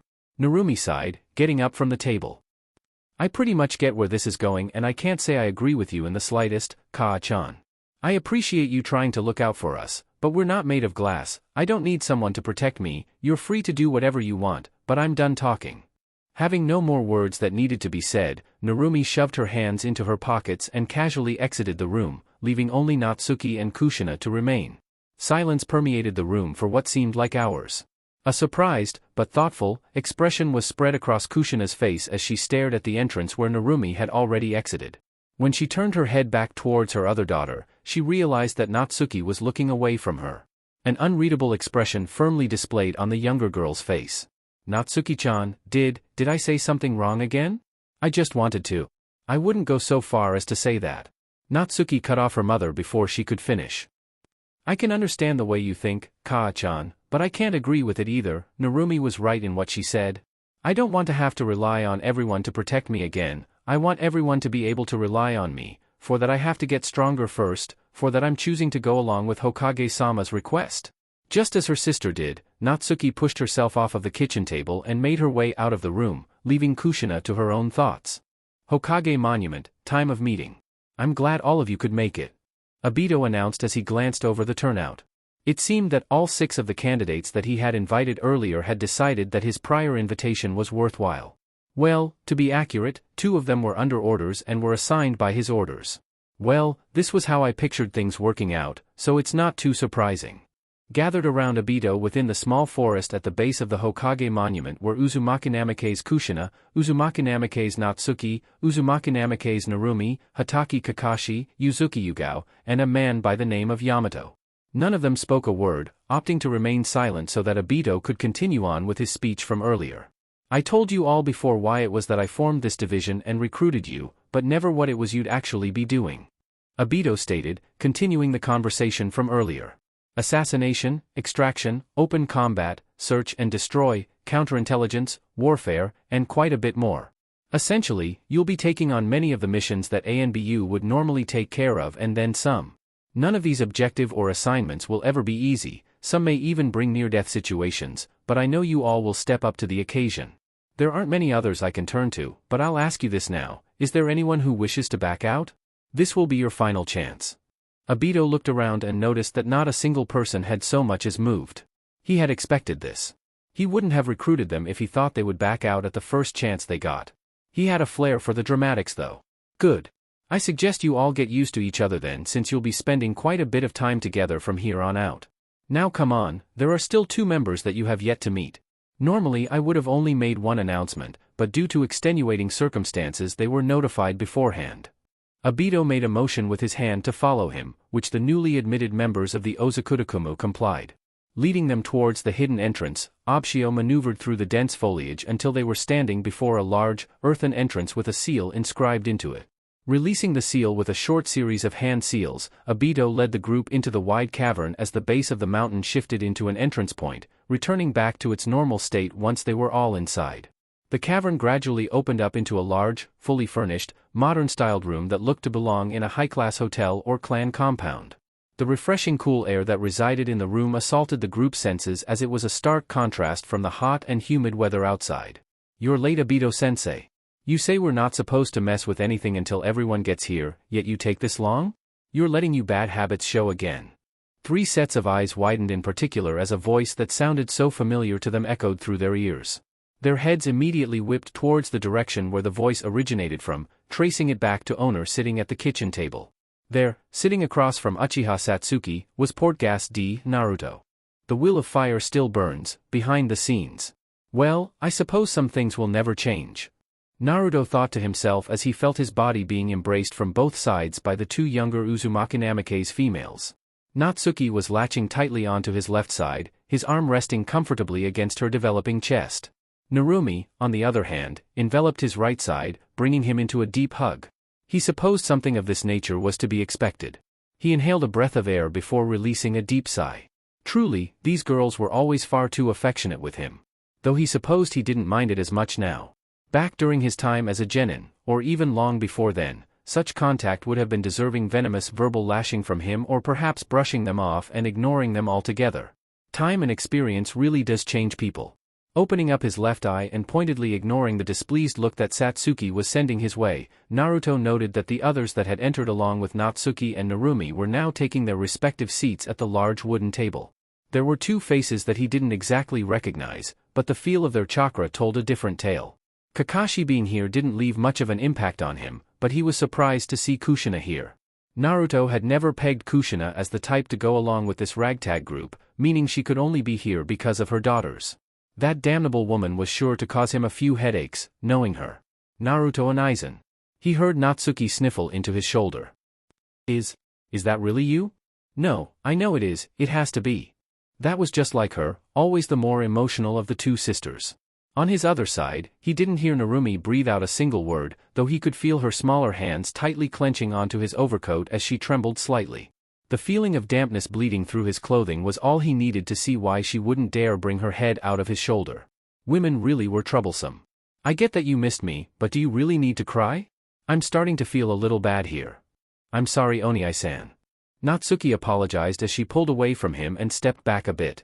It's just, we were worried about you because you didn't look so good the last time we saw you, and you left before we could say goodbye. Upon mention of this, Naruto could feel his other sister's nails digging into his skin through the fabric of his jacket. Really, this girl? I guess I can somewhat understand. Narumi-chan. Naruto waved her off before turning to the girl still clinging to him. I think we're supposed to be having a meeting right now, so you'll have to get off. The girl shook her head into his shoulder, refusing to even look up at him. I suppose I have no choice then. Naruto sighed to himself before bringing his hands toward the girl's sides. Just remember, I gave you your chance to escape on your own terms. Narumi bashfully looked up at her older brother, confusion showing on her face. She had been listening, but just what was her brother talking about?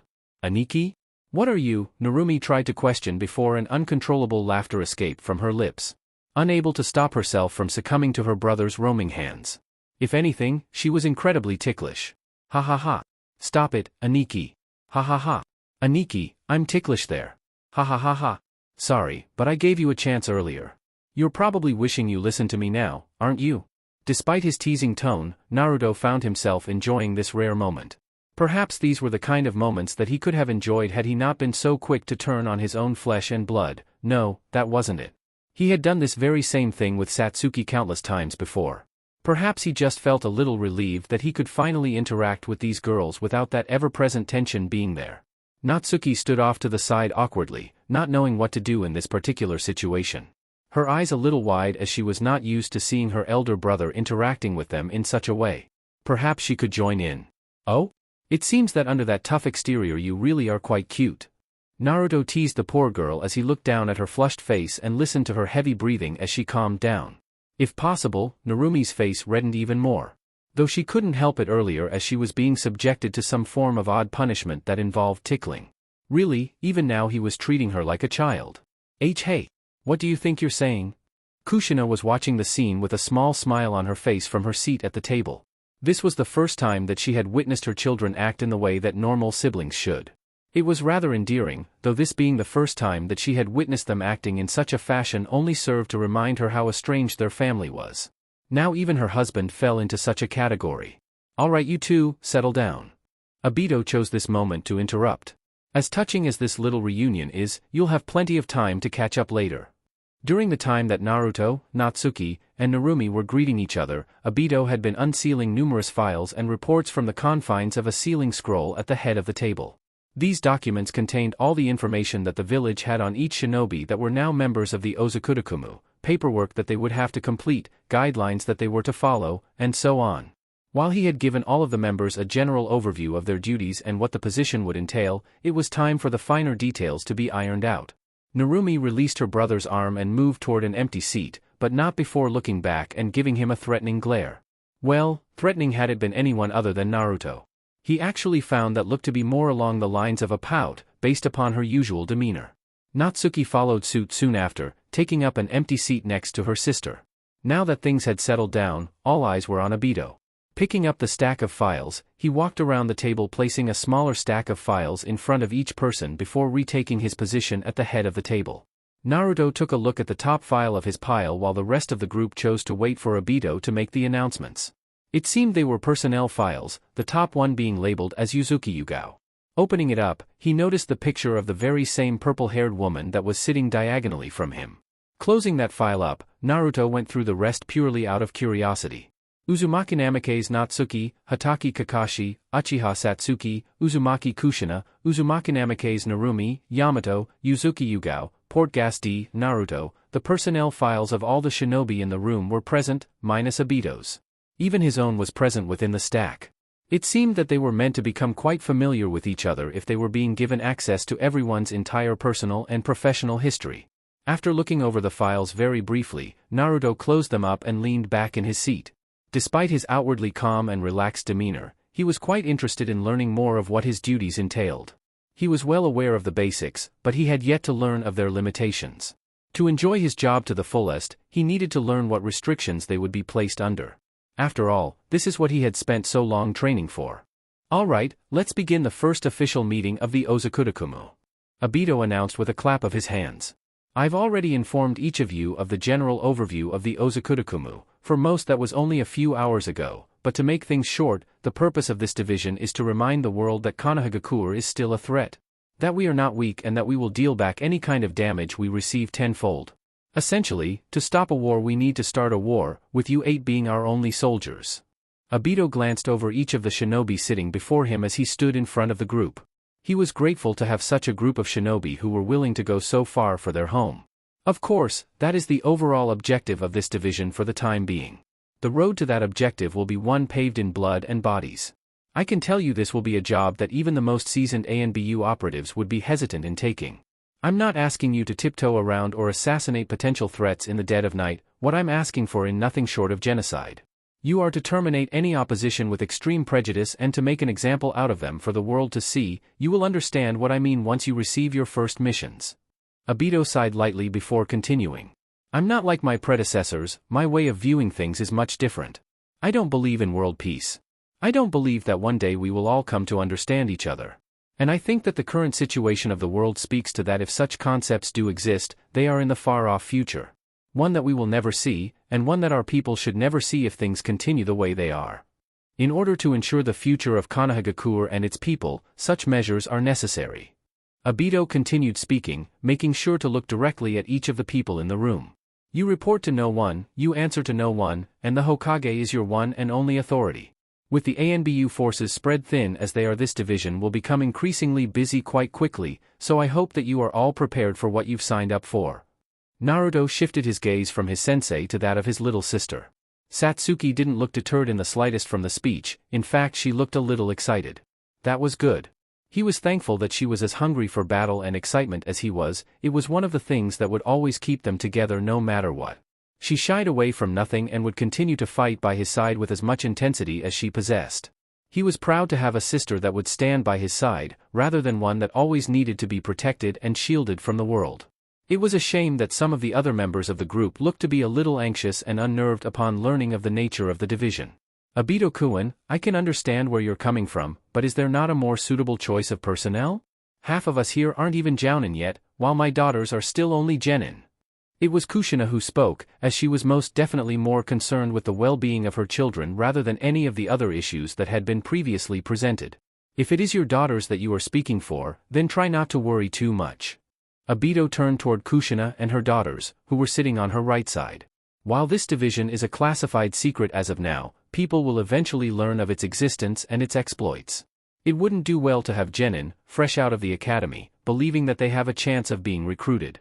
That may work for ANBU, but not here. This information is in those files, but as of now, Natsuki and Narumi are probationary operatives who must be accompanied by at least one fully fledged member for any mission they receive, no matter the rank. Both Uzumaki Namake's daughters' eyes widened at the mention of their current restrictions. Sitting straight up, Narumi and Natsuki quickly scrambled through their stack of files until they found the one with their respective names at the top. They almost immediately deflated after opening up their files and seeing a large red stamp over the text reading, Probationary Agent. The other two, on the other hand, are an entirely different matter. Satsuki was able to fight on par with you, Kushina, even if the two of you weren't going all out. And Naruto? Obito shifted his line of sight from Kushina, and to a lesser extent, her daughters, to the entirety of the table. Naruto was able to defeat Jiraiya in his assessment. Satsuki and myself were witnesses to such. Naruto, who had previously been leaning back in his chair with his eyes closed, suddenly felt as though he were now the focus of attention. Opening up his right eye, he was greeted with wide-eyed stares and looks of disbelief, the only ones showing no reaction being Obito and Satsuki. Actually, both of them were smirking as they knew this would earn him quite a bit of attention. Damn them. Naruto let out a small sigh. He supposed it was foolish for him to believe for a second that Obito would keep quiet. The bragging rights would go to him after all, since Naruto was his student, if only for a short period time. It would seem that his combat skills have grown rusty over the years. Quite the disappointment if I were being honest. Naruto said with a shrug. Though I suppose that's to be expected. Other than gathering information here and there, all he's really been doing is peeking on women and writing his smut novels. Who knows when the last time he's had a real battle, other than the invasion a year ago. It's probably about the equivalent to becoming Hokage and being forced to sit behind a desk, filling out paperwork each and every day with no time to polish up on actual practical abilities. You have no idea how true you are, my student. I barely have any time anymore to read those so-called smut novels. Obito followed up on Naruto's comparison before letting out a deep sigh. Even with technology so deeply engraved into our society now, they still manage to hand me never-ending stacks of paperwork that should have depleted all of our forests by now. Obito looked over at Naruto with a skeptical look. Though I suppose it would be redundant to inform you of the troubles of paperwork. I distinctly remember any paperwork I had you fill out was returned to me as a pile of charred ashes. I suppose it was foolish of me to hand important mission-related paperwork to a boy made of fire. Seemingly ignoring the looks the rest at the table were giving him, Naruto gave Obito an irritated response upon remembering the times the man had tried to hand off all of his paperwork on him. The hell are you talking about, sensei? That only happened 'cause I was pissed you were trying to dump all of your paperwork on me. Being the team leader, my ass.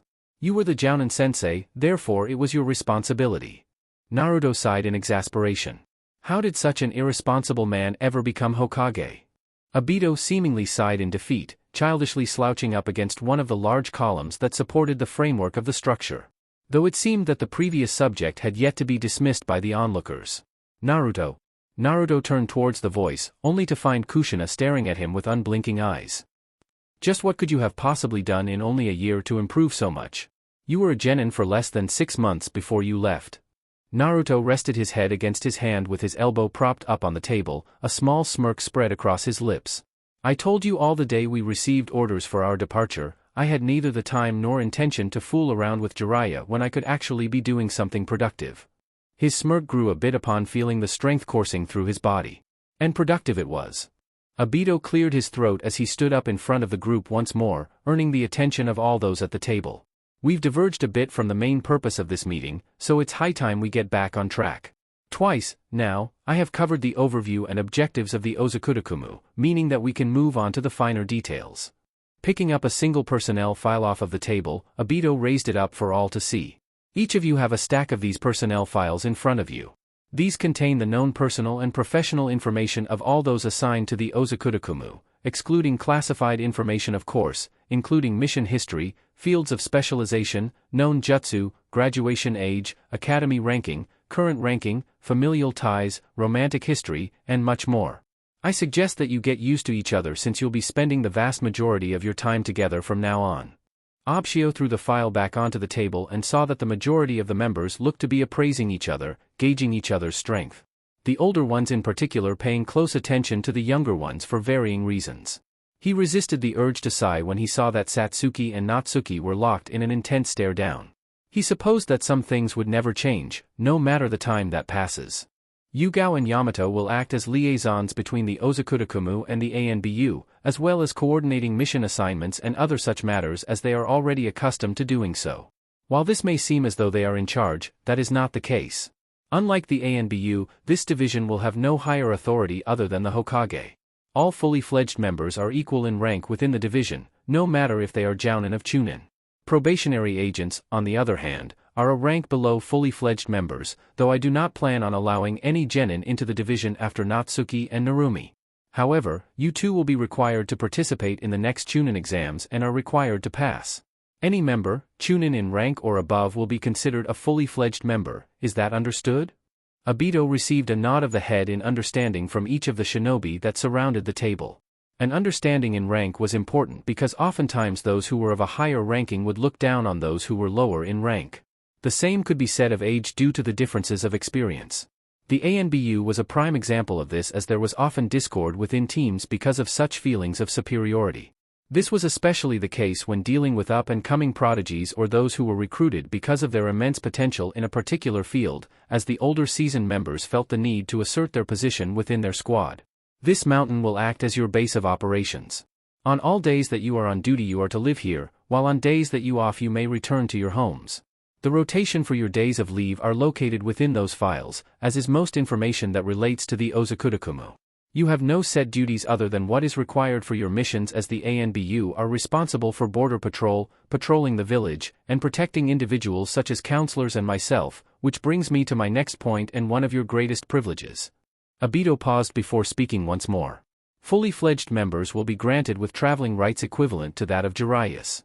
Though as explained before, probationary agents must be accompanied by a fully fledged member at all times. Shock and surprise was evident in the eyes of the shinobi at the table. Even the usually calm and collected Naruto couldn't help but be taken by surprise at benefit. In such a militaristic society it was quite dangerous letting those who knew the inner workings of a village to roam free. Jiraiya had been allowed this privilege for a few decades now, and at one point Tsunade had been absent from the village for a number of years after the death of her lover. However, they were special cases and this was not something offered to every shinobi who was employed by the village. Is that really okay, Obito? It was Kakashi who chose to ask this question. Obito looked toward his longtime friend and nodded in affirmation. Yes, though in the end I could have overruled them, everything had already been approved by the council. He said, making Kushina widen her eyes as her husband was a valued member of that very council. For instance, if one of you were to complete a mission in one of the minor countries and then hear some disturbing news or rumors regarding the actions of a major shinobi village in that area, you would be able to investigate that. These traveling rights are to be used when in regards to your position, they are not to be used for something like a paid vacation. Naruto noticed Obito's gaze land on him as he said those last few words. Oi, why are you looking at me with those eyes? Is this about me leaving the village for an entire month before the Chunin exams? Or maybe because I always prefer doing things on my own and tend to go overboard? Okay, I suppose that look is somewhat justified. Oh, and while we're on the topic of payment, I should inform you that you will be getting paid handsomely. Obito stated, addressing the entirety of the group once more. The majority of the missions that will be assigned to you will range from B rank to S rank, so you shouldn't have any monetary issues for a while. Other than that, there isn't much else to say that you couldn't find in those files, so any questions? The length of the meeting was fairly long and covered quite a bit of information on a variety of different areas, so most were contented with processing the information they had already been handed. That and the new division was experimental, meaning that none had ever been a part of something like this before and, thus, were at a loss of exactly what more details they needed. Finally it was Naruto who spoke up. Yeah. Obito-sensei, you sounded like you wanted us to distinguish ourselves from the main forces, but how exactly do you want us to go about doing that? Do we get a uniform or something like that, or do you just want us to wear the standard Hitai 8? Because I think I lost mine a while back actually.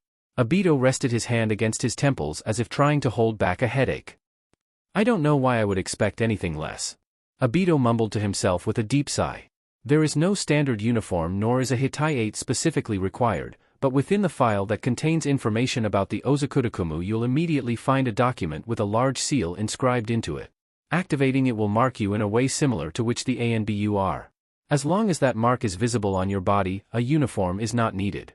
Obito looked around to see if there were any more requests for clarification, but it seemed that there were no more questions that needed to be answered.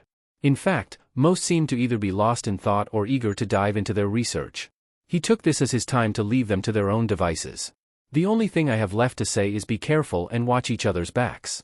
Those were the final words that Obito said before space started to distort around him, drawing his body into the spiraling void that was his right eye, marking the use of his signature space-time ninjutsu. Naruto shifted his gaze from the now empty space towards the stack of thick files and groaned internally. Though he had to admit he was interested in what they contained, there must have been hundreds, if not thousands, of pages stacked in front of him. This might take a while. Naruto rubbed his eye as he placed the last sheet of paper in front of him. He didn't know how long he had been reading for, but several hours had to have passed at the very least. The others had opted only to have read the file pertaining to the Ozukurakumu, as even that was enough information to take in for a single day, and had each gone to their respective homes to gather their belongings. Even Satsuki had returned to her room for a quick nap, complaining that having to read this much made her feel like the was in the academy again. He remembered that academics had always left her exhausted, which was most likely the case now as well. The files that he had already read were stacked neatly off to the side, his eye focused solely on the single sheet of paper that was left in front of him. This was the document that Naruto had inquired about earlier that day. He supposed he should be thankful that this marking would be the only required part of the uniform. Having to wear matching outfits with the rest of the team didn't sound very appealing to him, after all. His Sharingan eye instinctively analyzed the structure of the seal, neatly inscribed onto the otherwise blank piece of paper. It was far from the most complex seal formula he had ever seen. In fact, any amateur Fuinjutsu practitioner could probably create the very same one in 20 minutes or so. However, it showed great ingenuity. Within the design, a communication seal and a tracking seal were integrated, which was quite practical in regards to the nature of the division. Naruto removed the glove on his right hand before rolling up his sleeve and unraveling the bandages that covered his hand and forearm. As the bandages fell to the floor, they revealed the pale white skin of his prosthetic arm. He usually tended to cover up its existence as much as he could, as he didn't care for its appearance. Every time he looked at its pale toning, he couldn't help but associate it with the arm that Danzo possessed from the memories that Shisui had implanted into him. He supposed that he would have to get used to having it out in the open more often now. Still can't help but miss the feeling of an actual arm. Naruto mumbled to himself, opening and closing his prosthetic fist a few times. Oh well. Gotta play the cards you're dealt. As per the instructions that he had previously read, Naruto removed the glove from his left hand and bit down on his thumb hard enough to draw blood. He watched on in interest as the drops of blood from his hand landed on the seal and was absorbed by the ink. He let out just enough blood on the seal for it to change from the black color of the ink until it matched the color of the blood it absorbed, after which he let his regeneration close the wound. After covering his left hand with his glove once again, Naruto placed his right hand onto the seal and raised an eyebrow as the formula radiated outwards and jumped off the page. He watched on in surprise as the characters danced up his forearm until they settled into a place of their liking and shifted into another design altogether. That's certainly interesting. Naruto shifted his arm around in curiosity, inspecting every inch of his forearm as he felt the markings sear themselves into his skin. The process was previously described as being incredibly painful, but Naruto didn't so much as flinch. He had suffered far worse. The tingling feeling in his forearm subsided, revealing crisscrossing, deep red tribal markings that wrapped themselves around his entire forearm. The markings were shaped into 3 diamonds stacked on top of each other with a smaller, solid diamond within each of the larger ones. The edges of the top and bottom diamonds on each side wrapped around and connected with the 3 diamonds on the other side, covering nearly the entirety of his forearm. Naruto rubbed his hand over the marking, though as expected, it didn't smear or rub off in the slightest. Mixing blood with the ink was something that he had never seen before. The result of it being similar to that of chakra tattooing. It seemed that the blood would mix in with the ink and then bind itself to the host of that blood. Quite interesting, and the results couldn't replicated by those who had seen it since the consistency of red ink was vastly different from that of blood. Back already? Naruto questioned, looking over his shoulder. His eye was naturally drawn to her vibrant purple hair as it wasn't the most common of traits. Before his Sharingan eye locked with her one chocolatey brown ones. Her lips, adorned with a shade of bright red lipstick, shifted upwards in a small smile, upon noticing the moment of brief eye contact. Naruto, however, broke their gaze as he turned back towards the near barren table and covered his prosthetic hand with his glove once again. I hadn't realized I had been reading long enough for someone to have returned already. They are quite something, aren't they? These marks I mean. Yugao seemingly ignored Naruto's inquiry and shifted the line of conversation as she had noticed the young man admiring the design when she entered. I don't know quite how to feel about them myself, to be honest. They are certainly unique, though I think the small and simple design of the ANBU tattoos are more to my liking. Kneeling down to one knee, Naruto retrieved his discarded bandages before standing up once more and tossing them into the waste bin at the foot of one of the pillars that supported the structure. He then turned around to face the woman, noticing that her tattoo was located on her upper right arm, though it did look to be smaller than his own. Well, I suppose I'm used to the idea of tattoos, so nothing like that had even come to mind. Besides, my body is already pretty messed up. A few new marks here and there aren't really going to change much. Yugao smiled at the boy and closed the distance between them. You've grown quite a bit since we last met. Though we haven't been properly introduced as of yet. Yuzuki Yugao, please call me Yugao. It's a pleasure to meet you. With her introduction, Yugao offered a small, polite bow. You already know my name. Portgas Naruto, though just call me Naruto. Naruto responded in kind with a small smile. You know, I never did thank you. Thank me? For watching over me when I was younger. A brief expression of surprise washed over Yugao's face before she regained her composure. You knew? Only after I had unlocked my chakra. I'm a sensor type. But I managed to start evading you by the time I was around 8 since I had pretty good control of my chakra. Naruto answered with an amused shrug. I can't tell you how much trouble you caused me. Back then I was always assigned to guard duties and patrols by the ANBU commander for always losing track of you. Yugao let out a small sigh, though those smallest hints of a smile never left her face. You really were such a pain back then. Though I do wish I could have watched how you grew up. I was reassigned to watch over Sandaime-sama's grandson, Konohamaru, not long after your 9th birthday. Ah yes, he remembered now that Yugao had stopped watching over him a few months after he turned 9. He was incredibly sad about that for a time, but it actually turned out to be a blessing. Had he still been constantly monitored by the ANBU, Shisui probably would have never taken him under his wing. But still. Sorry about that, Yugao-san. Naruto rubbed the back of his head sheepishly. I really didn't have many friends back then, so playing with the ANBU, even if they didn't know it, was one of the few things that made me feel like a normal kid. I remember having seen some kids in the park playing hide and seek one day and I wanted to try it out as well. That's when our little game of cat and mouse began. The older of the two was silent for a moment as she thought back to her times watching over the boy. Though young man would be the more accurate word to describe him now as he's several inches taller than her. She didn't quite know what to say as she was aware that his childhood was not something he was fond of. After what felt like minutes, she spoke up once again. Yu-Gao. Huh? I told you to just call me Yu-Gao. Though I am aware of your fondness for nicknames, so I shall allow you to do such if you wish. She noticed Naruto's utterly confused expression, so she chose to elaborate further.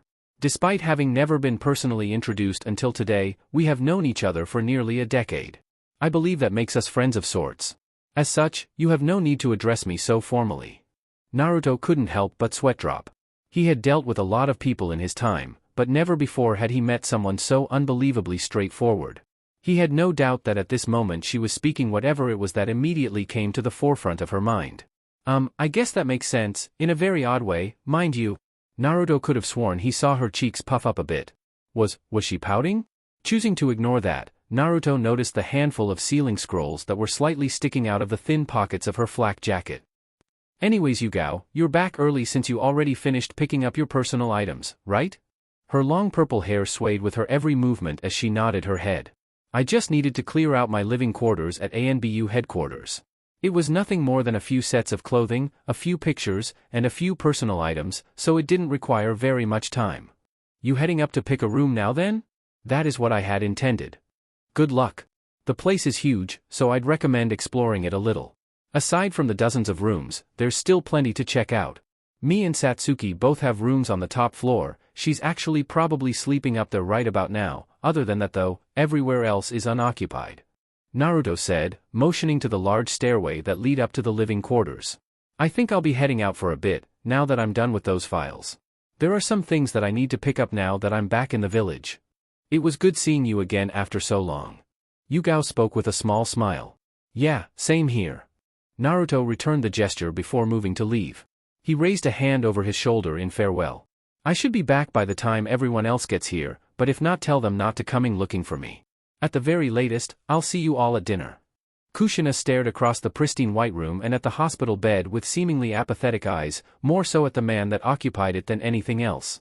The man was wrapped from head to toe in medical bandages and lacked the long white mane that had become synonymous with his image. In its place was a mop of shaggy white hair styled in a way that closely resembled her husband's. The picture painted before her differed greatly from that of the gallant Jiraiya, or so he proclaimed himself to be. So Obito wasn't just exaggerating, huh? Kushina mused to herself as she entered the hospital room. I half expected this to be like one of those excuses that he came up with as a genin whenever he turned up late, yet here we are. Jiraiya's head turned away from the open window and the fluttering curtains, allowing his eyes to lock onto Kushina. Oh, Kushina? You've come to visit me as well? What the hell happened to you, Jiraiya? Kushina asked, making her way toward his bedside. She idly noted the original copy of Ika Ika Paradise next to the bed, though she couldn't imagine that it would be an enjoyable read with only one eye and his mouth left unbandaged. Though she had witnessed Kakashi accomplish that feat more times than she would care to remember. That was what she had come to find out. Well, to be more precise, she had wanted to learn if her son had really progressed that much in such a short amount of time, as she was against his involvement in Obito's little group as well. Really all she wanted was for her children to leave these kinds of matters alone, though Jiraiya laying in a hospital bed wrapped up like a mummy from one of those horror movies had already given her the answer she had originally wanted answered. But that in itself rose more questions than answers. Like how Naruto had beaten Jiraiya to such an extent that the man needed an extended stay in a hospital with the best medical nin in the elemental nations. Then again, medical ninjutsu wasn't magic, the human body didn't heal so easily. It had been a shot in the dark that Kushina had been able to find Jiraiya without much effort. She had come to the hospital to question Tsunade about whether the man had already left the village to manage his spy network once again, but, lo and behold, he was currently a patient of the hospital. Too many things, Kushina. An exhausted, weary sigh escaped from Jiraiya. I've had a lot of time to think since I woke up. A lot of time to think back on all those rookie mistakes that, at this point in time, I should have never made. And a lot of time to think of how much I've changed since the great Shinobi Wars came to pass. In these years of temporary peacetime I've grown rusty. My battle instincts have dulled to the point where not even Sage Mode was enough to match my strength all those years ago. I can't even remember the last time I've fought someone worthwhile. I can't believe how pathetic I've become. Jiraiya stared up at the ceiling, his eyes holding no disappointment or bitterness. The only thing they reflected was reality, the truths that he had been neglecting to see for so many years now, and he would not allow himself to close them again. I underestimated him. I expected Naruto to be on the same level as that of his sisters. I was mistaken. He fought fast and hard, his fighting style refined to the point where not a single movement was wasted, and fought me as much mentally as he did physically, playing on my pride and perceived strength. That's what you wanted to hear, right? You wanted to know about him. The redhead sighed at the explanation she received. This was both good news and bad news. Good because Naruto would be able to take care of himself and that she wouldn't need to worry about his well-being every time he left the village. Bad because if he was as strong as Jiraiya claimed him to be, then he would end up taking missions that veteran Anbu wouldn't touch with a 10-foot bow staff. More or less. Kushina mumbled as she absent-mindedly toyed with a stray lock of her deep red hair. You know about the new division that Obito put together, don't you? Jiraiya nodded, turning his head back towards the only other occupant of the room. I've been informed of the basics. Just enough so that we won't cause problems for each other if we happen to meet outside the village walls. Other than that, I don't know much. From what I got out of our conversation though, it's supposed to be some top secret stuff. That makes things easier then. Natsuki-chan, Narumi-chan, Naruto, and myself were all recruited by him for this. At first I did everything I could to lead my daughters in a different direction, but they were adamant in joining. And now that they've found out that their brother will be there as well, everything has all but been decided. You know how deep their fascination, for lack of a better word, for him runs. But now I'm thinking that this may be a good opportunity to start rebuilding our relationship. I just don't know how to start going about that. Natsuki-chan and Narumi-chan already look to have wormed their way into his heart, even if only a little, but I don't think I'll have such an easy time. Jiraiya remained silent, moving himself into a sitting upright position against the headboard of the bed. I want to know what Minato is thinking. I can't understand what's going through his head anymore, and you're the only one outside of family that he'd confide in or trust with that information. Even though you spent the last year training with Natsuki-chan and Narumi-chan, you've probably been in contact with him through the Toad summons, am I correct? Jiraiya shifted his gaze back towards the window, not uttering a single word. There was no reason for Kushina to be read in on what was going on behind the scenes. Though wouldn't it be better for her to know the truth from the start, rather than trying to find answers on her own and tipping off those under suspicion in the process? The woman may have been an excellent shinobi, though she was anything but subtle. The situation was incredibly delicate and just a single slip of information or a conversation that led to suspicious inquiries could send everything crashing down. Jiraiya, I need to know what's going on. What are the two of you keeping from me? Kushina all but demanded. In the end it seemed that he really didn't have a choice in the matter. Forming a single-hand seal with his right hand, Jiraiya erected a transparent silencing barrier around them so that no unwanted ears would be privy to such sensitive information. This brand of particular jutsu was a personal favorite of his as it was incredibly useful in his trade of spycraft. Information and secrets were the difference between life and death in his trade. Though he was about to break one of his own rules, never reveal sensitive information to those who do not need to know of its existence, it will only lead to complications later on. A secret became less of a secret each time it was spoken aloud, as even if there were no unwanted ears listening in, the person who one was briefing may not be as trustworthy or mindful as they are expected to be. Are you sure you want to know? Once I tell you everything, you may never be able to look at some people you are quite familiar with in the same light. Jiraiya questioned, giving Kushina one last chance to back out. Honestly, it would be best if she were to remain blissfully unaware of these particular suspicions. Either that or aware of all information and theory that was out on the table. The worst possible position was to have her sitting in the middle, where she was only aware of bits and pieces which forced her to come to an off-base conclusion on her own. Kushina's violet eyes burned directly into Jiraiya's own black ones. She held no uncertainty or hesitance, wanting to hear nothing but the truth. Stubborn as ever I see. Jiraiya commented with a bit of good-natured humor, in his own opinion at least, knowing full well that everything would be rocky from there on out. It's not as if we were keeping anything from you without reason. It's little more than speculation at this point in time, but it's enough suspicion to warrant drastic action. It's about Portgas D. Naruto, formerly Uzumaki Namikaze Naruto. In other words, your son is under suspicion of high treason. Kushina froze in place and her expression shifted into one of terror. Her mind drew a blank as she tried to comprehend what she had just heard. She admitted that she did not know her son as well as she would like to, really knowing nothing more than his base personality and tendencies, though even that knowledge was shattered completely earlier today when she witnessed her wayward son welcome his biological sisters into his arms and even wage a tickle war with her rather tomboyish daughter, though what she did know of him was that he was not capable of treason. Naruto was a boy. No, that wasn't right. He was a man who treasured his family more than anything else. He treated his former teammates and surrogate little sisters as if they were no less than princesses, showering them with words that should only be reserved for those who had the same blood running through their veins and spoiling them rotten. He was a man who was broken when the people he had spent his happiest days of childhood with were massacred and was shattered completely when his surrogate mother, Mikoto, had died right before his eyes. Even though admitting all this to herself only solidified the fact that she had no place in her son's life, Kushina knew that he was not capable of something as heinous as high treason. While his heart had always been ice-cold to her, nothing less than what she deserved, she had seen the warmth and happiness that radiated off of those whose lives he had touched. Especially on those special occasions when she had, by chance, witnessed him and all of those orphaned Uchiha children playing in the streets or starting a food fight in some restaurant before getting kicked out. Naruto just didn't have it in his heart to throw all of that away. "Don't screw with me, Jiraiya," Kushina threatened with unrestrained anger in her voice. She clenched her fists at her sides, doing her best to keep her voice even. "I want to know everything, and if I don't get the truth from you, I'll get it from my husband." Jiraiya looked directly at Kushina before closing his eyes and sighing lightly. This was another reason why he didn't want to explain anything to her, because it involved her son. She would try to refute any sound evidence that they had. Though if she went to Minato for an answer, Jiraiya was sure that it would end in the worst-case scenario. "I see talking with you is going to be difficult. I guess I can understand why. Some old man known to never take anything seriously suddenly starts making all these shocking accusations." Jiraiya opened his eyes once more and turned his head back towards Kushina.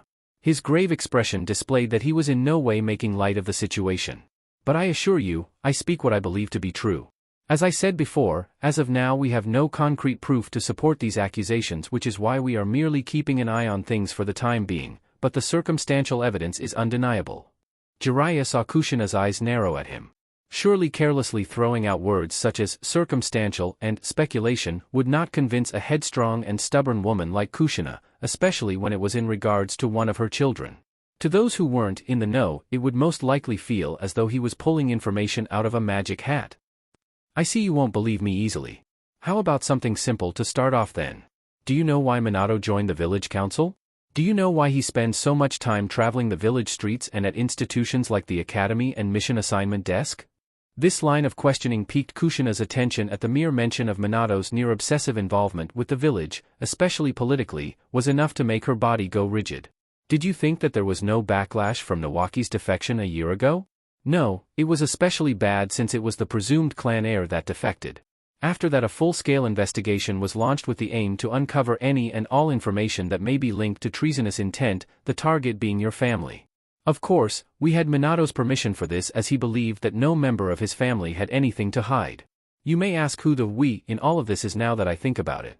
Simply put, the new village council was at the head of all this, meaning myself, Tsunade, Minato, Obito, the various clan heads, and the ANBU commander as he was in charge of the investigation. Even though Minato is now one of the Hokage's advisors, back then you had given him express written consent to represent the Uzumaki clan as you had no longer cared to deal with the political nature of the council due to your position as a Jounin sensei." Kushina grit her teeth and her eyes narrowed dangerously. She had remembered transferring clan representation over to her husband in order to become her children's Jounin sensei since, aside from the Hokage, since they may need to travel to other villages on occasion, council members needed to remain in the village at all times in case something were to come up. Having an active duty shinobi as a part of the council would only serve to delay important matters. "It seems I've gotten myself a bit off track," Jiraiya noted, bringing his mind back onto the original line of discussion. "Anyways, you and Minato were cleared of suspicion almost immediately. The same could be said for the girls, though there was the minor issue of their curse marks. However, when Naruto was put under suspicion, some things just didn't add up. The deeper the investigative team dug, the messier things got and the more his actions came into question. Naruto and I have not been close for a number of years now, but I don't recall him doing anything that would garner this level of suspicion. You, yourself, said that you have nothing beyond speculation at this point. If his actions are so questionable, then why are you doing all this sneaking around instead of confronting him?" Kushina finally couldn't hold it in anymore. She had been waiting patiently to hear the reasoning behind her own son's future being put on the line like this, but all she was hearing was suspicion this or speculation that. Jiraiya chuckled dryly at Kushina's outburst, causing her to narrow her eyes at him. You make it sound like everyone's against him. That he's all alone in the world. That we've all but decided he's guilty and are just waiting on an execution date. Minato may not qualify for Father of the Year, but he's doing everything he can to protect his son. He accepted the position as one of Obito's advisors because an advisory position was held in higher opinion than that of a common clan head or counselor. It is also quite respected by shinobi and civilian alike, so it isn't as though he's disappeared from public sight after he stepped down as Hokage. He's been helping out at the academy in order to connect with the future generations of shinobi.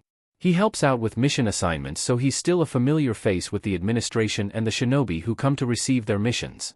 He walks the streets as a common man to greet the working civilians every morning. Jiraiya paused to calm himself down. He had began to start ranting there for a moment. He had never expected to become so impassioned when defending Naruto of all people, though he could maintain his dignity as he could simply pass it off as defending his apprentice's intentions. His each and every action is keeping him in the light of the public and earning both their favor and their trust. Because of that, they would be outraged if his son were to be convicted of treason just because the council couldn't explain some of his actions. Because Minato is such a prominent figure within the village, we need to be absolutely sure about everything, else the people may begin to lose faith in us and may even start to distrust us. He knows that he's been neglecting his own marriage in order to maintain his place in the spotlight, and he doesn't expect you to fully understand his reasoning. He just wants to protect his family to the best of his ability, even if that means having to make some sacrifice in the process. Kushina dumbly stood there with her eyes wide and her mouth agape. She didn't know whether to break down in tears, curse Minato's name in frustration, or to be outright furious.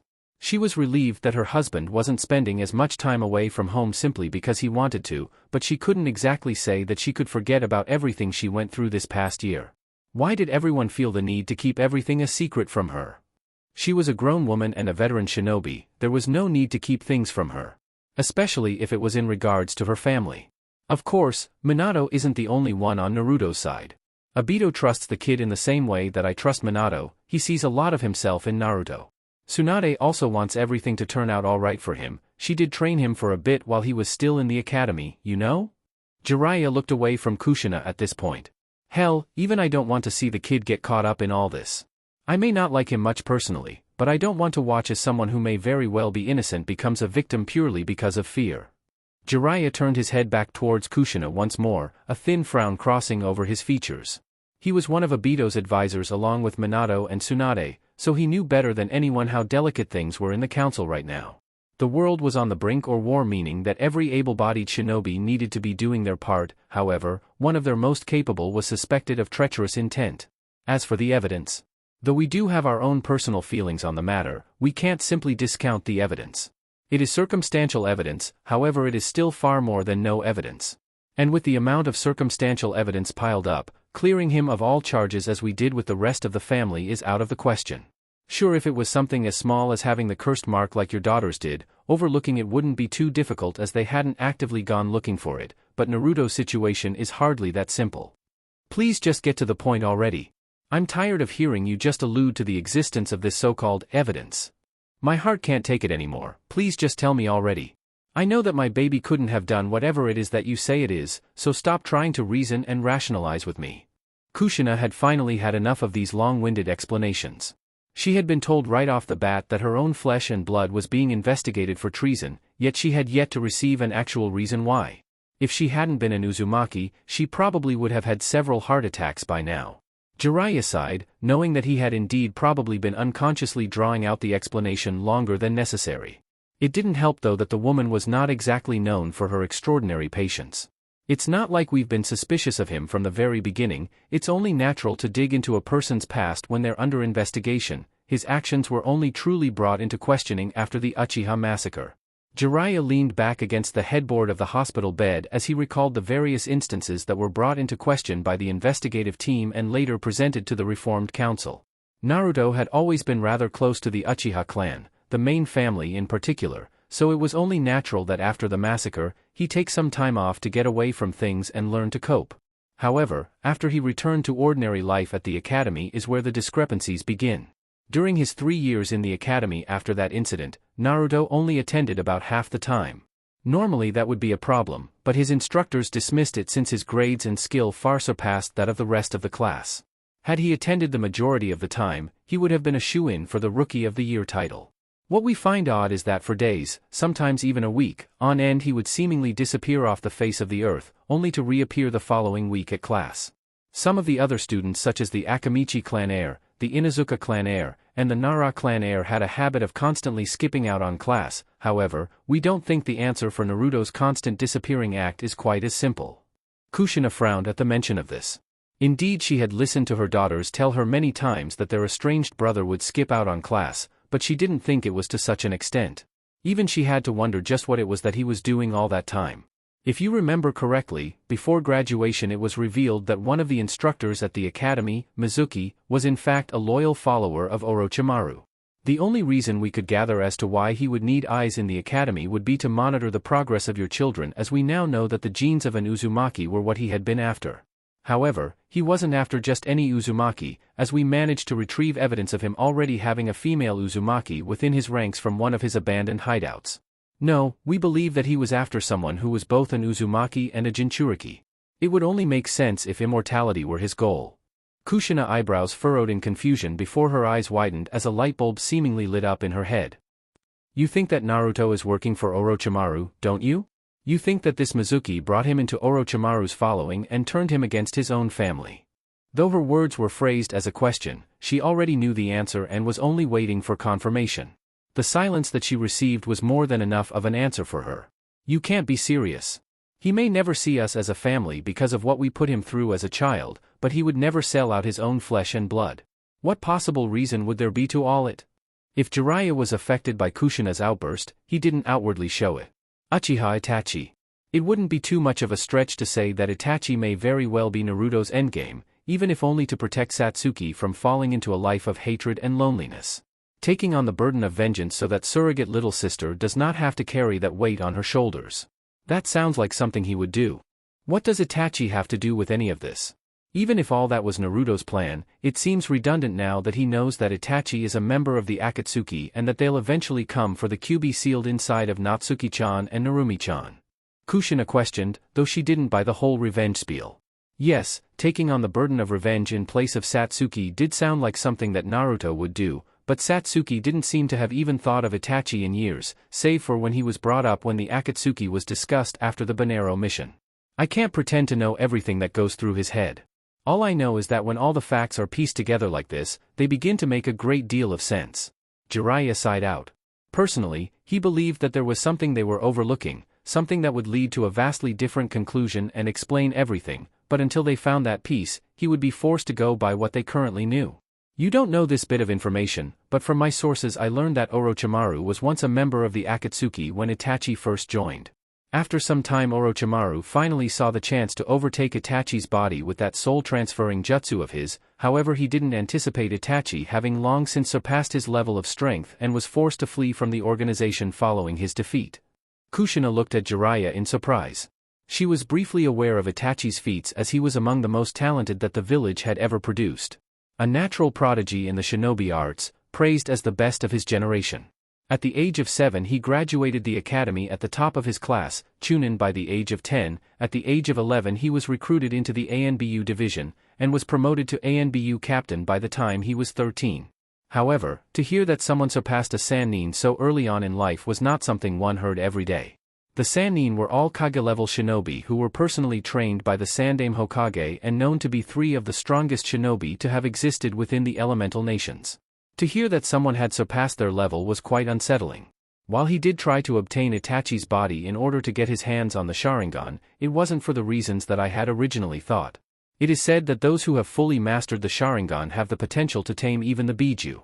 I had thought that he wanted those eyes to control one of the Biju after it was extracted and recreate the event that cost Sarutobi-sensei his life nearly 18 years ago, exacting his revenge on the village in the process. Though, judging from his more recent actions I have come to a much different conclusion. If that really was Orochimaru's plan and Naruto really was a spy for him, then wouldn't Orochimaru have had Naruto use his Sharingan on either Natsuki or Nawaki to release the Kyuubi during the Chunin exams? Naruto's match in the final tournament against Nawaki would have been a perfect opportunity, which is why I don't believe that to be Orochimaru's goal. Kushina furrowed her eyebrows in confusion. A lot of Jiraiya's statements seem to contradict each other. Wouldn't that also prove that Naruto isn't associated with Orochimaru?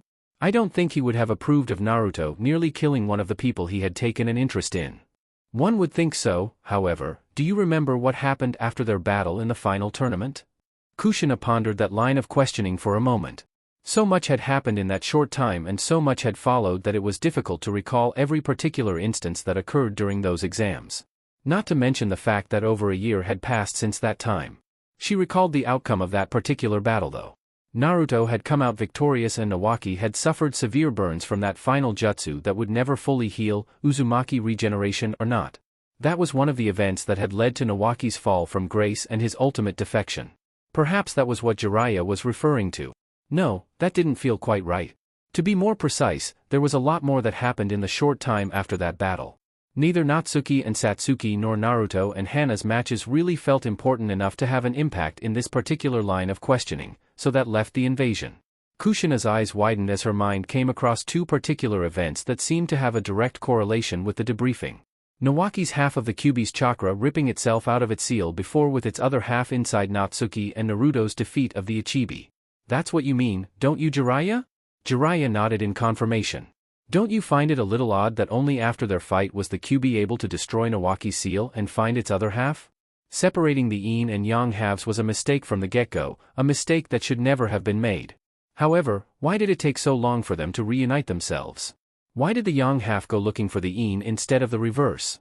Then there's the fact that we don't really know what went on in the forest between Naruto, Natsuki, and the Ichibi Jinchuriki. Natsuki was somehow rendered unconscious by the Ichibi Jinchuriki before he could release his Biju, leaving us no witness account besides Naruto's. Jiraiya absent-mindedly ran a hand through his now short, white hair. As much as he wanted to trust the kid, the situation was undoubtedly suspicious and only became more confusing the more he went over it in his mind. Villages do whatever it takes to get their hands on a Biju for a reason. They're forces of nature that are capable of wiping out entire villages with their immense power. Konoha nearly suffered that same fate on the day the Kyuubi broke free from your seal, Kushina. So I find it hard to believe, no matter how strong he had shown himself to be, that a lone boy was able to single-handedly defeat a Biju, even if it was the weakest among them. Jiraiya said, making his point as clear as he could. It had taken him several times going over the information he had to come up with this conclusion, and he had gone over it countless times since in an attempt to find some possible alternative. There were indeed a few, but none of them were nearly as plausible. Unless of course he was capable of taming the beast and then dealt with it while it was weak and immobilized. Kushina couldn't believe her ears. Was this man actually claiming that her son was capable of controlling a Biju? She knew better than anyone that the Biju were just masses of near-endless chakra given shape. For her entire life she entered that mindscape of hers and received nothing but silence from that fox. They were beings that acted on instinct alone, any other time than that they were mindless creatures. You're working off of the assumption that my son had already mastered the Sharingan at this point in time. A barely 16-year-old boy when all this went down. You can't be serious, can you, Jiraiya? Kakashi has had his Sharingan implanted for nearly 2 decades and he admits to being nowhere as skilled with it as a natural-born Uchiha. Hell, he even collapses from chakra exhaustion after using it for prolonged periods of time. What makes you think Naruto would be any different? Jiraiya let out a sigh, something he seemed to be doing a lot of today. He would like to get through at least one explanation without being sidetracked with refuting Kushina's claims. She didn't seem to fully accept that he was on Naruto's side as well, though he really didn't expect her to, and it didn't exactly seem like it with the amount of accusations he appeared to be throwing in the boy's direction. There is much that we still do not know about the Sharingan. However, there was something that Tsunade told me long ago during the Second Shinobi World War before we were named Sannin by Hanzo. From reading her grandfather, Shodame-sama's, journals, she learned much about his history with Uchiha Madara and even more about the countless times that they had fought each other. It truly is a miracle that such writings have lasted as long as they have, especially since nearly no documentation of the era of warring states exists today. Jiraiya reminisced, as a writer he possessed a vastly different view of written text than that of an everyday shinobi. She spoke of an evolution to the Sharingan that allowed Madara to far surpass that of his fellow clansmen and set him on par with her grandfather, even allowing him to surpass Shodame-sama in some aspects. Something that Madara called the Mangekyo Sharingan. I've noticed at times that Obito's Sharingan takes on a different appearance than that of the standard Sharingan seal. I've asked him about it before, but he believed it to be a blessing if the information were to die with him and no one were to ever awaken those eyes again, so I never received a confirmation from him. I believe that to be the Mangekyo Sharingan and what allows him to use that unique spacetime ninjutsu of his, as it seems to originate from the center of his eyes. I don't know whether Naruto is in possession of these eyes or not, but if he is, then he certainly has the aptitude to control one of the Biju. He did not know much about this rumored Mangekyo Sharingan. According to Tsunade, not much about it made sense within the journal either, as it was written in a very cryptic style that he was quite familiar with, as he had been on the receiving end of those prophecies from the great Toad Sage. Only an Uchiha would probably be able to understand what that writing really meant, as it would be out of context for anyone else. One thing he did know, however, was that such eyes were dangerous and that even an Uchiha like Obito was aware of such dangers. Though the fact that he did not truly know what these eyes were capable of was proof that very few Uchiha had ever reached that evolution. Whether he has these eyes or not, the fact is that Nawaki's seal only started acting up after his battle with Naruto. That Naruto was with Natsuki when the fusion of Yin and Yang halves took place, and that he was capable of subduing and defeating a Biju in a very small window of time. Jiraiya counted up the facts that he had presented for the Chunin exam period in a serious tone. These facts alone are enough to garner suspicion, and this was all in the course of a single day. However, there is a bit more. While much harder to prove, we believe that Naruto may be responsible for Nawaki's mental deterioration and eventual defection. Kushina blinked. She heard the words that Jiraiya had spoken, quite clearly. In fact, her brain just couldn't seem to process them. Naruto responsible for Nawaki's mental instability and defection to Orochimaru?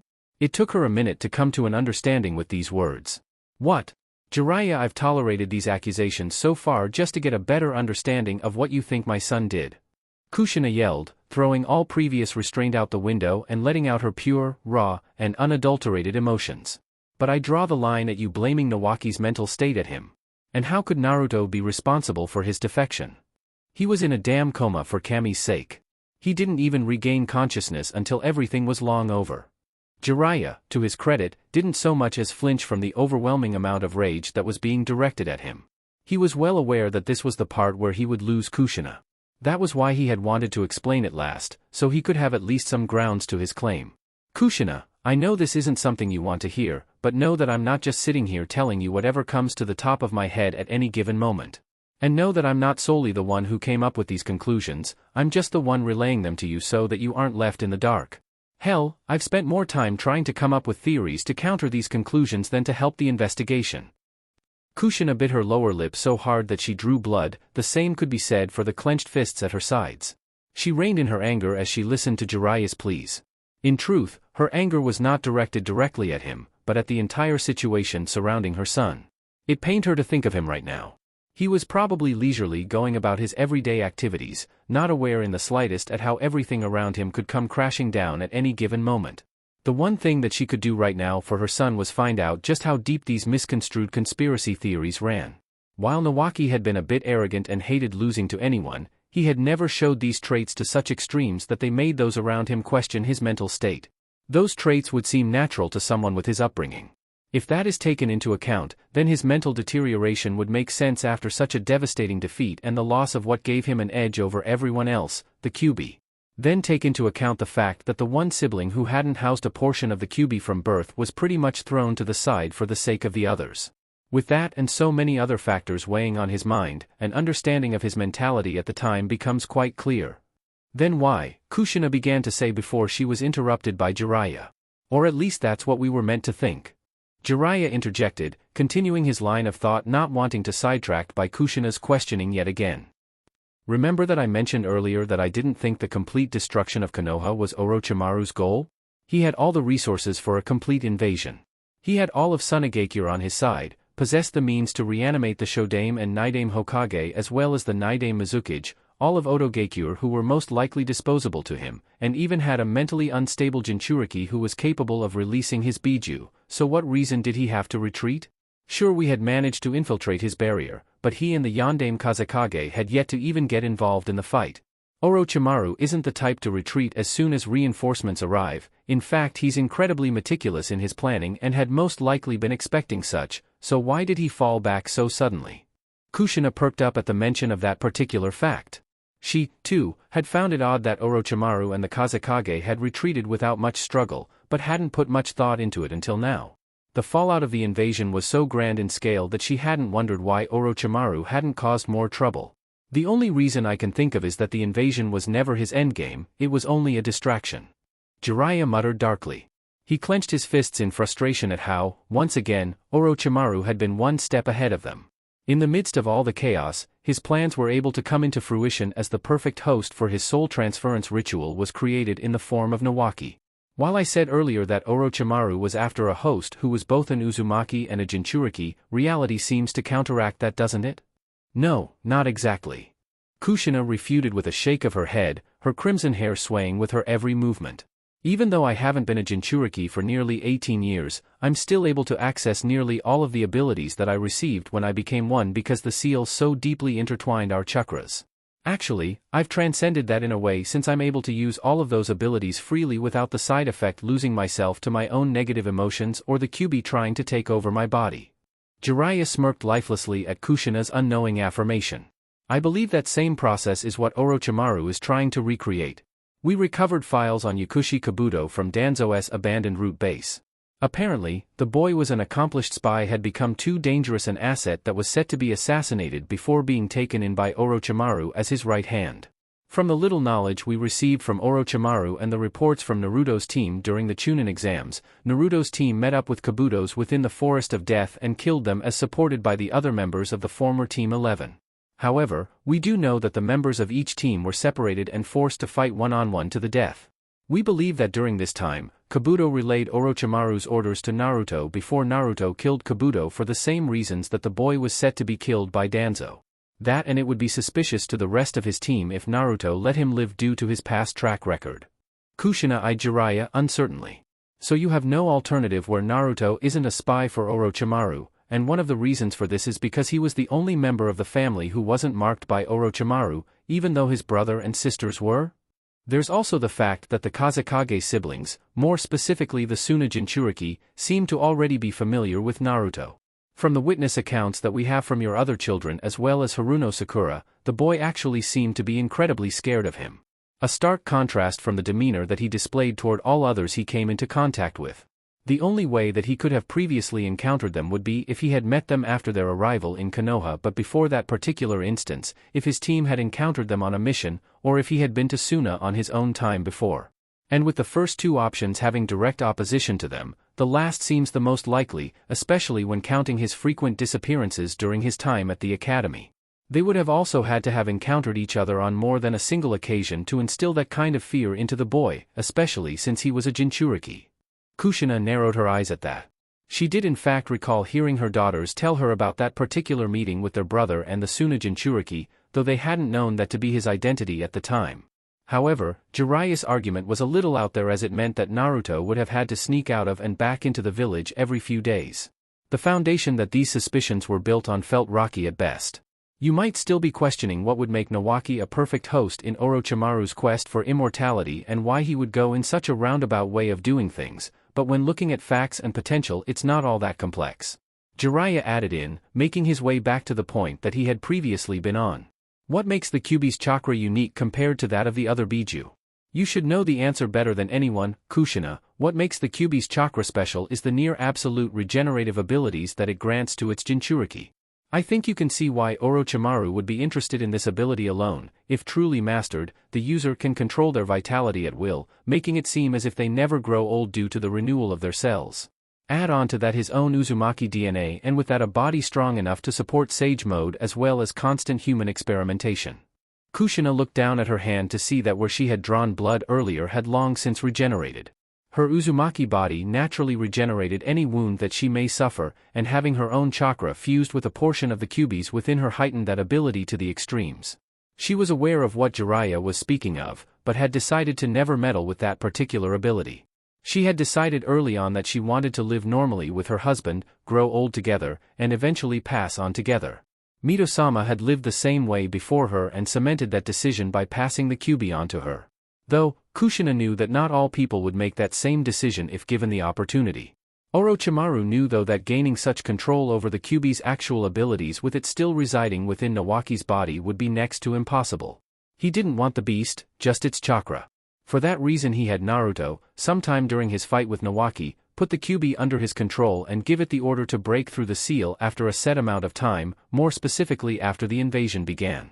Seals aren't so easy to break though, even for a beast as strong as the Kyuubi, and to deal with that, after defeating the Ichibi Jinchuriki, he placed the Kyuubi within Natsuki under his control as well in order to have it draw its other half into her. As for the reason he chose to reseal the other half into her, I do not know, and neither does she, as she was unconscious during the entire ordeal. And what about him causing Nawaki's mental instability? Kushina asked, though she didn't believe for a second that Naruto had truly done any of this.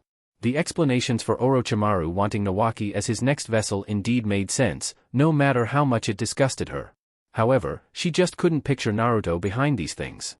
She had already learned her lesson to remain unbiased even if her own children were involved, but even so she couldn't see Naruto as the one responsible for these developments. Even though things added up, they also didn't. How could he have been responsible for that if he was in a comatose state? Jiraiya's eyebrows scrunched together at the mention of Kushina's counter-argument. Well, as I said before, this bit is a bit harder to come to a decisive conclusion on, but it has been theorized that he could have done this in the same window of time that he used to take control of the Kyuubi. It's hard to tell since it was done with the Sharingan, but he's shown to be proficient enough with that eye to even put someone of my caliber in a powerful web of genjutsu without even realizing it until he wanted me to. Had I not entered Sage Mode, who knows how long I would have been stuck within those illusions. Doing something like sowing the seeds of doubt into a person's mind would be child's play for him. Why? Kushina whispered out, her voice barely audible. You've given me all these reasons and explanations of how he's committed these treasonous crimes, but you've just barely gotten into the why. What reason was there for him to become Orochimaru's spy? He's doing all this for Satsuki's sake? I've seen the kind of person he can be and how much he cares for the people around him, but isn't so kind-hearted a person that he would throw his own life away on the off-chance that Satsuki might want revenge on Itachi. For someone who is as smart as Naruto is, would he really do all this knowing that the consequence would be imprisonment and execution? Especially knowing that Satsuki would be even worse off after that? So I ask again, why? Jiraiya was silent for a moment. The reason that he hadn't wanted to reveal this bit of information was because it was based solely upon a rumor. A rumor that fit quite well into the timeline, but a rumor nonetheless. He sighed before opening his mouth to speak. Nearly a decade ago there was a rumor circulating around the ANBU division that Itachi had taken on a student, unofficially of course. It was all but forgotten until recently, however. One of the members in the ANBU investigative squad recalled this particular rumor and found that it fit rather well with the information we have on Naruto's relationship with the Uchiha. The time that this rumor started was the same time that Naruto's presence became more common in the Uchiha district and around the time that Naruto could be seen walking the streets with Uchiha Satsuki. And as he was close with Satsuki, it would only make sense that Naruto would be familiar with the brother as well. Thus came the speculation that Naruto was, in fact, the student that Itachi was rumored to have taken on. Kushina's eyes widened a bit at that statement. However, Jiraiya paid no attention to her reaction and continued on with his explanation. Should that rumor be taken into account, then Naruto's motivations begin to make a bit more sense. He had become Orochimaru's spy in exchange for information about Itachi, as Orochimaru seems to be keeping tabs on his old organization, so it would make sense for him to have more information on Itachi and the Akatsuki's movements. Jiraiya tilted his head so that he was now looking out the open window. It seemed they had been talking longer than he had thought. It also gives Naruto a reason to go after Itachi for his own sake, rather than solely Satsuki's. Though, after Mikoto's death I wouldn't be surprised if he were after the Akatsuki as a whole now. He didn't know much about the past between Naruto, Satsuki, and Itachi, but he figured it would be similar to the one shared between Anko and Orochimaru. Neither Naruto nor Satsuki seem to actively have an avenger mentality and seem content with living their everyday lives, but there are doubt, feelings of resentment and outright hatred underneath that exterior. Wait, when did all of this even take place? You were on a training trip with Natsuki-chan and Narumi-chan this past year, and Naruto couldn't have left more than a little over a week after Nawaki's defection. That window of time seems too short for a full-scale investigation to take place. Kushina asked. It was something that just came to mind, but if all this was called into question within that period of a week, Naruto would have definitely been imprisoned for the mere suspicion of all this. And it seemed like all this information came from reports, witness accounts, and theories, rather than interrogation or something of that nature. There was a 10-day window of time between Nawaki defecting the village and the day of departure for the training trip. It had taken about a week, but in that time you, Minato, and the girls were cleared of any suspicious action. Think about that, it took only around a week for the investigative team to dig through your entire lives and turn them upside down. It was on the 8th day of investigation that Naruto's files were then opened up, and that's where things got messy. Kushina listened intently and motioned for him to continue. The minute the slightest piece of information out of place was found, the Akimichi, Inuzuka, and Hyuga clan heads were calling for him to be brought in. They were biased in that account as all three clans had members who nearly died on the mission to retrieve Nawaki, 2 of them being clan heirs. However, once things kept escalating and discrepancies kept piling up, we knew what we had to do. Minato, Obito, and I had discussed sending Narumi and Natsuki on a training trip at the end of the month, but moved it up to the 10th day of the investigation and added in Naruto and Satsuki so they could get out of the village while the investigation was going on. Kushina grit her teeth in frustration. So they were keeping this from her even back then? She recalled that conversation over a year ago regarding the training trip and found not a word or facial expression to be out of place. Wait. Then why did Obito allow those two to go off on their own? I think I know what's going through your head right now, so try not to worry about it too much now. Everything is already said and done. Jiraiya commented offhandedly after seeing the myriad of expressions that crossed Kushina's face. Obito explained to Minato and myself that Naruto and Satsuki were both in possession of a summoning contract and that they would be training alone there. It actually explains a lot, like why he refused to sign the Toad contract. I wasn't too adverse to the idea as I had done the same thing when I was younger. Just so long as they remained unaware of the suspicion they had been placed under, well, mainly Naruto. I see. Kushina muttered. And what about now? What is the council going to do about Naruto as of now? I explained most of it earlier, so I don't see the need to go into any more detail than I already have. Jiraiya mentioned, though it must have been hours since they started this discussion. As of now, we are only keeping an eye on him, we don't have any conclusive proof, only speculation at this point, so everything is left up to the Hokage and Obito trusts the kid. He's working with some of our most trusted shinobi now as well, isn't he? We trust you to do what is necessary if he should do something like kill one of his teammates, though I don't really see that happening. So what do you expect me to do now that I've been read into this investigation of yours? Are you expecting me to turn on my own son just because of something that may or may not have happened? Kushina crossed her arms over her chest as she stared down at Jiraiya. No, I don't expect you to do anything. Just keep an eye on him, will you? I don't want to see this end with an execution. The moon was as brilliant as ever. Its luminescent light shone down on him as he sat atop the Hokage monument, overlooking the village. Dinner had long since passed and by all means he should be in bed at this point, especially since the very next day was when the Ozukurakumu would officially begin operations. However, he had learned long ago that on nights where the night sky was illuminated by a full moon he would become rather restless. He supposed it shouldn't surprise him any longer, but it had been so long since he had seen the terrestrial body in all its glory. Naruto kicked his feet back and forth as they hung over the edge of the cliff face in a way similar to that of a child on a swing set. He smiled brightly as he let out a relaxed sigh, inhaling in a deep breath of the cool night air only a moment later. It had been a good day. He had woken up with his little sister in his arms, gone out shopping for a bit with said little sister, gotten reunited with his childhood bodyguard, played around a bit with Natsuki and Narumi, and finished the day with a nice relaxing dinner. There were a few little details in between each event, but those were the things that made the day feel like it was worth waking up in the morning.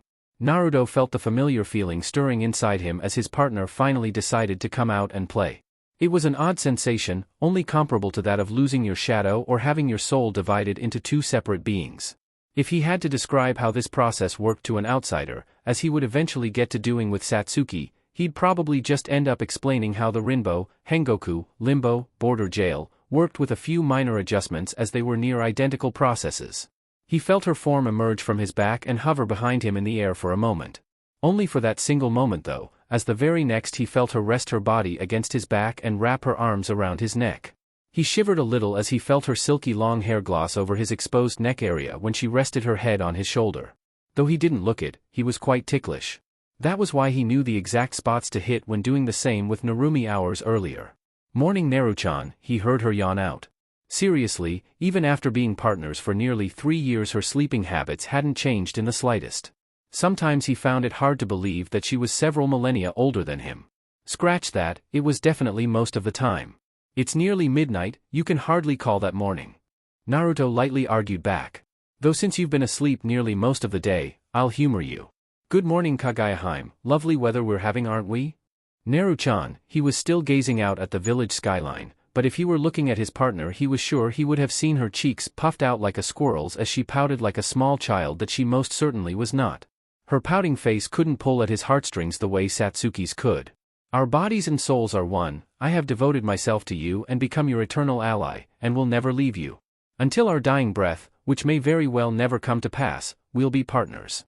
Even if everyone else is dead or turned their backs on you, even if you burn down the world, even if you become the enemy of the world, we'll always be by each other's side, so why do you still refuse to call me Kaa-chan? You're still going on about that? It's been nearly 3 years since we first started this conversation, will you ever get over it? I'm immortal, 3 years is nothing for me. Kagaya stated proudly. And I'm known to be very strong-willed. Well, you were the princess forced to watch the world from her prison in the moon until I came along. A damsel with no other option than to wait patiently for her knight in shining armor to come along and rescue her. Therefore Kagaya-hime fits you quite nicely, courtesy of your prince. Fine. Kagaya huffed, withdrawing from Naruto's back and crossing her arms over her chest. I shall concede and allow you to call me Ka-chan. It is short for Kagaya. You idiot. Naruto reached over to her and bopped her on the top of the head, though he made sure to avoid her horns. That's literally the same thing. All you did was take an off of the end. Naruto sighed before a light smile took over his face. Though she genuinely good-natured and caring woman, she was actually quite mischievous and light-hearted. Honestly, she was probably the primary reason for his drastic shift in personality. Naru-chan hit Kaa-chan, she whined, rubbing her head slightly before latching back onto Naruto. For the record, I wasn't sleeping the whole day. Catnaps Naru-chan, catnaps. I slept for all the boring parts, but I was paying close attention to all the important developments. For some reason I don't think you're talking about the division briefing. I can feel that smirk of yours without even looking at you. I know you were enjoying yourself when you were feeling up that blonde earlier today. Narumi, was it? Yeah, you were having quite the time with little Narumi-chan. Your fingers trailing down her body as if playing the finest instrument, those hands of yours lingering for longer than they should, that melodic laughter of hers as she felt your magic fingers. Kagaya gave Naruto a megawatt smirk as his Sharingan eye bore into her Byakugan ones.